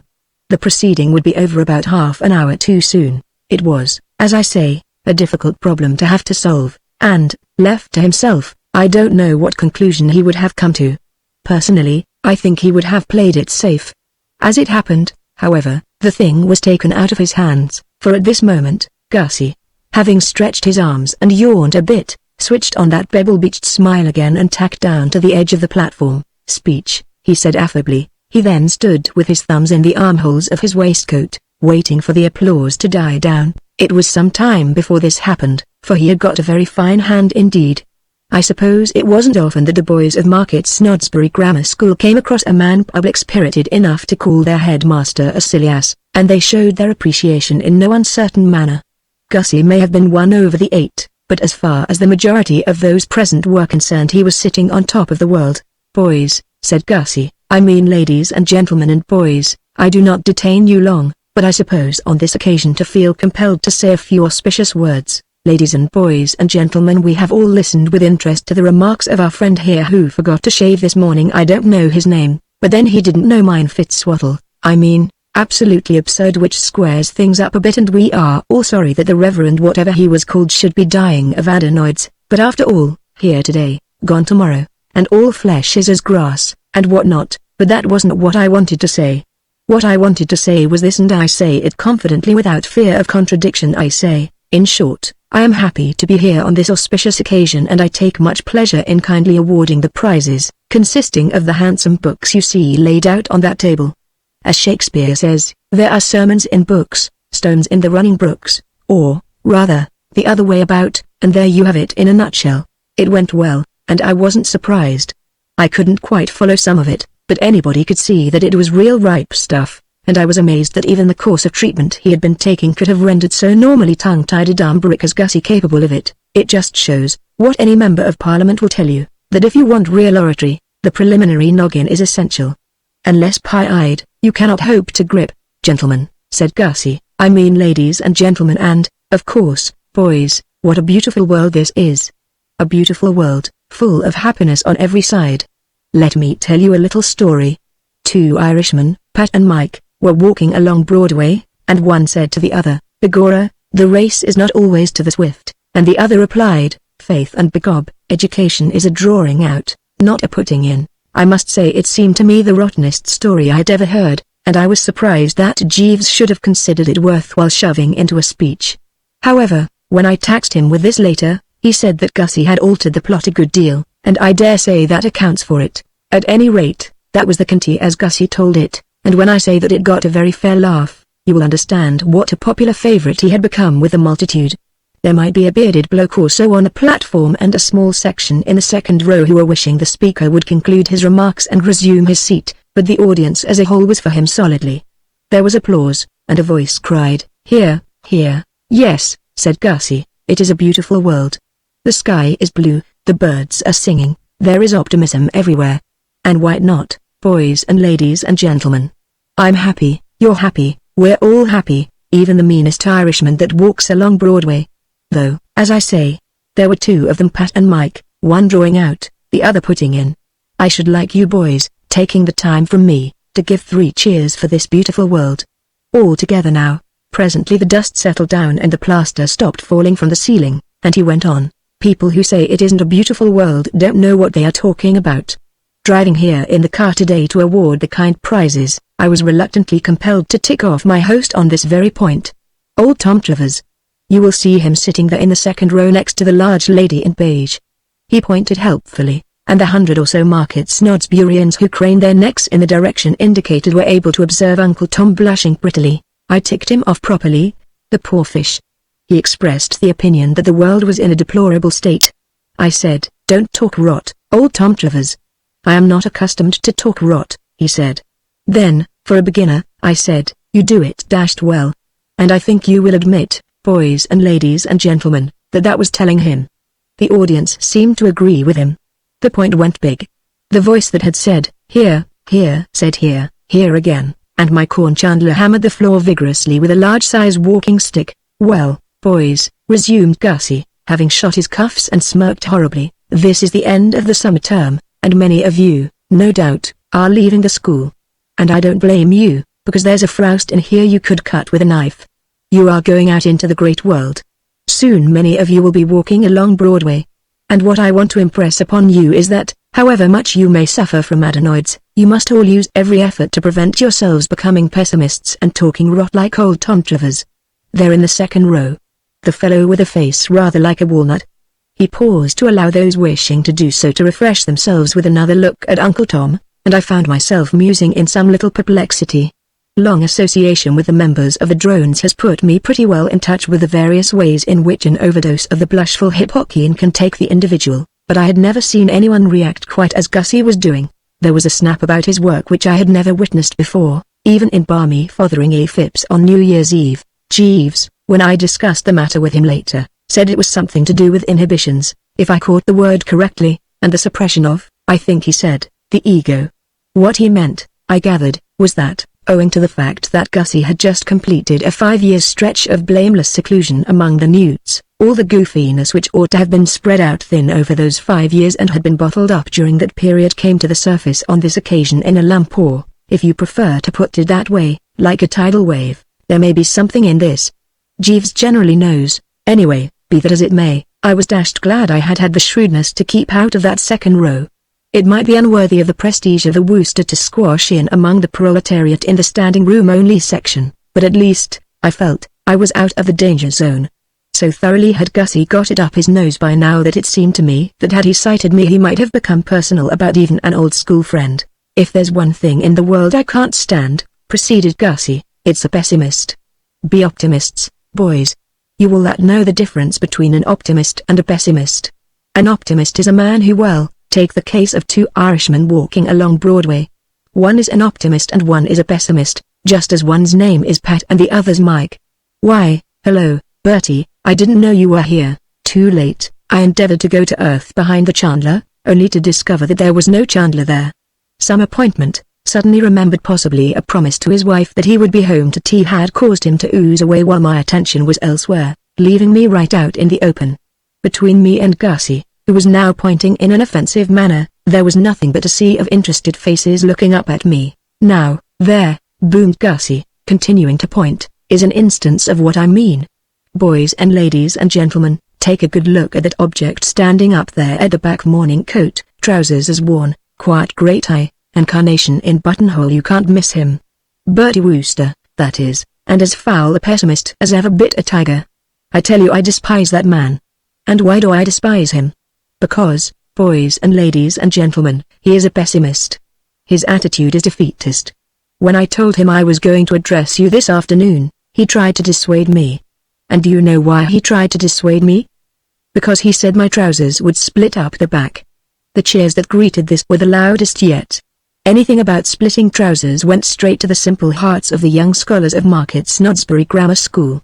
2 in the row in front of me turned purple, and a small lad with freckles seated beside them asked me for my autograph. Let me tell you a story about Bertie Wooster. A Wooster can stand a good deal, but he cannot stand having his name bandied in a public place. Picking my feet up softly, I was in the very process of executing a quiet sneak for the door, when I perceived that the bearded bloke had at last decided to apply the closure. Why he hadn't done so before is beyond me. Spellbound, I take it. And, of course, when a chap is going like a breeze with the public, as Gussie had been, it's not so dashed easy to chip in. However, the prospect of hearing another of Gussie's anecdotes seemed to have done the trick. Rising rather as I had risen from my bench at the beginning of the painful scene with Tuppy and the Twilight, he made a leap for the table, snatched up a book and came bearing down on the speaker. He touched Gussie on the arm, and Gussie, turning sharply and seeing a large bloke with a beard apparently about to bin him with a book, sprang back in an attitude of self-defense. Perhaps, as time is getting on, Mr. Finknottle, we had better. Oh, said Gussie, getting the trend. He relaxed. The prizes, eh? Of course, yes. Right-ho. Yes, might as well be shoving along with it. What's this one? Spelling and dictation P.K. Purvis, announced the bearded bloke. Spelling and dictation P.K. Purvis, echoed Gussie, as if he were calling calls. Forward, P.K. Purvis. Now that the whistle had been blown on his speech, it seemed to me that there was no longer any need for the strategic retreat which I had been planning. I had no wish to tear myself away unless I had to. I mean, I had told Jeeves that this binge would be fraught with interest, and it was fraught with interest. There was a fascination about Gussie's methods which gripped and made one reluctant to pass the thing up provided personal innuendos were steered clear of. I decided, accordingly, to remain, and presently there was a musical squeaking and P.K. Purvis climbed the platform. The spelling and dictation champ was about 3'6" in his squeaking shoes, with a pink face and sandy hair. Gussie patted his hair. He seemed to have taken an immediate fancy to the lad. You P.K. Purvis, sir? Yes, sir, it's a beautiful world. P.K. Purvis, sir? Yes, sir. Ah, you've noticed it, have you? Good. You married, by any chance, sir? No, sir. Get married, P.K. Purvis, said Gussie earnestly. It's the only life. Well, here's your book. Looks rather bilged to me from a glance at the title page, but, such as it is, here you are. P.K. Purvis squeaked off amidst sporadic applause, but one could not fail to note that the sporadic was followed by a rather strained silence. It was evident that Gussie was striking something of a new note in Market Snodsbury scholastic circles. Looks were exchanged between parent and parent. The bearded bloke had the air of one who has drained the bitter cup. As for Aunt Dahlia, her demeanor now told only too clearly that her last doubts had been resolved and her verdict was in. I saw her whisper to the Basset, who sat on her right, and the Basset nodded sadly and looked like a fairy about to shed a tear and add another star to the Milky Way. Gussie, after the departure of P.K. Purvis, had fallen into a sort of daydream and was standing with his mouth open and his hands in his pockets. Becoming abruptly aware that a fat kid in knickerbockers was at his elbow, he started violently. Hello, he said, visibly shaken. Who are you? This, said the bearded bloke, is R.V. Smethurst. What's he doing here? Asked Gussie suspiciously. You are presenting him with a drawing prize, Mr. Finknottle. This apparently struck Gussie as a reasonable explanation. His face cleared. That's right, too, he said. Well, here it is, cocky. You off?" he said, as the kid prepared to withdraw. "Sir." "Yes, sir." "Wait, R.V. Smethurst. Not so fast. Before you go, there is a question I wish to ask you." But the beard bloke's aim now seemed to be to rush the ceremonies a bit. He hustled R.V. Smethurst off stage rather like a chucker out in a pub regretfully ejecting an old and respected customer, and starting paging G.G. Simmons. A moment later the latter was up and coming, and conceive my emotion when it was announced that the subject on which he had clicked was scripture knowledge. One of us, I mean to say, G.G. Simmons was an unpleasant, perky-looking stripling, mostly front teeth and spectacles, but I gave him a big hand. We scripture knowledge sharks stick together. Gussie, I was sorry to see, didn't like him. There was in his manner, as he regarded G.G. Simmons, none of the chumminess which had marked it during his interview with B.K. Purvis or, in a somewhat lesser degree, with R.V. Smethurst. He was cold and distant. "Well, G.G. Simmons, sir." "Yes, sir." "What do you mean, sir?" "Yes, sir." Dashed silly thing to say. "So you've won the scripture knowledge prize, have you, sir?" "Yes, sir." "Yes," said Gussie, "you look just the sort of little tick who would." "And yet," he said, pausing and eyeing the child keenly, "how are we to know that this has all been open and above board? Let me test you, G.G. Simmons. What's his name, the chap who begat Thingamy? Can you answer me that, Simmons?" "Sir, no, sir." Gussie turned to the bearded bloke. "Fishy," he said. "Very fishy. This boy appears to be totally lacking in scripture knowledge." The bearded bloke passed a hand across his forehead. "I can assure you, Mr. Finknottle, that every care was taken to ensure a correct marking and that Simmons outdistanced his competitors by a wide margin." "Well, if you say so," said Gussie doubtfully. "All right, G.G. Simmons, take your prize, sir." "Thank you, sir. But let me tell you that there's nothing to stick on side about in winning a prize for scripture knowledge. Bertie Wooster, I don't know when I've had a nastier shock." I had been going on the assumption that, now that they had stopped him making his speech, Gussie's fangs had been drawn, as you might say. To duck my head down and resume my edging toward the door was with me the work of a moment. Bertie Wooster won the scripture knowledge prize at a kids' school we were at together, and you know what he's like. But, of course, Bertie frankly cheated. He succeeded in scrounging that scripture knowledge trophy over the heads of better men by means of some of the rawest and the most brazen swindling methods ever witnessed even at a school where such things were common. If that man's pockets, as he entered the examination room, were not stuffed to bursting point with lists of the kings of Judah, I heard no more. A moment later I was out in God's air, fumbling with a fevered foot at the self-starter of the old car. The engine raced. The clutch slid into position. I tooted and drove off. My ganglions were still vibrating as I ran the car into the stables of Brinkley Court, and it was a much shaken Bertram who tottered up to his room to change into something loose. Having donned flannels, I lay down on the bed for a bit, and I suppose I must have dozed off, for the next thing I remember is finding Jeeves at my side. I sat up. "My tea, Jeeves?" "No, sir. It is nearly dinner time." The mists cleared away. I must have been asleep. "Yes, sir." Nature taking its toll of the exhausted frame. "Yes, sir. And enough to make it." "Yes, sir. And now it's nearly dinner time, you say?" "All right. I am in no mood for dinner, but I suppose you had better lay out the clothes." "It will not be necessary, sir. The company will not be dressing tonight. A cold collation has been set out in the dining room." "Why is that?" "It was Mrs. Trevor's wish that this should be done in order to minimize the work for the staff, who are attending a dance at Sir Percival Stretchley Budd's residence tonight." "Of course, yes. I remember. My cousin Angela told me. Tonight's the night." "What? You going, Jeeves?" "No, sir. I am not very fond of this form of entertainment in the rural districts, sir." "I know what you mean. These country binges are all the same.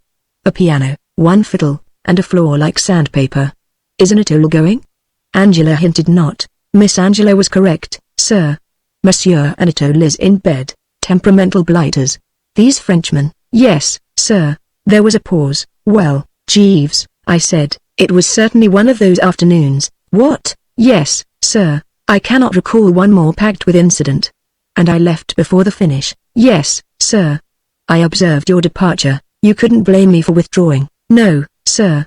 Mr. Finknottle had undoubtedly become embarrassingly personal. "Was there much more of it after I went?" "No, sir." The proceedings terminated very shortly. Mr. Finknottle's remarks with reference to Master G.G. Simmons brought about an early closure, but he had finished his remarks about G.G. Simmons, only temporarily, sir. He resumed them immediately after your departure. If you recollect, sir, he had already proclaimed himself suspicious of Master Simmons's bona fides, and he now proceeded to deliver a violent verbal attack upon the young gentleman, asserting that it was impossible for him to have won the Scripture Knowledge Prize without systematic cheating on an impressive scale. He went so far as to suggest that Master Simmons was well known to the police. Golly, Jeeves, yes, sir. The words did create a considerable sensation. The reaction of those present to this accusation I should describe as mixed. The young students appeared pleased and applauded vigorously, but Master Simmons's mother rose from her seat and addressed Mr. Finknottle in terms of strong protest. Did Gussie seem taken aback? Did he recede from his position? No, sir. He said that he could see it all now, and hinted at a guilty liaison between Master Simmons's mother and the headmaster, accusing the latter of having cooked the marks, as his expression was, in order to gain favor with the former. You don't mean that? Yes, sir, egad, Jeeves. And then, they sang the national anthem, sir, surely not? Yes, sir. At a moment like that? Yes, sir. Well, you were there and you know, of course, but I should have thought the last thing Gussie and this woman would have done in the circus would have been to start singing duets. You misunderstand me, sir. It was the entire company who sang. The headmaster turned to the organist and said something to him in a low tone, upon which the latter began to play the national anthem, and the proceedings terminated. I see. About time, too. Yes, sir. Mrs. Simmons's attitude had become unquestionably menacing. I pondered. What I had heard was, of course, of a nature to excite pity and terror, not to mention alarm and despondency, and it would be paltering with the truth to say that I was pleased about it. On the other hand, it was all over now, and it seemed to me that the thing to do was not to mourn over the past but to fix the mind on the bright future.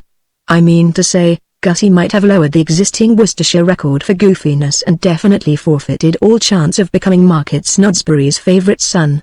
But you couldn't get away from the fact that he had proposed to Madeline Bassett, and you had to admit that she had accepted him. I put this to Jeeves. A frightful exhibition, I said, and one which will very possibly ring down history's pages.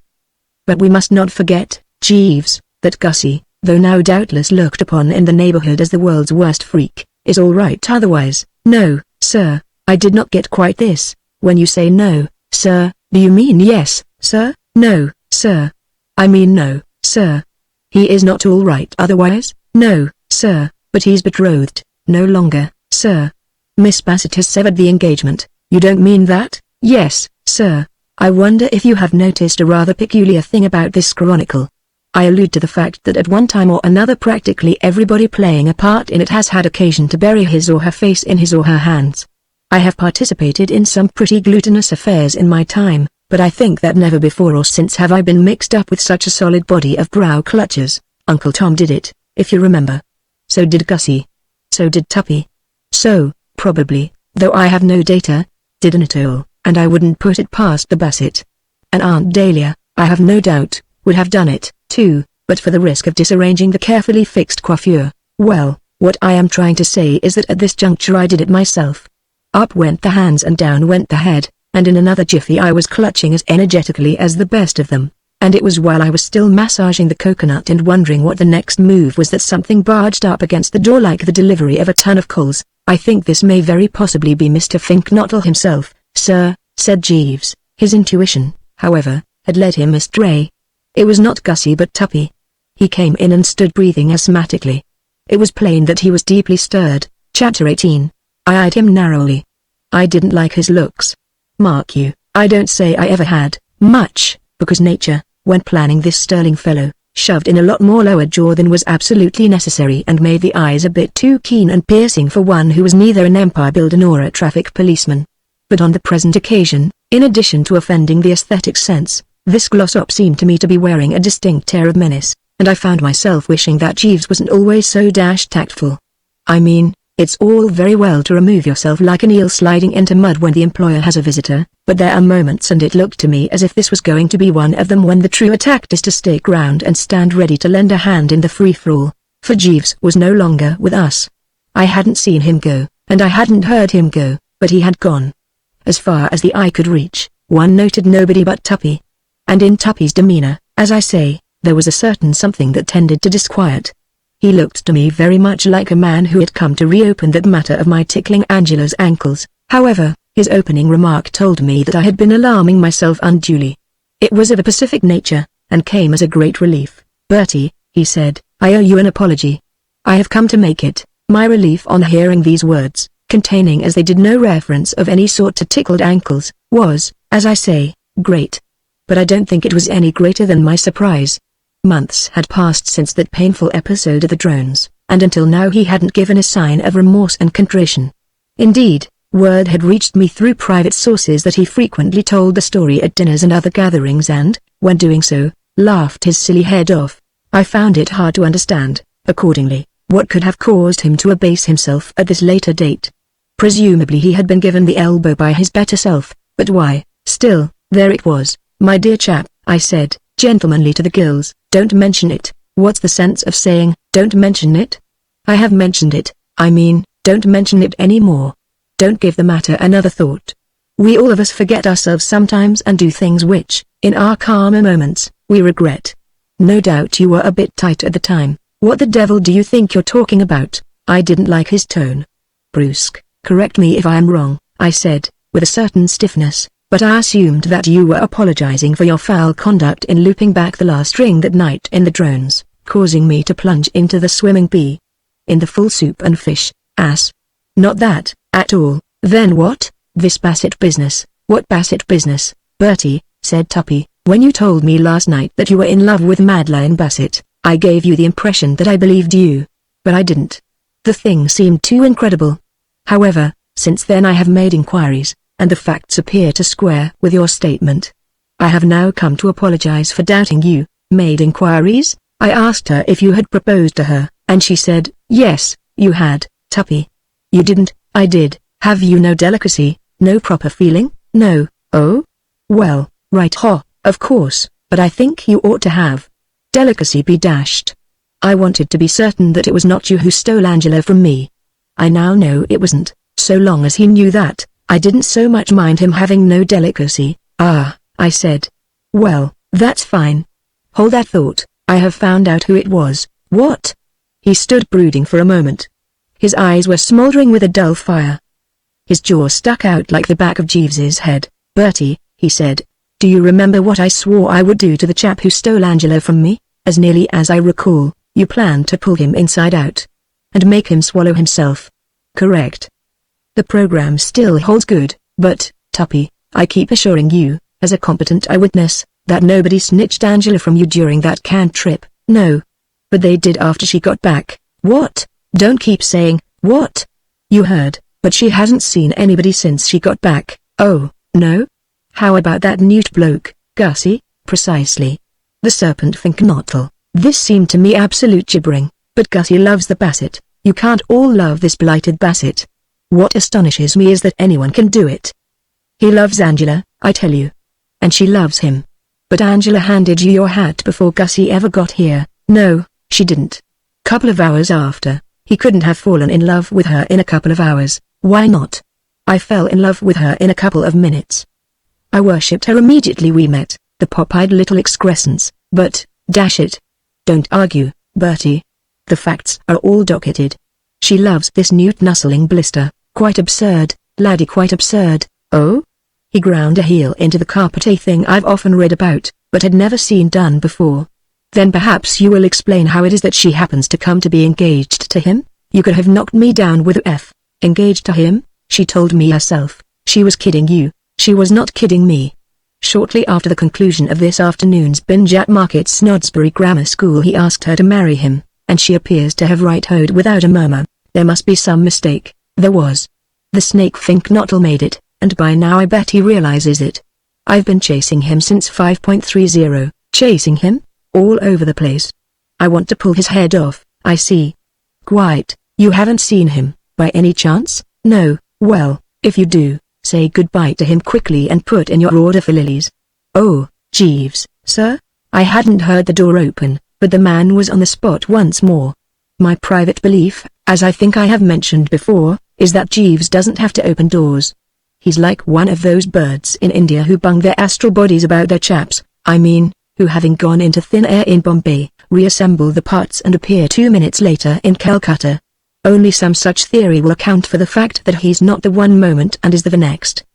He just seems to float from spot to spot, be like some form of gas. Have you seen Mr. Finknottle, Jeeves? No, sir, I'm going to murder him. Very good, sir. Tuppy withdrew, banging the door behind him, and I put Jeeves abreast. Jeeves, I said. Do you know what? Mr. Finknottle is engaged to my cousin Angela. Indeed, sir? Well, how about it? Do you grasp the psychology? Does it make sense? Only a few hours ago he was engaged to Miss Bassett. Gentlemen who have been discarded by one young lady are often apartment to attach themselves without delay to another, sir. It is what is known as a gesture. I began to grasp. I see what you mean. Defiant stuff. Yes, sir. A sort of oh, right please yourself, but if you don't want me, there are plenty who do. Precisely, sir. My cousin George. Never mind about your cousin George, Jeeves. Very good, sir. Keep him for the long winter evenings. What? Just as you wish, sir. And, anyway, I bet your cousin George wasn't a shrinking, non-goose-bowing jellyfish like Gussie. That is what astounds me, Jeeves, that it should be Gussie who has been putting in all this heavy gesture-making stuff. You must remember, sir, that Mr. Finknottle is in a somewhat inflamed cerebral condition. That's true. A bit above par at the moment, as it were. Exactly, sir. Well, I'll tell you one thing, he'll be in a jolly sight more inflamed cerebral condition if Tuppy gets hold of him. What's the time? Just on 8 o'clock, sir. Then Tuppy has been chasing him for 2 hours and a half. We must save the unfortunate blighter, Jeeves. Yes, sir. A human life is a human life. What? Exceedingly true, sir. The first thing, then, is to find him. After that we can discuss plans and schemes. Go forth, Jeeves, and scour the neighborhood. It will not be necessary, sir. If you will glance behind you, you will see Mr. Finknottle coming out from beneath your bed, and, by Jove, he was absolutely right. There was Gussie, emerging as stated. He was covered with fluff and looked like a tortoise popping forth for a bit of a breathe there. Gussie. I said. Jeeves, said Gussie. Sir? Said Jeeves. Is that door locked, Jeeves? No, sir, but I will attend to the matter immediately. Gussie sat down on the bed, and I thought for a moment that he was going to be in the mood by burying his face in his hands. However, he merely brushed a dead spider from his brow. Have you locked the door, Jeeves? Yes, sir, because you can never tell that ghastly Glossop may not take it into his head to come. The word back froze on his lips. He hadn't got any further than a bish sound, when a handle of the door began to twist and rattle. He sprang from the bed, and for an instant stood looking exactly like a picture my Aunt Agatha has in her dining room, the stag at Baylandsea. Then he made a dive for the cupboard and was inside it before one really got onto it that he had started leaping. I have seen fellows late for the 9.15 move less nippily. I shot a glance at Jeeves. He allowed his right eyebrow to flicker slightly, which is as near as he ever gets to a display of the emotions. Hello? I yipped. Let me in, blast you. Responded Tuppy's voice from without. Who locked this door? I consulted Jeeves once more in the language of the eyebrow. He raised one of his. I raised one of mine. He raised his other. I raised my other. Then we both raised both. Finally, there seeming no other policy to pursue, I flung wide the gates and Tuppy came shooting in. Now what? I said, as nonchalantly as I could manage. Why was the door locked? Demanded Tuppy. I was in pretty good eyebrow-raising form by now, so I gave him a touch of it. Is one to have no privacy, Glossop? I said coldly. I instructed Jeeves to lock the door because I was about to disrobe. A likely story, said Tuppy, and I'm not sure he didn't add forsooth. You needn't try to make me believe that you're afraid people are going to run excursion trains to see you in your underwear. You locked that door because you've got the snake Finknottle concealed in here. I suspected it the moment I'd left, and I decided to come back and investigate. I'm going to search this room from end to end. I believe he's in that cupboard. What's in this cupboard? Just clothes, I said, having another stab at the nonchalant, though extremely dubious as to whether it would come off. The usual wardrobe of the English gentleman paying a country house visit. You're lying. Well, I wouldn't have been if he had only waited a minute before speaking, because the words were hardly out of his mouth before Gussie was out of the cupboard. I have commented on the speed with which he had gone in. It was as nothing to the speed with which he emerged. There was a sort of whir and blur, and he was no longer with us. I think Tuppy was surprised. In fact, I'm sure he was. Despite the confidence with which he had stated his view that the cupboard contained Fink Nottles, it plainly disconcerted him to have the chap fizzing out at him like this. He gargled sharply, and jumped back about 5 feet. The next moment, however, he had recovered his poise and was galloping down the corridor in pursuit. It only needed Aunt Dahlia after them, shouting licks, or whatever is customary on these occasions, to complete the resemblance to a brisk run with the Quorn. I sank into a handy chair. I am not a man whom it is easy to discourage, but it seemed to me that things had at last begun to get too complex for Bertram. Jeeves, I said, all this is a bit thick. Yes, sir, the head rather swims. Yes, sir, I think you had better leave me, Jeeves. I shall need to devote the very closest thought to the situation which has arisen. Very good, sir. The door closed. I lit a cigarette and began to ponder. Chapter 19. Most chaps in my position, I imagine, would have pondered all the rest of the evening without getting a bite. But we Woosters have an uncanny knack of going straight to the heart of things, and I don't suppose it was much more than 10 minutes after I had started pondering before I saw what had to be done. What was needed to straighten matters out, I perceived, was a heart-to-heart talk with Angela. She had caused all the trouble by her mutton-headed behavior in saying yes instead of no when Gussie, in the grip of mixed drinks and cerebral excitement, had suggested teaming up. She must obviously be properly ticked off and made to return him to store. A quarter of an hour later, I had tracked her down to the summer house in which she was taking a cooler and was seating myself by her side. Angela, I said, and if my voice was stern, well, whose wouldn't have been? This is all perfect drivel. She seemed to come out of a reverie. She looked at me inquiringly. I'm sorry, Bertie, I didn't hear. What were you talking drivel about? I was not talking drivel. Oh, sorry, I thought you said you were. Is it likely that I would come out here in order to talk drivel? Very likely. I thought it best to haul off and approach the matter from another angle. I've just been seeing Tuppy. Oh, and Gussie Fink Nottle. Oh, yes, it appears that you have gone and got engaged to the latter. Quite right. Well, that's what I meant when I said it was all perfect drivel. You can't possibly love a chap like Gussie. Why not? You simply can't. Well, I mean to say, of course she couldn't. Nobody could love a freak like Gussie except a similar freak like the Bassett. The shot wasn't on the board. A splendid chap, of course, in many ways courteous, amiable, and just the fellow to tell you what to do till the doctor came, if you had a sick newt on your hands, but quite obviously not of Mendelssohn's March timber.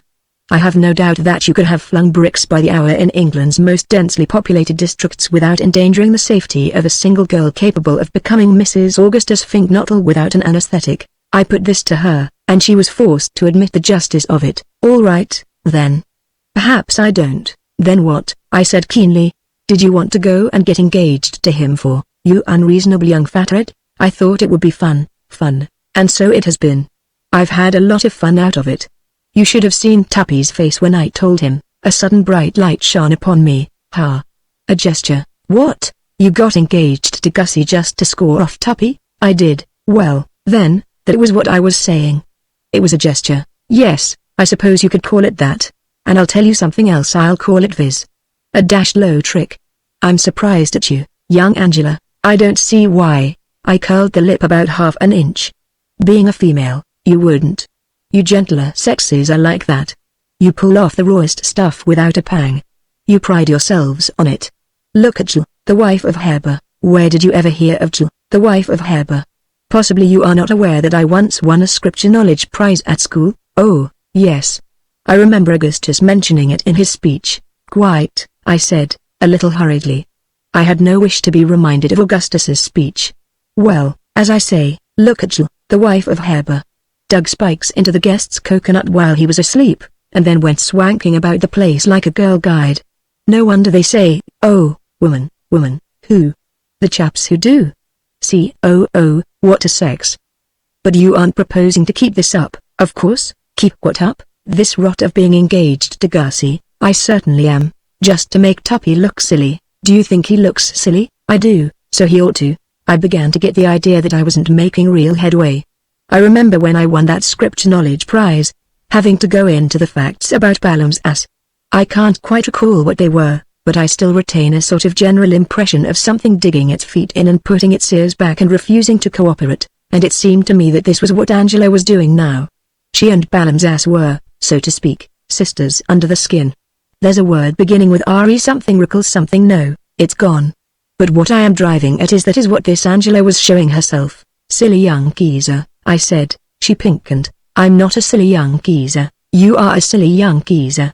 And, what's more, you know it. I don't know anything of the kind. Here you are, wrecking Tuppy's life, wrecking Gussie's life, all for the sake of a cheap score. Well, it's no business of yours. I sat on this promptly. No business of mine when I see two lives I used to go to school with wrecked. Ha. Besides, you know you're potty about Tuppy. I'm not. Is that so? If I had a quid for every time I've seen you gaze at him with the lover light in your eyes. She gazed at me. But without the lover light. Oh, for goodness sake, go away and boil your head, Bertie. I drew myself up. That, I replied, with dignity, is just what I am going to go away and boil. At least, I mean, I shall now leave you. I have said my say. Good. But permit me to add, I won't. Very good, I said coldly.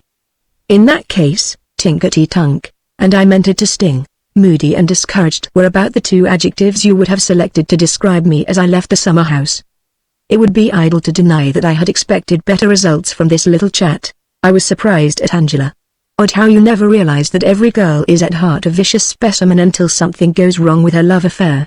This cousin and I had been meeting freely since the days when I wore sailor suits and she hadn't any front teeth, yet only now was I beginning to get onto her hidden depths. A simple, jolly, kindly young pimple, she had always struck me as the sort you could more or less rely on not to hurt a fly. But here she was now laughing heartlessly. At least, I seemed to remember hearing her laugh heartlessly like something cold and callous out of a sophisticated talkie, and fairly spitting on her hands in her determination to bring Tuppy's grey hairs in sorrow to the grave. I've said it before, and I'll say it again, girls are rummy.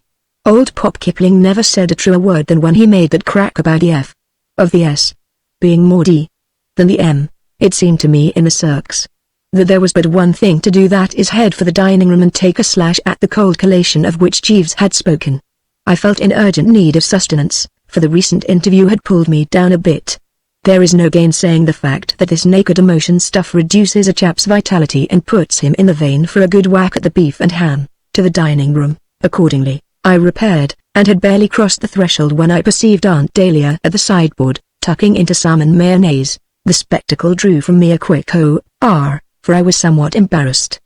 The last time this relative and I had enjoyed a tete-a-tete, it will be remembered, she had sketched out plans for drowning me in the kitchen garden pond, and I was not quite sure what my present standing with her was. I was relieved to find her in genial mood. Nothing could have exceeded the cordiality with which she waved her fork. "Hello, Bertie, you old ass," was her very matey greeting.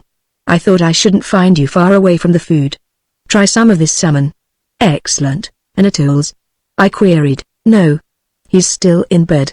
But the kitchen maid has struck an inspired streak. It suddenly seems to have come home to her that she isn't catering for a covey of buzzards in the Sahara Desert, and she has put out something quite fit for human consumption. There is good in the girl, after all, and I hope she enjoys herself at the dance. I ladled out a portion of salmon, and we fell into pleasant conversation, chatting of this servants' ball at the Stretchley Buds and speculating idly, I recall, as to what Seppings, the butler, would look like, doing the rumba. It was not till I had cleaned up the first platter and was embarking on a second that the subject of Gussie came up. Considering what had passed at Market's Snodsbury that afternoon, it was one which I had been expecting her to touch on earlier. When she did touch on it, I could see that she had not yet been informed of Angela's engagement. "I say, Bertie," she said, meditatively chewing fruit salad. "This spink bottle, nottle, bottle," insisted the aunt firmly. "After that exhibition of his this afternoon, bottle, and nothing but bottle, is how I shall always think of him. However, what I was going to say was that, if you see him, I wish you would tell him that he has made an old woman very, very happy. Except for the time when the curate tripped over a loose shoelace and fell down the pulpit steps, I don't think I have ever had a more wonderful moment than when good old Bottle suddenly started ticking Tom off from the platform. In fact, I thought his whole performance in the most perfect taste. I could not but demur. Those references to myself, those were what I liked next best. I thought they were fine. Is it true that you cheated when you won that scripture knowledge prize? Certainly not. My victory was the outcome of the most strenuous and unremitting efforts. And how about this pessimism we hear of? Are you a pessimist, Bertie? I could have told her that what was occurring in this house was rapidly making me one, but I said no, I wasn't. That's right.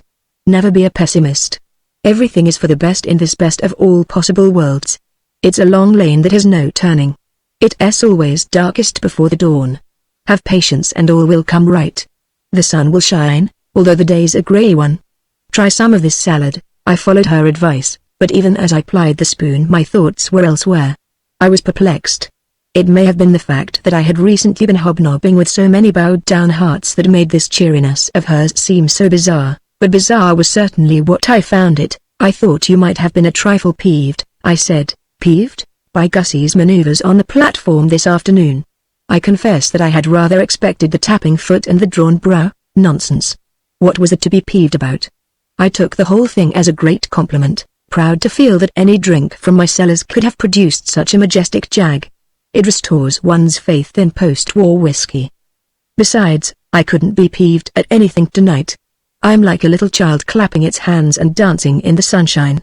For though it has been some time getting a move on, Bertie, the sun has at last broken through the clouds. Ring out those joy bells. Anatole has withdrawn his notice. What? Oh, very hearty congratulations, thanks.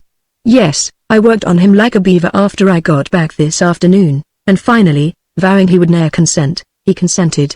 He stays on, praises be, and the way I look at it now is that God's in his heaven and all's right with. She broke off. The door had opened, and we were plus a butler. Hello, Seppings, said Aunt Dahlia. I thought you had gone. Not yet, Madame. Well, I hope you will all have a good time. Thank you, Madame. Was there something you wanted to see me about? Yes, Madame. It is with reference to Monsieur Anatole. Is it by your wish, Madame, that Mr. Finknottle is making faces at Monsieur Anatole through the skylight of his bedroom? Chapter 20. There was one of those long silences. Pregnant, I believe, is what they're generally called. Aunt looked at Butler. Butler looked at Aunt. I looked at both of them. An eerie stillness seemed to envelop the room like a linseed poultice.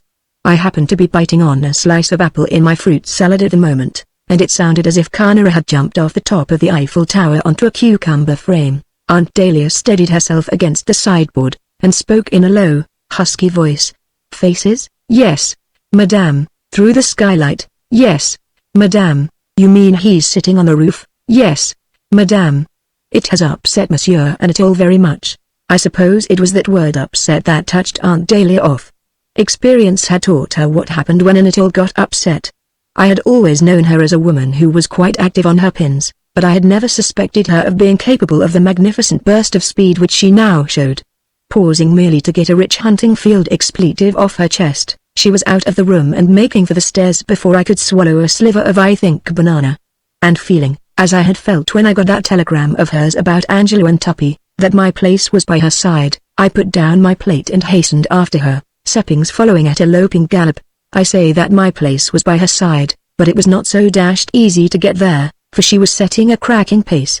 At the top of the first flight she must have led by a matter of half a dozen lengths, and was still shaking off my challenge when she rounded into the second. At the next landing, however, the grueling going appeared to tell on her, for she slackened off a trifle and showed symptoms of roaring, and by the time we were in the straight we were running practically neck and neck. Our entry into Anatole's room was as close a finish as you could have wished to see. Result: 1. Aunt Dahlia, 2. Bertram, 3. Seppings, 1 by a short head.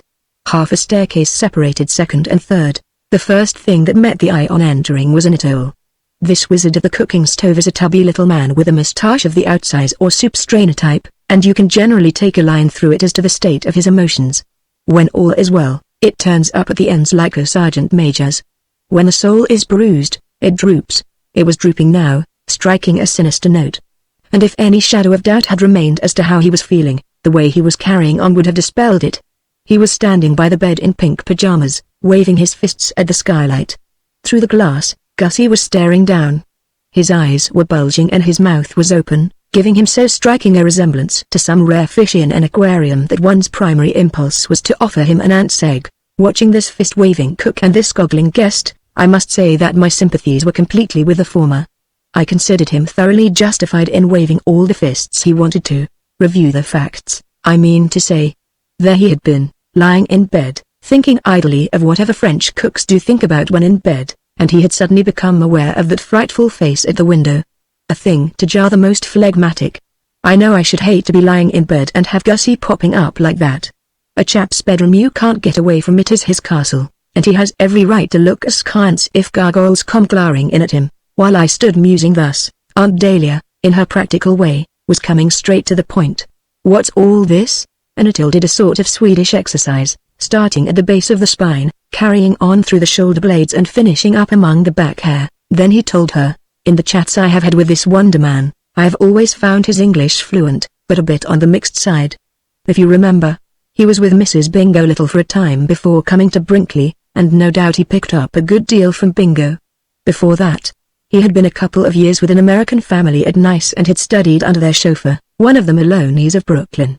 So, what with Bingo and what with Maloney, he is, as I say, fluent but a bit mixed. He spoke, in part, as follows. Hot dog. You ask me what is it? Listen. Make some attention a little. Me, I have hit the hay, but I do not sleep so good, and presently I wake and up I look. And there is one who make faces against me through the dashed window. Is that a pretty affair? Is that convenient? If you think I like it, you jolly well mistake yourself. I am so mad as a wet hen. And why not? I am somebody, isn't it? This is a bedroom, what, not a house for some apes? Then for what do blighters sit on my window so cool as a few cucumbers, making some faces? Quite, I said. Dashed reasonable, was my verdict. He threw another look up at Gussie, and did exercise too, the one where you clutch the moustache, give it a tug and then start catching flies. Wait yet a little. I am not finished. I say I see this type on my window, making a few faces. But what then? Does he buzz off when I shout a cry, and leave me peaceable? Not on your life. He remained planted there, not giving any damns, and sit regarding me like a cat watching a duck. He make faces against me and again he make faces against me, and the more I command that he should get to hell out of here, the more he do not get to hell out of here. He cries something towards me, and I demand what is his desire, but he do not explain. Oh, no, that arrives never. He does but shrug his head. What damn silliness. Is this amusing for me? You think I like it? I am not content with such folly. I think the poor mutt's loony. Je me fiche this type infect. Que idiot de faire comme ça loiser. Allez vausen, Lufia. Tell the boob to go away. He is mad as some March hatters. I must say I thought he was making out a jolly good case, and evidently Aunt Dahlia felt the same. She laid a quivering hand on his shoulder. I will, Monsieur Anatole, I will, she said, and I couldn't have believed that robust voice capable of sinking to such an absolute COO. More like a turtle dove calling to its mate than anything else. It's quite all right, she had said the wrong thing. He did exercise 3, all right? Nom dun nom dun nom. The hell you say it's all right? Of what use to pull stuff like that? Wait 1/2 moment. Not yet quite so quick, my old sport. It is by no means all right. See yet again a little. It is some very different dishes of fish. I can take a few smooths with a rough, it is true, but I do not find it agreeable when one play larks against me on my windows. That cannot do. A nice thing, no. I am a serious man. I do not wish a few larks on my windows. I enjoy larks on my windows worse as any. It is very little all right. If such Ranigazoo is to arrive, I do not remain any longer in this house no more. I buzz off and do not stay planted. Sinister words, I had to admit, and I was not surprised that Aunt Dahlia, hearing them, should have uttered the cry like the wail of a master of hounds seeing a fox shot. Anatole had begun to wave his fists again at Gussie, and she now joined him. Seppings, who was puffing respectfully in the background, didn't actually wave his fists, but he gave Gussie a pretty austere look. It was plain to the thoughtful observer that this Finknottle, in getting onto that skylight, had done a mistaken thing. He couldn't have been more unpopular in the home of G.G. Simmons. Go away, you crazy loon, cried Aunt Dahlia, in that ringing voice of hers which had once caused nervous members of the Quorn to lose stirrups and take tosses from the saddle. Gussie's reply was to waggle his eyebrows. I could read the message he was trying to convey. I think he means, I said, reasonable old Bertram, always trying to throw oil on the trouble W's that if he does he will fall down the side of the house and break his neck. Well, why not? Said Aunt Dahlia. I could see her point, of course, but it seemed to me that there might be a nearer solution. This skylight happened to be the only window in the house which Uncle Tom had not festooned with his bally bars. I suppose he felt that if a burglar had the nerve to climb up as far as this, he deserved what was coming to him. If you opened the skylight, he could jump in. The idea got across. Seppings, how does this skylight open? With a pole. Madame, then get a pole. Get 2 poles. 10. And presently Gussie was mixing with the company, like one of those chaps you read about in the papers. The wretched man seemed deeply conscious of his position. I must say Aunt Dahlia's bearing and demeanor did nothing to assist toward restored composure. Of the amiability which she had exhibited when discussing this unhappy chump's activities with me over the fruit salad, no trace remained, and I was not surprised that speech more or less froze on Definknottle lips. It isn't often that Aunt Dahlia, normally as genial a bird as ever encouraged a gaggle of hounds to get their noses down to it, lets her angry passions rise, but when she does, stronger men climb trees and pull them up after them. Well? She said. In answer to this, all that Gussie could produce was a sort of strangled hiccup. Well? Aunt Dahlia's face grew darker. Hunting, if indulged in regularly over a period of years, is a pastime that seldom fails to lend a fairly deepish tinge to the patient's complexion, and her best friends could not have denied that even at normal times the relative's map tended a little toward the crushed strawberry. But never had I seen it take on so pronounced a richness as now. She looked like a tomato struggling for self-expression. Well? Gussie tried hard. And for a moment it seemed as if something was going to come through. But in the end it turned out nothing more than a sort of death rattle. Oh, take him away, Bertie, and put ice on his head, said Aunt Dahlia, giving the thing up. And she turned to tackle what looked like the rather man-sized job of soothing Anatole, who was now carrying on a muttered conversation with himself in a rapid sort of way, seeming to feel that the situation was one to which he could not do justice in Bingo-cum-Maloney Anglo-American. He had fallen back on his native tongue. Words like marmite ondidamange, pignoof, halloobaloo and roustisser were fluttering from him like bats out of a barn. Lost on me, of course, because, though I sweated a bit at the Gallic language during that Cannes visit, I'm still more or less in the escavaux stage. I regretted this, for they sounded good. I assisted Gussie down the stairs. A cooler thinker than Aunt Dahlia, I had already guessed the hidden springs and motives which had led him to the roof, where she had seen only a cock-eyed reveler indulging himself in a drunken prank or whimsy. I had spotted the hunted fawn. Was Tuppy after you? I asked sympathetically. What I believe is called a frisson shook him. He nearly got me on the top landing. I shinned out through a passage window and scrambled along a sort of ledge. That baffled him. What? Yes. But then I found I had stuck. The roof sloped down in all directions. I couldn't go back. I had to go on, crawling along this ledge. And then I found myself looking down the skylight. Who was that chap? That was Anatole, Aunt Dahlia's chef, French, to the core. That explains why I couldn't make him understand.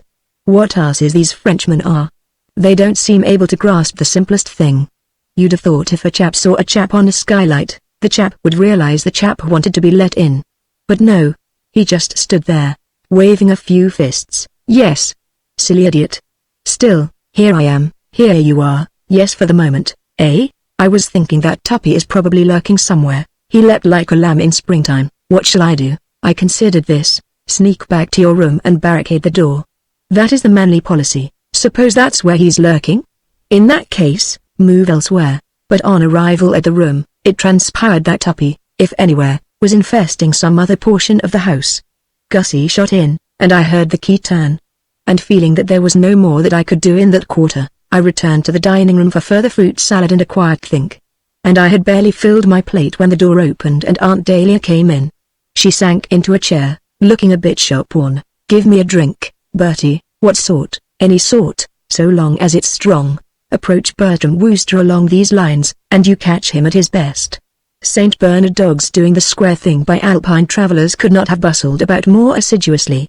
I filled the order, and for some moments nothing was to be heard but the sloshing sound of an aunt restoring her tissues. Shove it down, Aunt Dahlia, I said sympathetically. These things take it out of one, don't they?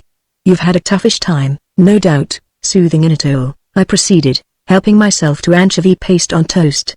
Everything pretty smooth now, I trust? She gazed at me in a long, lingering sort of way, her brow wrinkled as if in thought. Atla, she said at length.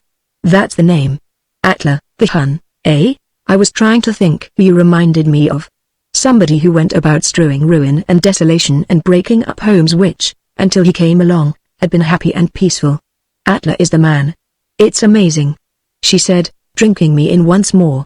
To look at you, one would think you were just an ordinary sort of amiable idiot, certifiable, perhaps, but quite harmless. Yet, in reality, you are worse a scourge than the Black Death. I tell you, Bertie, when I contemplate you I seem to come up against all the underlying sorrow and horror of life with such a thud that I feel as if I had walked into a lamp post. Pained and surprised, I would have spoken, but the stuff I had thought was anchovy paste had turned out to be something far more gooey and adhesive. It seemed to wrap itself round the tongue and impede utterance like a gag. And while I was still endeavoring to clear the vocal cords for action, she went on. Do you realize what you started when you sent that spink bottle man down here?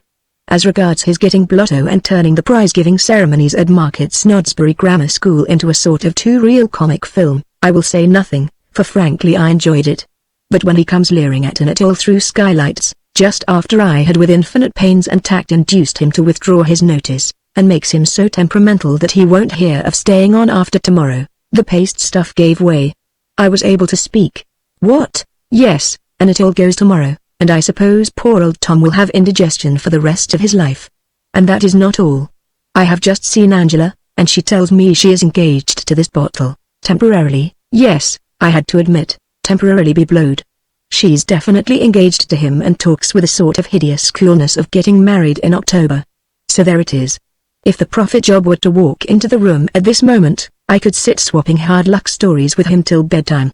Not that Job was in my class. He had boils. Well, what are boils? Dashed painful, I understand. Nonsense. I'd take all the boils on the market in exchange for my troubles. Can't you realize the position? I've lost the best cook to England. My husband, poor soul, will probably die of dyspepsia.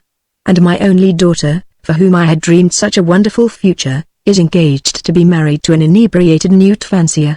And you talk about boils, I corrected her on a small point. I don't absolutely talk about boils.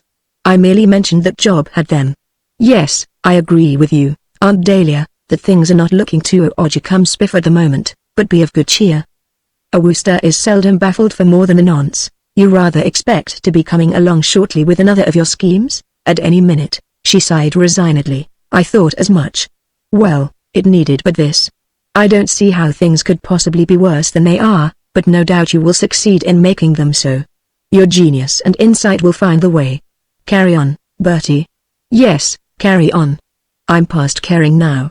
I shall even find a faint interest in seeing into what darker and profounder abysses of hell you can plunge this home. Go to it, lad. What's that stuff you're eating? I find it a little difficult to classify. Some sort of paste on toast. Rather like glue flavored with beef extract. Gimme, said Aunt Dahlia listlessly. Be careful how you chew, I advised. It sticketh closer than a brother. Yes, Jeeves, the man had materialized on the carpet. Absolutely noiseless, as usual. A note for you, sir. A note for me, Jeeves. A note for you, sir. From whom, Jeeves? From Miss Bassett, sir. From whom, Jeeves? From Miss Bassett, sir. From Miss Bassett, Jeeves. From Miss Bassett, sir. At this point, Aunt Dahlia, who had taken one nibble at her whatever it was on toast and laid it down, begged us a little fretfully, I thought for heaven's sake to cut out the crosstalk vaudeville stuff, as she had enough to bear already without having to listen to us doing our imitation of the two Macs. Always willing to oblige, I dismissed Jeeves with a nod, and he flickered for a moment and was gone. Many a spectre would have been less slippy, but what, I mused, toying with the envelope, can this female be writing to me about? Why not open the damn thing and see? A very excellent idea, I said, and did so. And if you are interested in my movements, proceeded Aunt Dahlia, heading for the door, I propose to go to my room, do some yogi deep breathing, and try to forget. Quite, I said absently, skimming P.L. And then, as I turned over, a sharp howl broke from my lips, causing Aunt Dahlia to shy like a startled mustang. Don't do it, she exclaimed, quivering in every limb. Yes, but dash it, what a pest you are, you miserable object, she sighed. I remember years ago, when you were in your cradle, being left alone with you one day and you nearly swallowed your rubber comforter and started turning purple. And I, ass that I was, took it out and saved your life. Let me tell you, young Bertie, it will go very hard with you if you ever swallow a rubber comforter again when only I am by to aid, but, dash it, I cried. Do you know what's happened? Madeline Bassett says she's going to marry me. I hope it keeps fine for you, said the relative, and passed from the room looking like something out of an Edgar Allan Poe story. Chapter 21.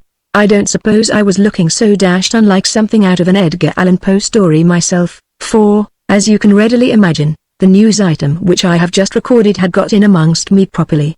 If the Basset, in the belief that the Wooster heart had long been hers and was waiting ready to be scooped in on demand, had decided to take up her option, I should, as a man of honor and sensibility, have no choice but to come across and kick in. The matter was obviously not one that could be straightened out with a curtinol prosloquy. All the evidence, therefore, seemed to point to the fact that the doom had come upon me and, what was more, had come to stay, and yet, though it would be idle to pretend that my grip on the situation was quite the grip I would have liked it to be, I did not despair of arriving at a solution. A lesser man, caught in this awful snare, would no doubt have thrown in the towel at once and ceased to struggle, but the whole point about the Woosters is that they are not lesser men. By way of a start, I read the note again. Not that I had any hope that a second perusal would enable me to place a different construction on its contents, but it helped to fill in while the brain was limbering up. I then, to assist thought, had another go at the fruit salad, and in addition ate a slice of sponge cake. And it was as I passed on to the cheese that the machinery started working. I saw what had to be done. To the question which had been exercising the mind, viz., can Bertram cope ? I was now able to reply with a confident absolutely. The great wheeze on these occasions of dirty work at the crossroads is not to lose your head but to keep cool and try to find the ringleaders. Once find the ringleaders, and you know where you are. The ringleader here was plainly the Basset. It was she who had started the whole imbroglio by chucking Gussie, and it was clear that before anything could be done to solve and clarify, she must be induced to revise her views and take him on again. This would put Angela back into circulation, and that would cause Tuppy to simmer down a bit, and then we could begin to get somewhere. I decided that as soon as I had had another morsel of cheese I would seek this Basset out and be pretty eloquent. And at this moment in she came. I might have foreseen that she would be turning up shortly.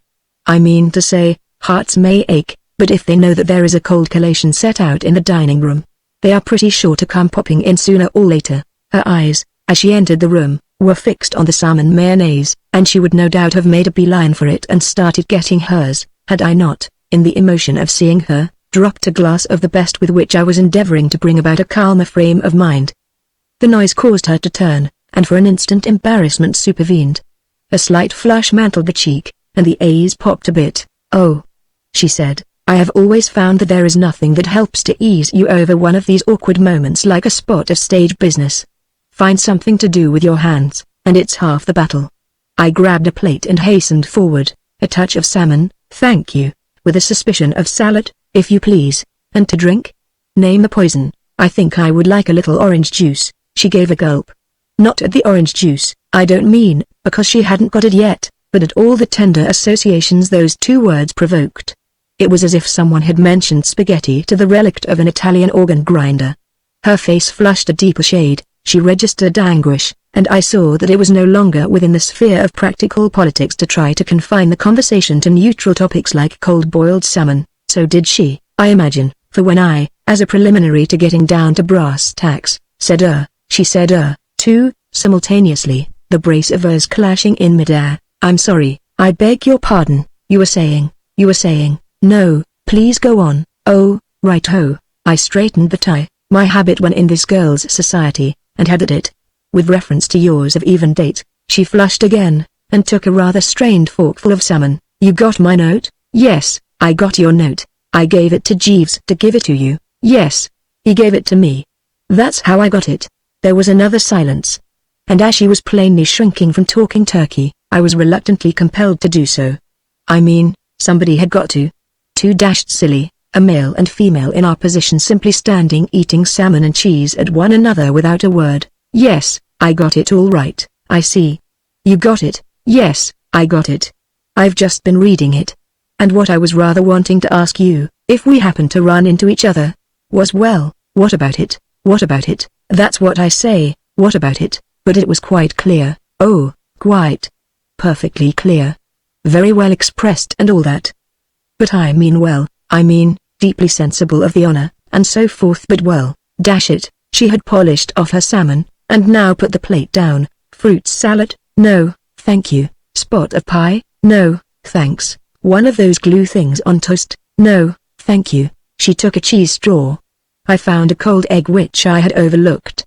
Then I said, I mean to say, just as she said, "I think I know," and there was another collision. I beg your pardon, I'm sorry, do go on. No, you go on. I waved my cold egg courteously, to indicate that she had the floor, and she started again. I think I know what you are trying to say. You are surprised. Yes, you are thinking of? Exactly. Mr. Finknottle, the very man. You find what I have done hard to understand. Absolutely. I don't wonder. I do. And yet it is quite simple. She took another cheese straw. She seemed to like cheese straws. Quite simple, really. I want to make you happy. Decent of you. I am going to devote the rest of my life to making you happy. A very matey scheme. I can at least do that.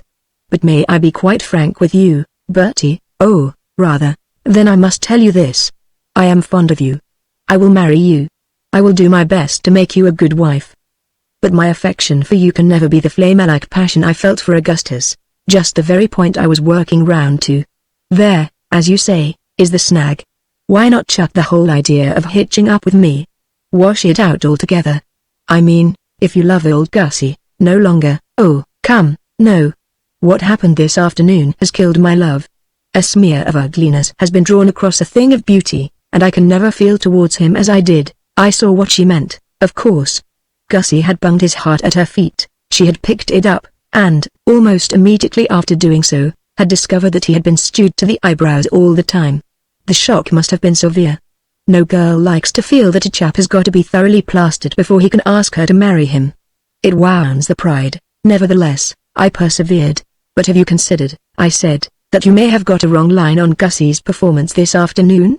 Admitted that all the evidence points to a more sinister theory, what price him simply having got a touch of the sun?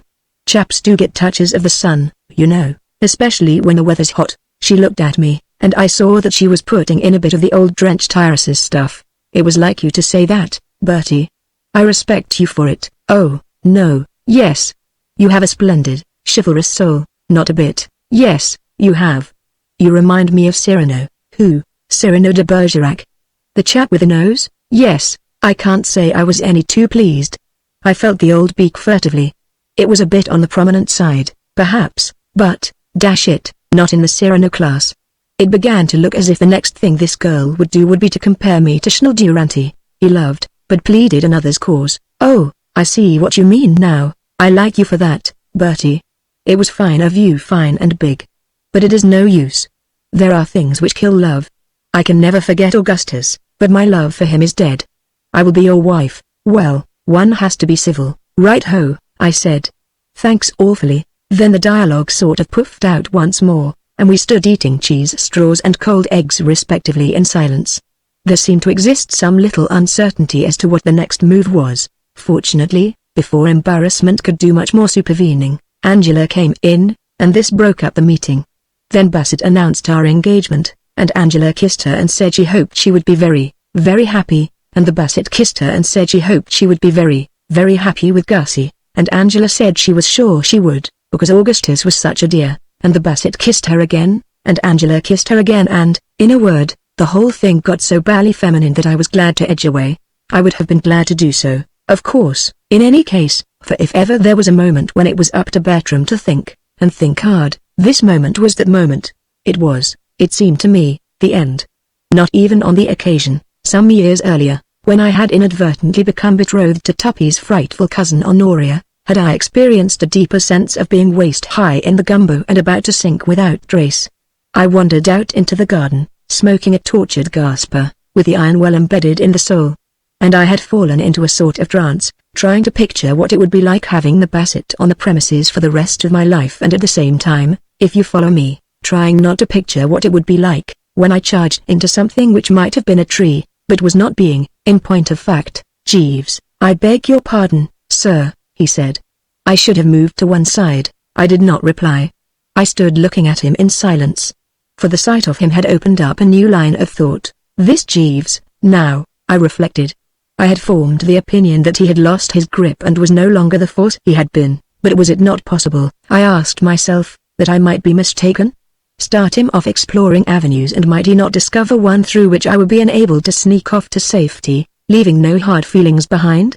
I found myself answering that it was quite on the cards that he might. After all, his head still bulged out at the back as of old.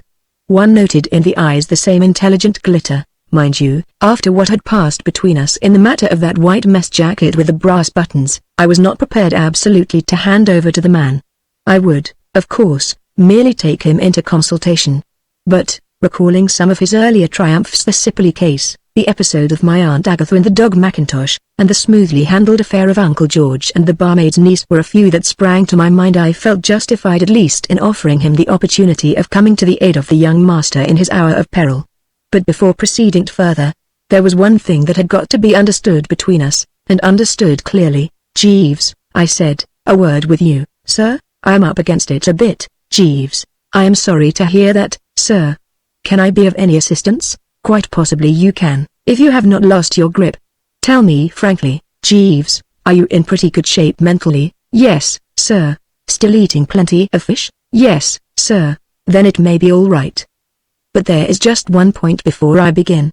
In the past, when you have contrived to extricate self or some pal from some little difficulty, you have frequently shown a disposition to take advantage of my gratitude to gain some private end. Those purple socks, for instance. Also the +4s and the old Etonian spats. Choosing your moment with subtle cunning, you came to me when I was weakened by relief and got me to get rid of them. And what I am saying now is that if you are successful on the present occasion there must be no rot of that description about that mess jacket of mine. Very good, sir. You will not come to me when all is over and ask me to jettison the jacket? Certainly not, sir. On that understanding then, I will carry on. Jeeves, I'm engaged. I hope you will be very happy, sir. Don't be an ass. I'm engaged to Miss Bassett. Indeed, sir? I was not aware, nor was I. It came as a complete surprise. However, there it is. The official intimation was in that note you brought me. Odd, sir. What is odd, sir, that the contents of that note should have been as you describe. It seemed to me that Miss Bassett, when she handed me the communication, was far from being in a happy frame of mind. She is far from being in a happy frame of mind. You don't suppose she really wants to marry me, do you? Sure, Jeeves. Can't you see that this is simply another of those bally gestures which are rapidly rendering Brinkley Court a hell for man and beast? Dash all gestures, is my view. Yes, sir. Well, what's to be done? You feel that Miss Bassett, despite what has occurred, still retains a fondness for Mr. Finknottle, sir? She's pining for him. In that case, sir, surely the best plan would be to bring about a reconciliation between them. How? You see. You stand silent and twiddle the fingers. You are stumped. No, sir. If I twiddled my fingers, it was merely to assist thought. Then continue twiddling. It will not be necessary, sir. You don't mean you've got a bite already? Yes, sir. You astound me, Jeeves. Let's have it. The device which I have in mind is one that I have already mentioned to you, sir. When did you ever mention any device to me? If you will throw your mind back to the evening of our arrival, sir. You were good enough to inquire of me if I had any plan to put forward with a view to bringing Miss Angela and Mr. Glossop together, and I ventured to suggest, good Lord. Not the old fire alarm thing? Precisely, sir. You're still sticking to that? Yes, sir. It shows how much the ghastly blow I had received had shaken me when I say that, instead of dismissing the proposal with a curtsy, or anything like that, I found myself speculating as to whether there might not be something in it, after all. When he had first mooted this fire alarm scheme of his, I had sat upon it, if you remember, with the maximum of promptitude and vigor.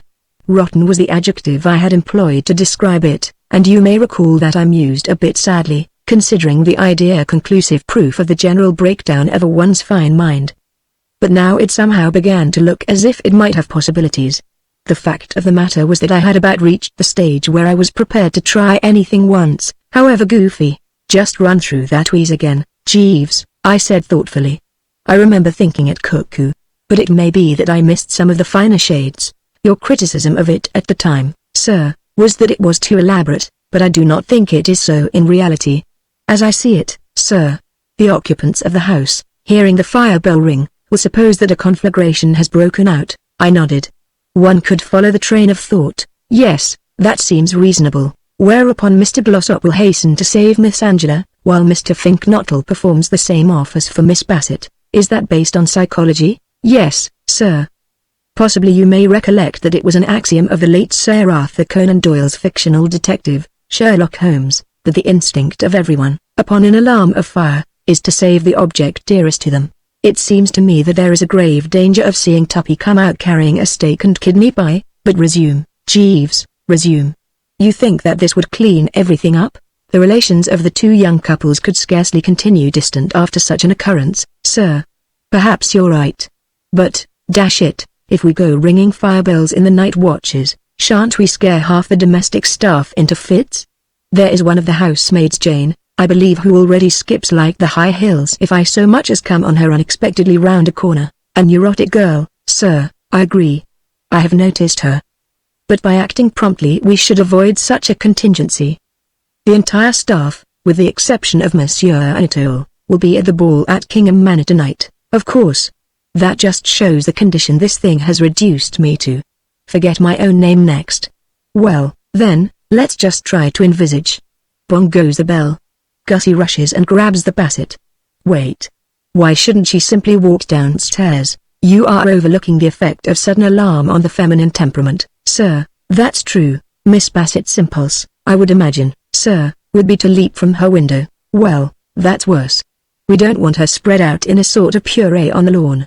It seems to me that the flaw in this scheme of yours, Jeeves, is that it's going to litter the garden with mangled corpses. No, sir. You will recall that Mr. Trevor's fear of burglars has caused him to have stout bars fixed to all the windows. Of course, yes. Well, it sounds all right, I said, though still a bit doubtfully. Quite possibly it may come off. But I have a feeling that it will slip up somewhere. However, I am in no position to cavil at even a 100-to-1 shot. I will adopt this policy of yours, Jeeves, though, as I say, with misgivings. At what hour would you suggest bonging the bell? Not before midnight, sir. That is to say, some time after midnight. Yes, sir. Right ho, then. At 12:30 on the dot, I will bong. Very good, sir. Chapter 22. I don't know why it is, but there's something about the rural districts after dark that always has a rummy effect on me. In London I can stay out till all hours and come home with the milk without a tremor. But put me in the garden of a country house after the strength of the company has gone to roost and the place is shut up, and a sort of goose-fleshy feeling steals over me. The night wind stirs the treetops, twigs crack, bushes rustle, and before I know where I am, the morale has gone flat and I'm expecting the family ghost to come sneaking up behind me, making groaning noises.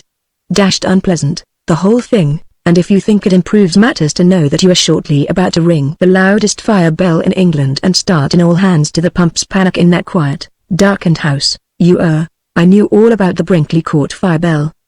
The dickens of a row it makes. Uncle Tom, in addition to not liking burglars, is a bloke who has always objected to the idea of being cooked in his sleep, so when he bought the place he saw to it that the fire bell should be something that might give you heart failure, but which you couldn't possibly mistake for the drowsy chirping of a sparrow in the ivy. When I was a kid and spent my holidays at Brinkley, we used to have fire drills after closing time, and many is the night I've had it jerk me out of the dreamless like the last trump. I confess that the recollection of what this bell could do when it buckled down to it gave me pause as I stood that night at 12:30 p.m. prompt beside the outhouse where it was located.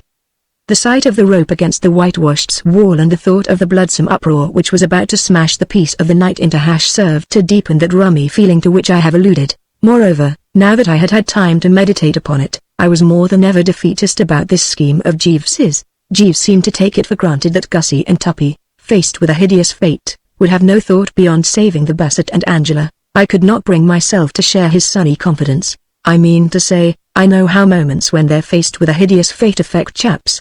I remember Freddie Widgeon, one of the most chivalrous birds in the drones, telling me how there was an alarm of fire once at a seaside hotel where he was staying and, so far from rushing about saving women, he was down the escape within 10 seconds of the kickoff, his mind concerned with but one thing, viz. the personal well-being of F. Widgeon. As far as any idea of doing the delicately nurtured a bit of good went, he tells me, he was prepared to stand underneath and catch them in blankets, but no more. Why, then, should this not be so with Augustus Finknottle and Hildebrand Glossop? Such were my thoughts as I stood toying with the rope, and I believe I should have turned the whole thing up, had it not been that at this juncture there floated into my mind a picture of the Bassett hearing that bell for the first time. Coming as a wholly new experience, it would probably startle her into a decline.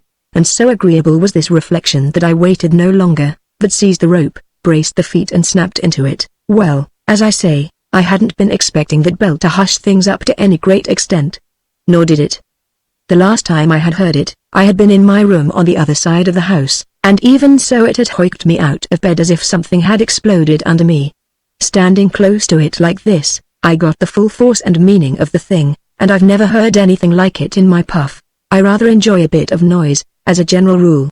I remember Cat's Meat Pot to Purbright bringing a police rattle into the drones one night and loosing it off behind my chair, and I just lay back and closed my eyes with a pleasant smile, like someone in a box at the opera. And the same applies to the time when my Aunt Agatha's son, young Thos, put a match to the parcel of Guy Fawkes Day fireworks to see what would happen. But the Brinkley Court fire bell was too much for me. I gave about half a dozen tugs, and then, feeling that enough was enough, sauntered round to the front lawn to ascertain what solid results had been achieved. Brinkley Court had given of its best. A glance told me that we were playing to capacity. The eye, roving to and fro, noted here Uncle Tom in a purple dressing gown, their Aunt Dahlia in the old blue and yellow. It also fell upon Anatole, Tuppy, Gussie, Angela, the Bassett and Jeeves, in the order named. There they all were, present and correct. But and this was what caused me immediate concern, I could detect no sign whatever that there had been any rescue work going on. What I had been hoping, of course, was to see Tuppy bending solicitously over Angela in one corner, while Gussie fanned the Bassett with a towel in the other. Instead of which, the Bassett was one of the group which included Aunt Dahlia and Uncle Tom and seemed to be busy trying to make Anatole see the bright side, while Angela and Gussie were, respectively, leaning against the sundial with a peeved look and sitting on the grass rubbing a barked shin. Tuppy was walking up and down the path, all by himself, a disturbing picture, you will admit. It was with a rather imperious gesture that I summoned Jeeves to my side. Well, Jeeves, sir? I eyed him sternly. Sir? Forsooth, it's no good saying sir. Jeeves. Look round you. See for yourself. Your scheme has proved a bust. Certainly it would appear that matters have not arranged themselves quite as we anticipated, sir. We? As I had anticipated, sir, that's more like it. Didn't I tell you it would be a flop? I remember that you did seem dubious, sir. Dubious is no word for it, Jeeves. I hadn't a scrap of faith in the idea from the start. When you first mooted it, I said it was rotten, and I was right. I'm not blaming you, Jeeves. It is not your fault that you have sprained your brain. But after this, forgive me if I hurt your feelings, Jeeves. I shall know better than to allow you to handle any but the simplest and most elementary problems. It is best to be candid about this, don't you think? Kindest to be frank and straightforward? Certainly, sir. I mean, the surgeon's knife. What, precisely, sir? I consider, if you will pardon me for interrupting you, sir, I fancy Mrs. Travers is endeavoring to attract your attention. And at this moment a ringing hoy, which could have proceeded only from the relative in question, assured me that his view was correct. Just step this way a moment, Atla, if you don't mind, boomed that well-known and under certain conditions, well-loved voice, and I moved over. I was not feeling unmixedly at my ease. For the first time it was beginning to steal upon me that I had not prepared a really good story in support of my questionable behavior in ringing fire bells at such an hour, and I have known Aunt Dahlia to express herself with a hearty freedom upon far smaller provocation. She exhibited, however, no signs of violence. More a sort of frozen calm, if you know what I mean. You could see that she was a woman who had suffered. Well, Bertie, dear, she said, here we all are. Quite, I replied guardedly. Nobody missing, is there? I don't think so. Splendid. So much healthier for us out in the open like this than frowsting in bed. I had just dropped off when you did your bell-ringing act. For it was you, my sweet child, who rang that bell, was not. I did ring the bell, yes. Any particular reason, or just a whim? I thought there was a fire. What gave you that impression, dear? I thought I saw flames. Where, darling? Tell Aunt Dahlia. In one of the windows, I see. So we have all been dragged out of bed and scared rigid because you have been seeing things. Here Uncle Tom made a noise like a cork coming out of a bottle, and Anatole, whose moustache had hit a new low, said something about some apes and, if I am not mistaken, a rogomia, whatever that is. I admit I was mistaken. I am sorry, don't apologize, Ducky. Can't you see how pleased we all are? What were you doing out here, anyway? Just taking a stroll, I see. And are you proposing to continue your stroll? No, I think I'll go in now. That's fine. Because I was thinking of going in, too, and I don't believe I could sleep knowing you were out here giving rein to that powerful imagination of yours. The next thing that would happen would be that you would think you saw a pink elephant sitting on the drawing room windowsill and start throwing bricks at it. Well, come on, Tom. The entertainment seems to be over. But wait. The Newt King wishes a word with us. Yes, Mr. Finknottle, Gussie, as he joined our little group, seemed upset about something. I say on, Augustus, I say, what are we going to do? Speaking for myself, I intend to return to bed, but the door's shut. What door? The front door. Somebody must have shut it, then I shall open it. But it won't open, then I shall try another door. But all the other doors are shut. What? Who shut them? I don't know. I advanced a theory. The wind. Aunt Dahlia's eyes met mine. Don't try me too high, she begged. Not now, precious. And, indeed, even as I spoke, it did strike me that the night was pretty still. Uncle Tom said we must get in through a window. Aunt Dahlia sighed a bit. How? Could Lloyd George do it? Could Winston do it? Could Baldwin do it? No. Not since you had those bars of yours put on. Well. God bless my soul. Ring the bell, then. The fire bell? The door bell? To what end, Thomas? There's nobody in the house. The servants are all at Kingham, but, confound it all, we can't stop out here all night, can't we? You just watch us. There is nothing, literally nothing, which a country house party can't do with Adler here operating on the premises. Seppings presumably took the back door key with him. We must just amuse ourselves till he comes back. Tuppy made a suggestion. Why not take out one of the cars and drive over to Kingham and get the key from Seppings? It went well. No question about that. For the first time, a smile lit up Aunt Dahlia's drawn face. Uncle Tom grunted approvingly. Anatole said something in Provençal that sounded complimentary. And I thought I detected even on Angela's map a slight softening. A very excellent idea, said Aunt Dahlia. One of the best. Nip round to the garage at once. After Tuppy had gone, some extremely flattering things were said about his intelligence and resource, and there was a disposition to draw rather invidious comparisons between him and Bertram.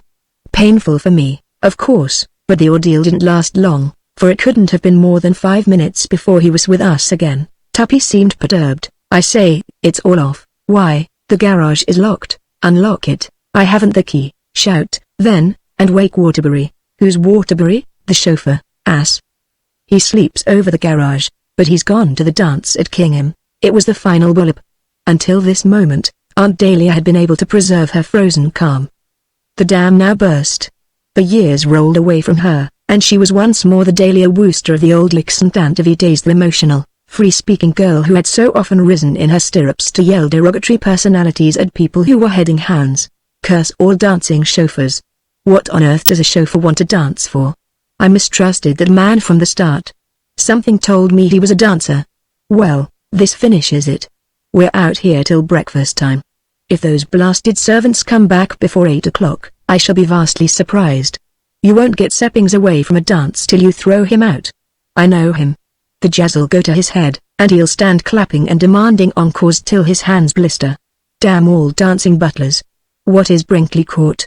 A respectable English country house or a crimson dancing school? One might as well be living in the middle of the Russian ballet. Well, all right. If we must stay out here, we must. We shall all be frozen stiff, except here. She directed at me not one of her friendliest glances except dear old Atla, who is, I observe, well and warmly clad. We will resign ourselves to the prospect of freezing to death like the babes in the wood, merely expressing a dying wish that our old pal Atla will see that we are covered with leaves. No doubt he will also toll that firebell of his as a mark of respect. And what might you want, my good man? She broke off, and stood glaring at Jeeves. During the latter portion of her address, he had been standing by in a respectful manner, endeavoring to catch the speaker's eye. If I might make a suggestion, Madame, I am not saying that in the course of our long association I have always found myself able to view Jeeves with approval. There are aspects of his character which have frequently caused coldnesses to arise between us. He is one of those fellows who, if you give them a thingamy, take a what do you call it. His work is often raw, and he has been known to allude to me as mentally negligible. More than once, as I have shown, it has been my painful task to squelch in him a tendency to get uppish and treat the young master as a serf or peon. These are grave defects, but one thing I have never failed to hand the man. He is magnetic. There is about him something that seems to soothe and hypnotize. To the best of my knowledge, he has never encountered a charging rhinoceros, but should this contingency occur, I have no doubt that the animal, meeting his eye, would check itself in mid-stride, roll over and lie purring with its legs in the air, At any rate he calmed down Aunt Dahlia, the nearest thing to a charging rhinoceros, in under 5 seconds. He just stood there looking respectful, and though I didn't time the thing not having a stopwatch on me, I should say it wasn't more than 3 seconds and a quarter before her whole manner underwent an astounding change for the better. She melted before one's eyes. Jeeves. You haven't got an idea? Yes, madame, that great brain of yours has really clicked as ever in the hour of need. Yes, madame. Jeeves, said Aunt Dahlia in a shaking voice, I am sorry I spoke so abruptly. I was not myself. I might have known that you would not come simply trying to make conversation. Tell us this idea of yours, Jeeves. Join our little group of thinkers and let us hear what you have to say. Make yourself at home, Jeeves, and give us the good word. Can you really get us out of this mess? Yes, madame, if one of the gentlemen would be willing to ride a bicycle. A bicycle? There is a bicycle in the gardener's shed in the kitchen garden, madame. Possibly one of the gentlemen might feel disposed to ride over to Kingham Manor and procure backdoor key from Mr. Seppings. Splendid, Jeeves, thank you, madame. Wonderful, thank you, madame. Atla, said Aunt Dahlia, turning and speaking in a quiet, authoritative manner. I had been expecting it. From the very moment those ill-judged words had passed the fellow's lips, I had had a presentiment that a determined effort would be made to elect me as the goat, and I braced myself to resist and obstruct. And as I was about to do so, while I was in the very act of summoning up all my eloquence to protest that I didn't know how to ride a bike and couldn't possibly learn in the brief time at my disposal, I'm dashed if the man didn't go and nip me in the bud. Yes, madame, Mr. Wooster would perform the task admirably.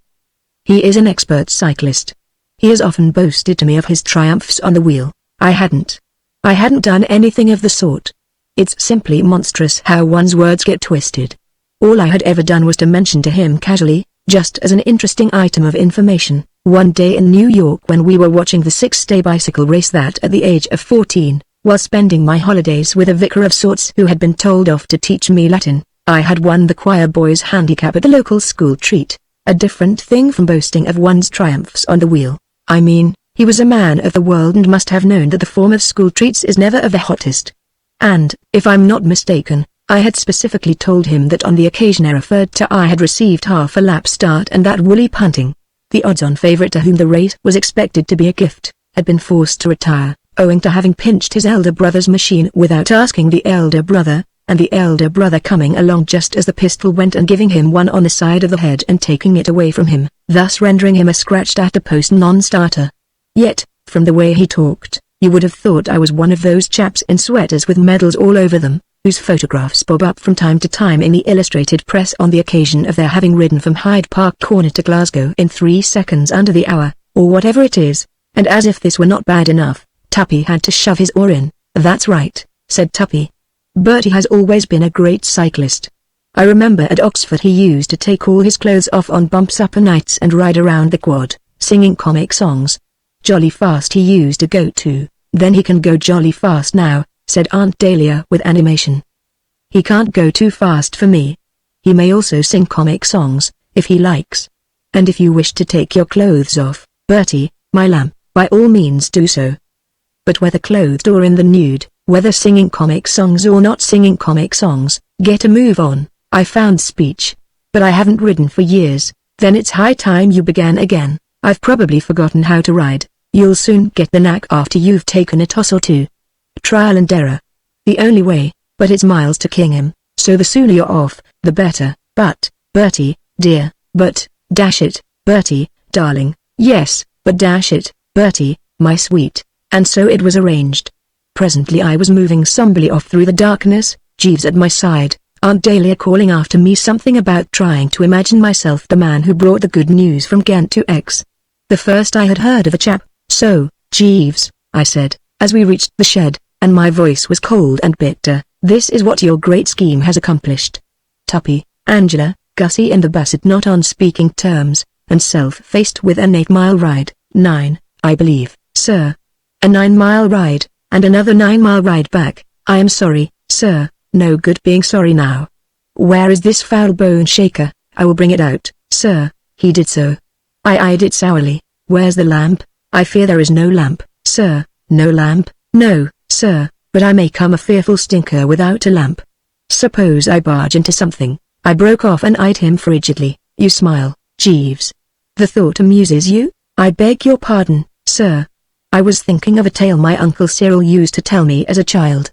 An absurd little story, sir, though I confess that I have always found it droll. According to my Uncle Cyril, two men named Nichols and Jackson set out to ride to Brighton on a tandem bicycle, and were so unfortunate as to come into collision with a brewer's van. And when the rescue party arrived on the scene of the accident, it was discovered that they had been hurled together with such force that it was impossible to sort them out at all adequately. The keenest eye could not discern which portion of the fragments was Nichols and which Jackson. So they collected as much as they could, and called it Nixon. I remember laughing very much at that story when I was a child, sir. I had to pause a moment to master my feelings. You did, eh? Yes, sir. You thought it funny? Yes, sir. And your Uncle Cyril thought it funny? Yes, sir. Golly, what a family. Next time you meet your Uncle Cyril, Jeeves, you can tell him from me that his sense of humor is morbid and unpleasant. He is dead, sir. Thank heaven for that. Well, give me the blasted machine. Very good, sir. Are the tires inflated? Yes, sir. The nuts firm, the brakes in order, the sprockets running true with the differential gear? Yes, sir. Right-ho, Jeeves. In Tuppy's statement that, when at the University of Oxford, I had been known to ride a bicycle in the nude about the quadrangle of our mutual college, there had been, I cannot deny, a certain amount of substance. Correct, however, though his facts were, so far as they went, he had not told all.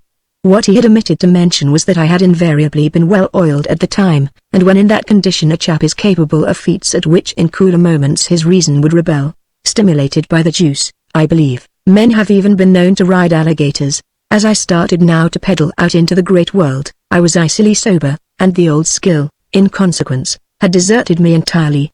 I found myself wobbling badly, and all the stories I had ever heard of nasty bicycle accidents came back to me with a rush, headed by Jeeves's Uncle Cyril's cheery little anecdote about Nichols and Jackson. Pounding wearily through the darkness, I found myself at a loss to fathom the mentality of men like Jeeves's Uncle Cyril. What on earth he could see funny in a disaster which had apparently involved the complete extinction of a human creature or, at any rate, of half a human creature and half another human creature was more than I could understand. To me, the thing was one of the most poignant tragedies that had ever been brought to my attention, and I have no doubt that I should have continued to brood over it for quite a time, had my thoughts not been diverted by the sudden necessity of zigzagging sharply in order to avoid a pig in the fairway. For a moment it looked like being real Nichols and Jackson stuff, but, fortunately, a quick zig on my part, coinciding with an adroit zag on the part of the pig, enabled me to win through, and I continued my ride safe, but with the heart fluttering like a captive bird. The effect of this narrow squeak upon me was to shake the nerve to the utmost. The fact that pigs were abroad in the night seemed to bring home to me the perilous nature of my enterprise. It set me thinking of all the other things that could happen to a man out and about on a velocipede without a lamp after lighting up time. In particular, I recalled the statement of a pal of mine that in certain sections of the rural districts goats were accustomed to stray across the road to the extent of their chains, thereby forming about as sound a booby trap as one could well wish. He mentioned, I remember, the case of a friend of his whose machine got entangled with a goat chain and who was dragged 7 miles like skiddering in Switzerland so that he was never the same man again. And there was one chap who ran into an elephant, left over from a traveling circus. Indeed, taking it for all in all, it seemed to me that, with the possible exception of being bitten by sharks, there was virtually no front-page disaster that could not happen to a fellow, once he had allowed his dear ones to override his better judgment and shove him out into the great unknown on a push bike, and I am not ashamed to confess that, taking it by and large, the amount of quailing I did from this point on was pretty considerable. However, in respect to goats and elephants, I must say things panned out unexpectedly well. Oddly enough, I encountered neither. But when you have said that you have said everything, for in every other way the conditions could scarcely have been fouler. Apart from the ceaseless anxiety of having to keep an eye skinned for elephants, I found myself much depressed by barking dogs, and once I received a most unpleasant shock when, alighting to consult a signpost, I saw sitting on top of it an owl that looked exactly like my Aunt Agatha.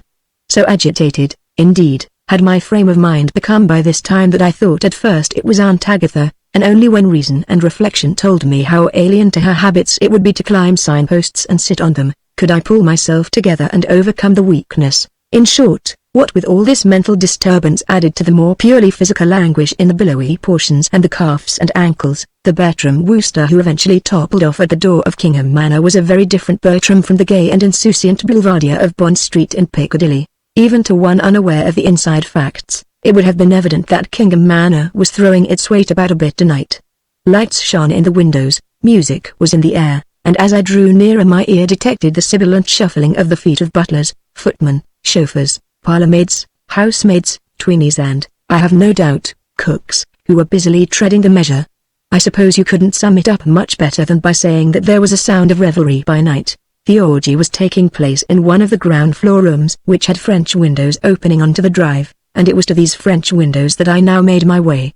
An orchestra was playing something with a good deal of zip to it, and under happier conditions I dare say my feet could have started twitching in time to the melody. But I had sterner work before me than to stand hoofing it by myself on gravel drives. I wanted that back door key, and I wanted it instanter. Scanning the throng within, I found it difficult for a while to spot Seppings. Presently, however, he hove in view, doing fearfully lissom things in mid-floor. Hi Seppings. Ed a couple of times, but his mind was too much on his job to be diverted, and it was only when the swirl of the dance had brought him within prodding distance of my forefinger that a quick one to the lower ribs enabled me to claim his attention. The unexpected buffet caused him to trip over his partner's feet, and it was with marked austerity that he turned. As he recognized Bertram, however, coldness melted, to be replaced by astonishment. Mr. Wooster, I was in no mood for bandying words. Less of the Mr. Wooster and more backdoor keys, I said curtly. Give me the key of the back door, Seppings. He did not seem to grasp the gist. The key of the back door, sir? Precisely. The Brinkley Court back door key. But it is at the court, sir. I clicked the tongue, annoyed. Don't be frivolous, my dear old butler, I said. I haven't ridden 9 miles on a push bike to listen to you trying to be funny. You've got it in your trousers pocket. No, sir. I left it with Mr. Jeeves. You did what? Yes, sir. Before I came away. Mr. Jeeves said that he wished to walk in the garden before retiring for the night. He was to place the key on the kitchen windowsill. I stared at the man dumbly. His eye was clear, his hand steady. He had none of the appearance of a butler who has had a couple. You mean that all this while the key has been in Jeeves's possession? Yes, sir. I could speak no more. Emotion had overmastered my voice. I was at a loss and not abreast, but of one thing, it seemed to me, there could be no doubt. For some reason, not to be fathomed now, but most certainly to be gone well into as soon as I had pushed this infernal sewing machine of mine over those 9 miles of lonely, country road and got within striking distance of him, Jeeves had been doing the dirty. Knowing that at any given moment he could have solved the whole situation, he had kept Aunt Dahlia and others roosting out on the front lawn in Dishaby and, worse still, had stood calmly by and watched his young employer set out on a wholly unnecessary 18-mile bicycle ride. I could scarcely believe such a thing of him. Of his Uncle Cyril, yes. With that distorted sense of humor of his, Uncle Cyril might quite conceivably have been capable of such conduct. But that it should be Jeeves, I leapt into the saddle and, stifling the cry of agony which rose to the lips as the bruised person touched the hard leather, set out on the homeward journey. Chapter 23. I remember Jeeves saying on one occasion, I forgot how the subject had arisen, he may simply have thrown the observation out, as he does sometimes, for me to take or leave, that hell hath no fury like a woman scorned. And until tonight I had always felt that there was a lot in it. I had never scorned a woman myself, but Bongo Twistleton once scorned an aunt of his, flatly refusing to meet her son Gerald at Paddington and give him lunch and see him off to school at Waterloo. And he never heard the end of it. Letters were written, he tells me, which had to be seen to be believed.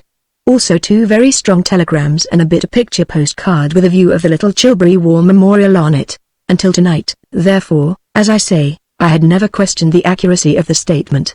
Scorned women first and the rest nowhere, was how it had always seemed to me. But tonight I revised my views. If you want to know what hell can really do in the way of furies, look for the chap who has been hornswoggled into taking a long and unnecessary bicycle ride in the dark without a lamp. Mark that word, unnecessary. That was the part of it that really jabbed the iron into the soul. I mean, if it was a case of riding to the doctor's to save the child with croup, or going off to the local pub to fetch supplies in the event of the cellar having run dry, no one would leap to the handlebars more readily than I. Young Lochinver, absolutely. But this business of being put through it merely to gratify one's personal attendant's diseased sense of the amusing was a bit too thick, and I chafed from start to finish. So, what I mean to say, although the providence which watches over good men saw to it that I was enabled to complete the homeward journey unscathed except in the billowy portions, removing from my path all goats, elephants, and even owls that looked like my Aunt Agatha, it was a frowning and jaundiced Bertram who finally came to anchor at the Brinkley Court front door. And when I saw a dark figure emerging from the porch to meet me, I prepared to let myself go and uncork all that was fizzing in the mind. "Jeeves," I said. "It is I, Bertie." The voice which spoke sounded like warm treacle, and even if I had not recognized it immediately as that of the Basset, I should have known that it did not proceed from the man I was yearning to confront. For this figure before me was wearing a simple tweed dress and had employed my first name in its remarks. And Jeeves, whatever his moral defects, would never go about in skirts calling me Bertie, the last person, of course, whom I would have wished to meet after a long evening in the saddle, but I vouchsafed a courteous what ho. There was a pause, during which I massaged the calves. "Mine, of course, I mean, you got in, then?" I said, in allusion to the change of costume. "Oh, yes. About a quarter of an hour after you left, Jeeves went searching about and found the back door key on the kitchen windowsill." "Ha, what? Nothing. I thought you said something." "No, nothing." And I continued to do so. For at this juncture, as had so often happened when this girl and I were closeted, the conversation once more went blue on us. The night breeze whispered, but not the Basset. A bird twittered, but not so much as a chirpus capped Bertram. It was perfectly amazing, the way her mere presence seemed to wipe speech from my lips and mine, for that matter, from hers. It began to look as if our married life together would be rather like 20 years among the Trappist monks. "Seen Jeeves anywhere?" I asked, eventually coming through. "Yes, in the dining room, waiting on everybody. They are having eggs and bacon and champagne." "What did you say?" I had said nothing, merely snorted. There was something about the thought of these people carelessly reveling at a time when, for all they knew, I was probably being dragged about the countryside by goats or chewed by elephants, that struck home at me like a poisoned dart. It was the sort of thing you read about as having happened just before the French Revolution, the haughty nobles in their castles callously digging in and quaffing while the unfortunate blighters outside were suffering frightful privations. The voice of the Basset cut in on these mordant reflections. "Bertie, hello." Silence. "Hello." I said again, no response. Whole thing rather like one of those telephone conversations where you sit at your end of the wire saying, "Hello. Hello." Unaware that the party of the second part has gone off to tea. Eventually, however, she came to the surface again. "Bertie, I have something to say to you." "What?" "I have something to say to you, I know." I said, "What?" "Oh, I thought you didn't hear what I said." "Yes, I heard what you said, all right, but not what you were going to say." "Oh, I see, right-ho." So that was straightened out. Nevertheless, instead of proceeding, she took time off once more. She stood twisting the fingers and scratching the gravel with her foot. When finally she spoke, it was to deliver an impressive boost. "Bertie, do you read Tennyson?" "Not if I can help. You remind me so much of those knights of the Round Table in the Idylls of the King." Of course I had heard of them, Lancelot, Galahad and all that lot, but I didn't see where the resemblance came in. It seemed to me that she must be thinking of a couple of other fellows. "How do you mean?" "You have such a great heart, such a fine soul. You are so generous, so unselfish, so chivalrous. I have always felt that about you, that you are one of the few really chivalrous men I have ever met." Well, dashed difficult, of course, to know what to say when someone is giving you the old oil on a scale like that. I muttered an "oh, yes," or something on those lines, and rubbed the billowy portions in some embarrassment. And there was another silence, broken only by a sharp howl as I rubbed a bit too hard. "Bertie, hello?" I heard her give a sort of gulp. "Bertie, will you be chivalrous now?" "Rather. Only too pleased." "How do you mean?" "I am going to try you to the utmost. I am going to test you as few men have ever been tested. I am going." I didn't like the sound of this. "Well," I said doubtfully, always glad to oblige, you know, "but I've just had the dickens of a bicycle ride, and I'm a bit stiff and sore, especially in the, as I say, a bit stiff and sore. If it's anything to be fetched from upstairs." "No, no, you don't understand." "I don't, quite, no." "Oh, it's so difficult. How can I say it?" "Can't you guess?" "No. I'm dashed if I can." "Bertie, let me go." "But I haven't got hold of you." "Release me." And then I suddenly got it. I suppose it was fatigue that had made me so slow to apprehend the nub. What? I staggered, and the left pedal came up and caught me on the shin. But such was the ecstasy in the soul that I didn't utter a cry. Release you? Yes. I didn't want any confusion on the point. You mean you want to call it all off? You're going to hitch up with Gussie, after all? Only if you are fine and big enough to consent. Oh, I am. I gave you my promise. Promises. Then you really, absolutely. Oh, Bertie. She seemed to sway like a sapling. It is saplings that sway, I believe. A very parfait night. I heard her murmur, and there not being much to say after that, I excused myself on the ground that I had got about 2 pecks of dust down my back and would like to go and get my maid to put me into something loose. You go back to Gussie, I said, and tell him that all is well. She gave a sort of hiccup and, darting forward, kissed me on the forehead. Unpleasant, of course, but, as an atoll would say, I can take a few smooths with a rough. The next moment she was legging it for the dining room, while I, having bunged the bicycle into a bush, made for the stairs. I need not dwell upon my bucketheadness. It can be readily imagined. Talk about chaps with the noose round their necks and the hangman about to let her go and somebody galloping up on a foaming horse, waving the reprieve not in it. Absolutely not in it at all. I don't know that I can give you a better idea of the state of my feelings than by saying that as I started to cross the hall I was conscious of so profound a benevolence toward all created things that I found myself thinking kindly thoughts even of Jeeves. I was about to mount the stairs when a sudden what-ho from my rear caused me to turn. Tuppy was standing in the hall.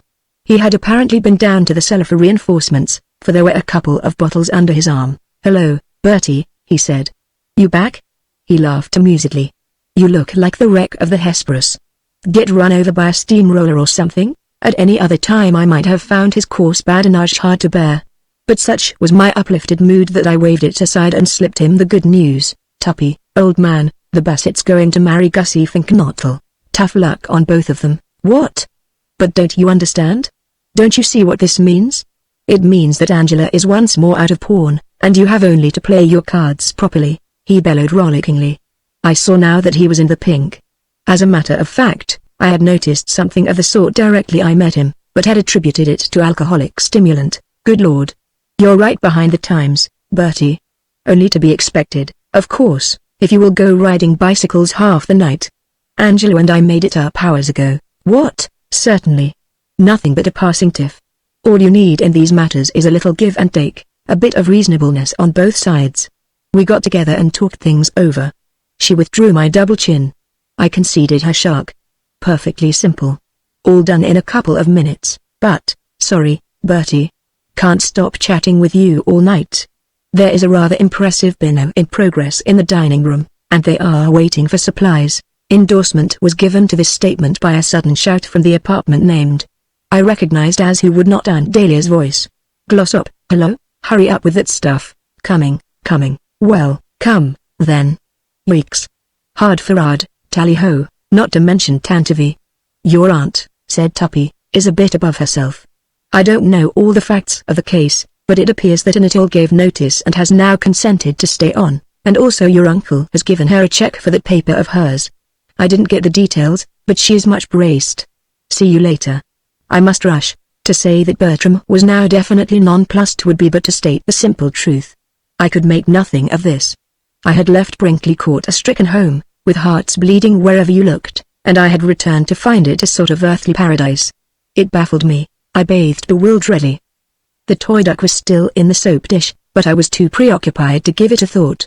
Still at a loss, I returned to my room, and there was Jeeves. And it is proof of my fogged condition that my first words to him were words not of reproach and stern recrimination but of inquiry. I say, Jeeves, good evening, sir. I was informed that you had returned. I trust you had an enjoyable ride.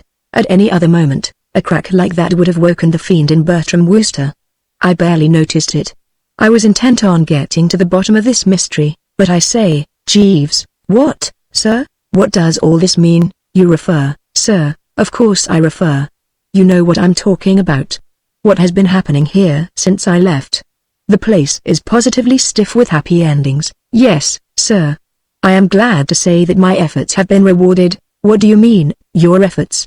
You aren't going to try to make out that that rotten Firebell scheme of yours had anything to do with it? Yes, sir, don't be an ass, Jeeves. It flopped. Not altogether, sir. I fear, sir, that I was not entirely frank with regard to my suggestion of ringing the fire bell. I had not really anticipated that it would in itself produce the desired results. I had intended it merely as a preliminary to what I might describe as the real business of the evening. You gibber, Jeeves. No, sir.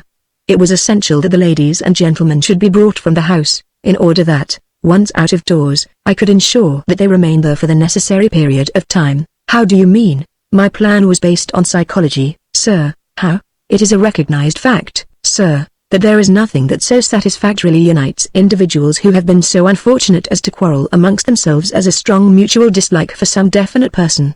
In my own family, if I may give a homely illustration, it was a generally accepted axiom that in times of domestic disagreement it was necessary only to invite my Aunt Annie for a visit to heal all breaches between the other members of the household. In the mutual animosity excited by Aunt Annie, those who had become estranged were reconciled almost immediately. Remembering this, it occurred to me that were you, sir, to be established as the person responsible for the ladies and gentlemen being forced to spend the night in the garden, everybody would take so strong a dislike to you that in this common sympathy they would sooner or later come together. I would have spoken, but he continued. And such proved to be the case. All, as you see, sir, is now well. After your departure on the bicycle, the various estranged parties agreed so heartily in their abuse of you that the ice, if I may use the expression, was broken, and it was not long before Mr. Glossop was walking beneath the trees with Miss Angela, telling her anecdotes of your career at the university in exchange for hers regarding your childhood, while Mr. Finknottle, leaning against the sundial, held Miss Bassett enthralled with stories of your school days. Mrs. Travers, meanwhile, was telling Monsieur Anatole. I found speech. Oh? I said. I see.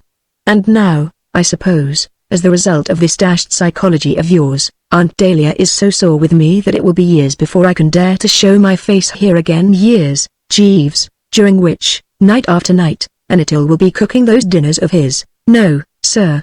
It was to prevent any such contingency that I suggested that you should bicycle to Kingham Manor. When I informed the ladies and gentlemen that I had found the key, and it was borne in upon them that you were having that long ride for nothing, their animosity vanished immediately, to be replaced by cordial amusement. There was much laughter, there was. Yes, sir.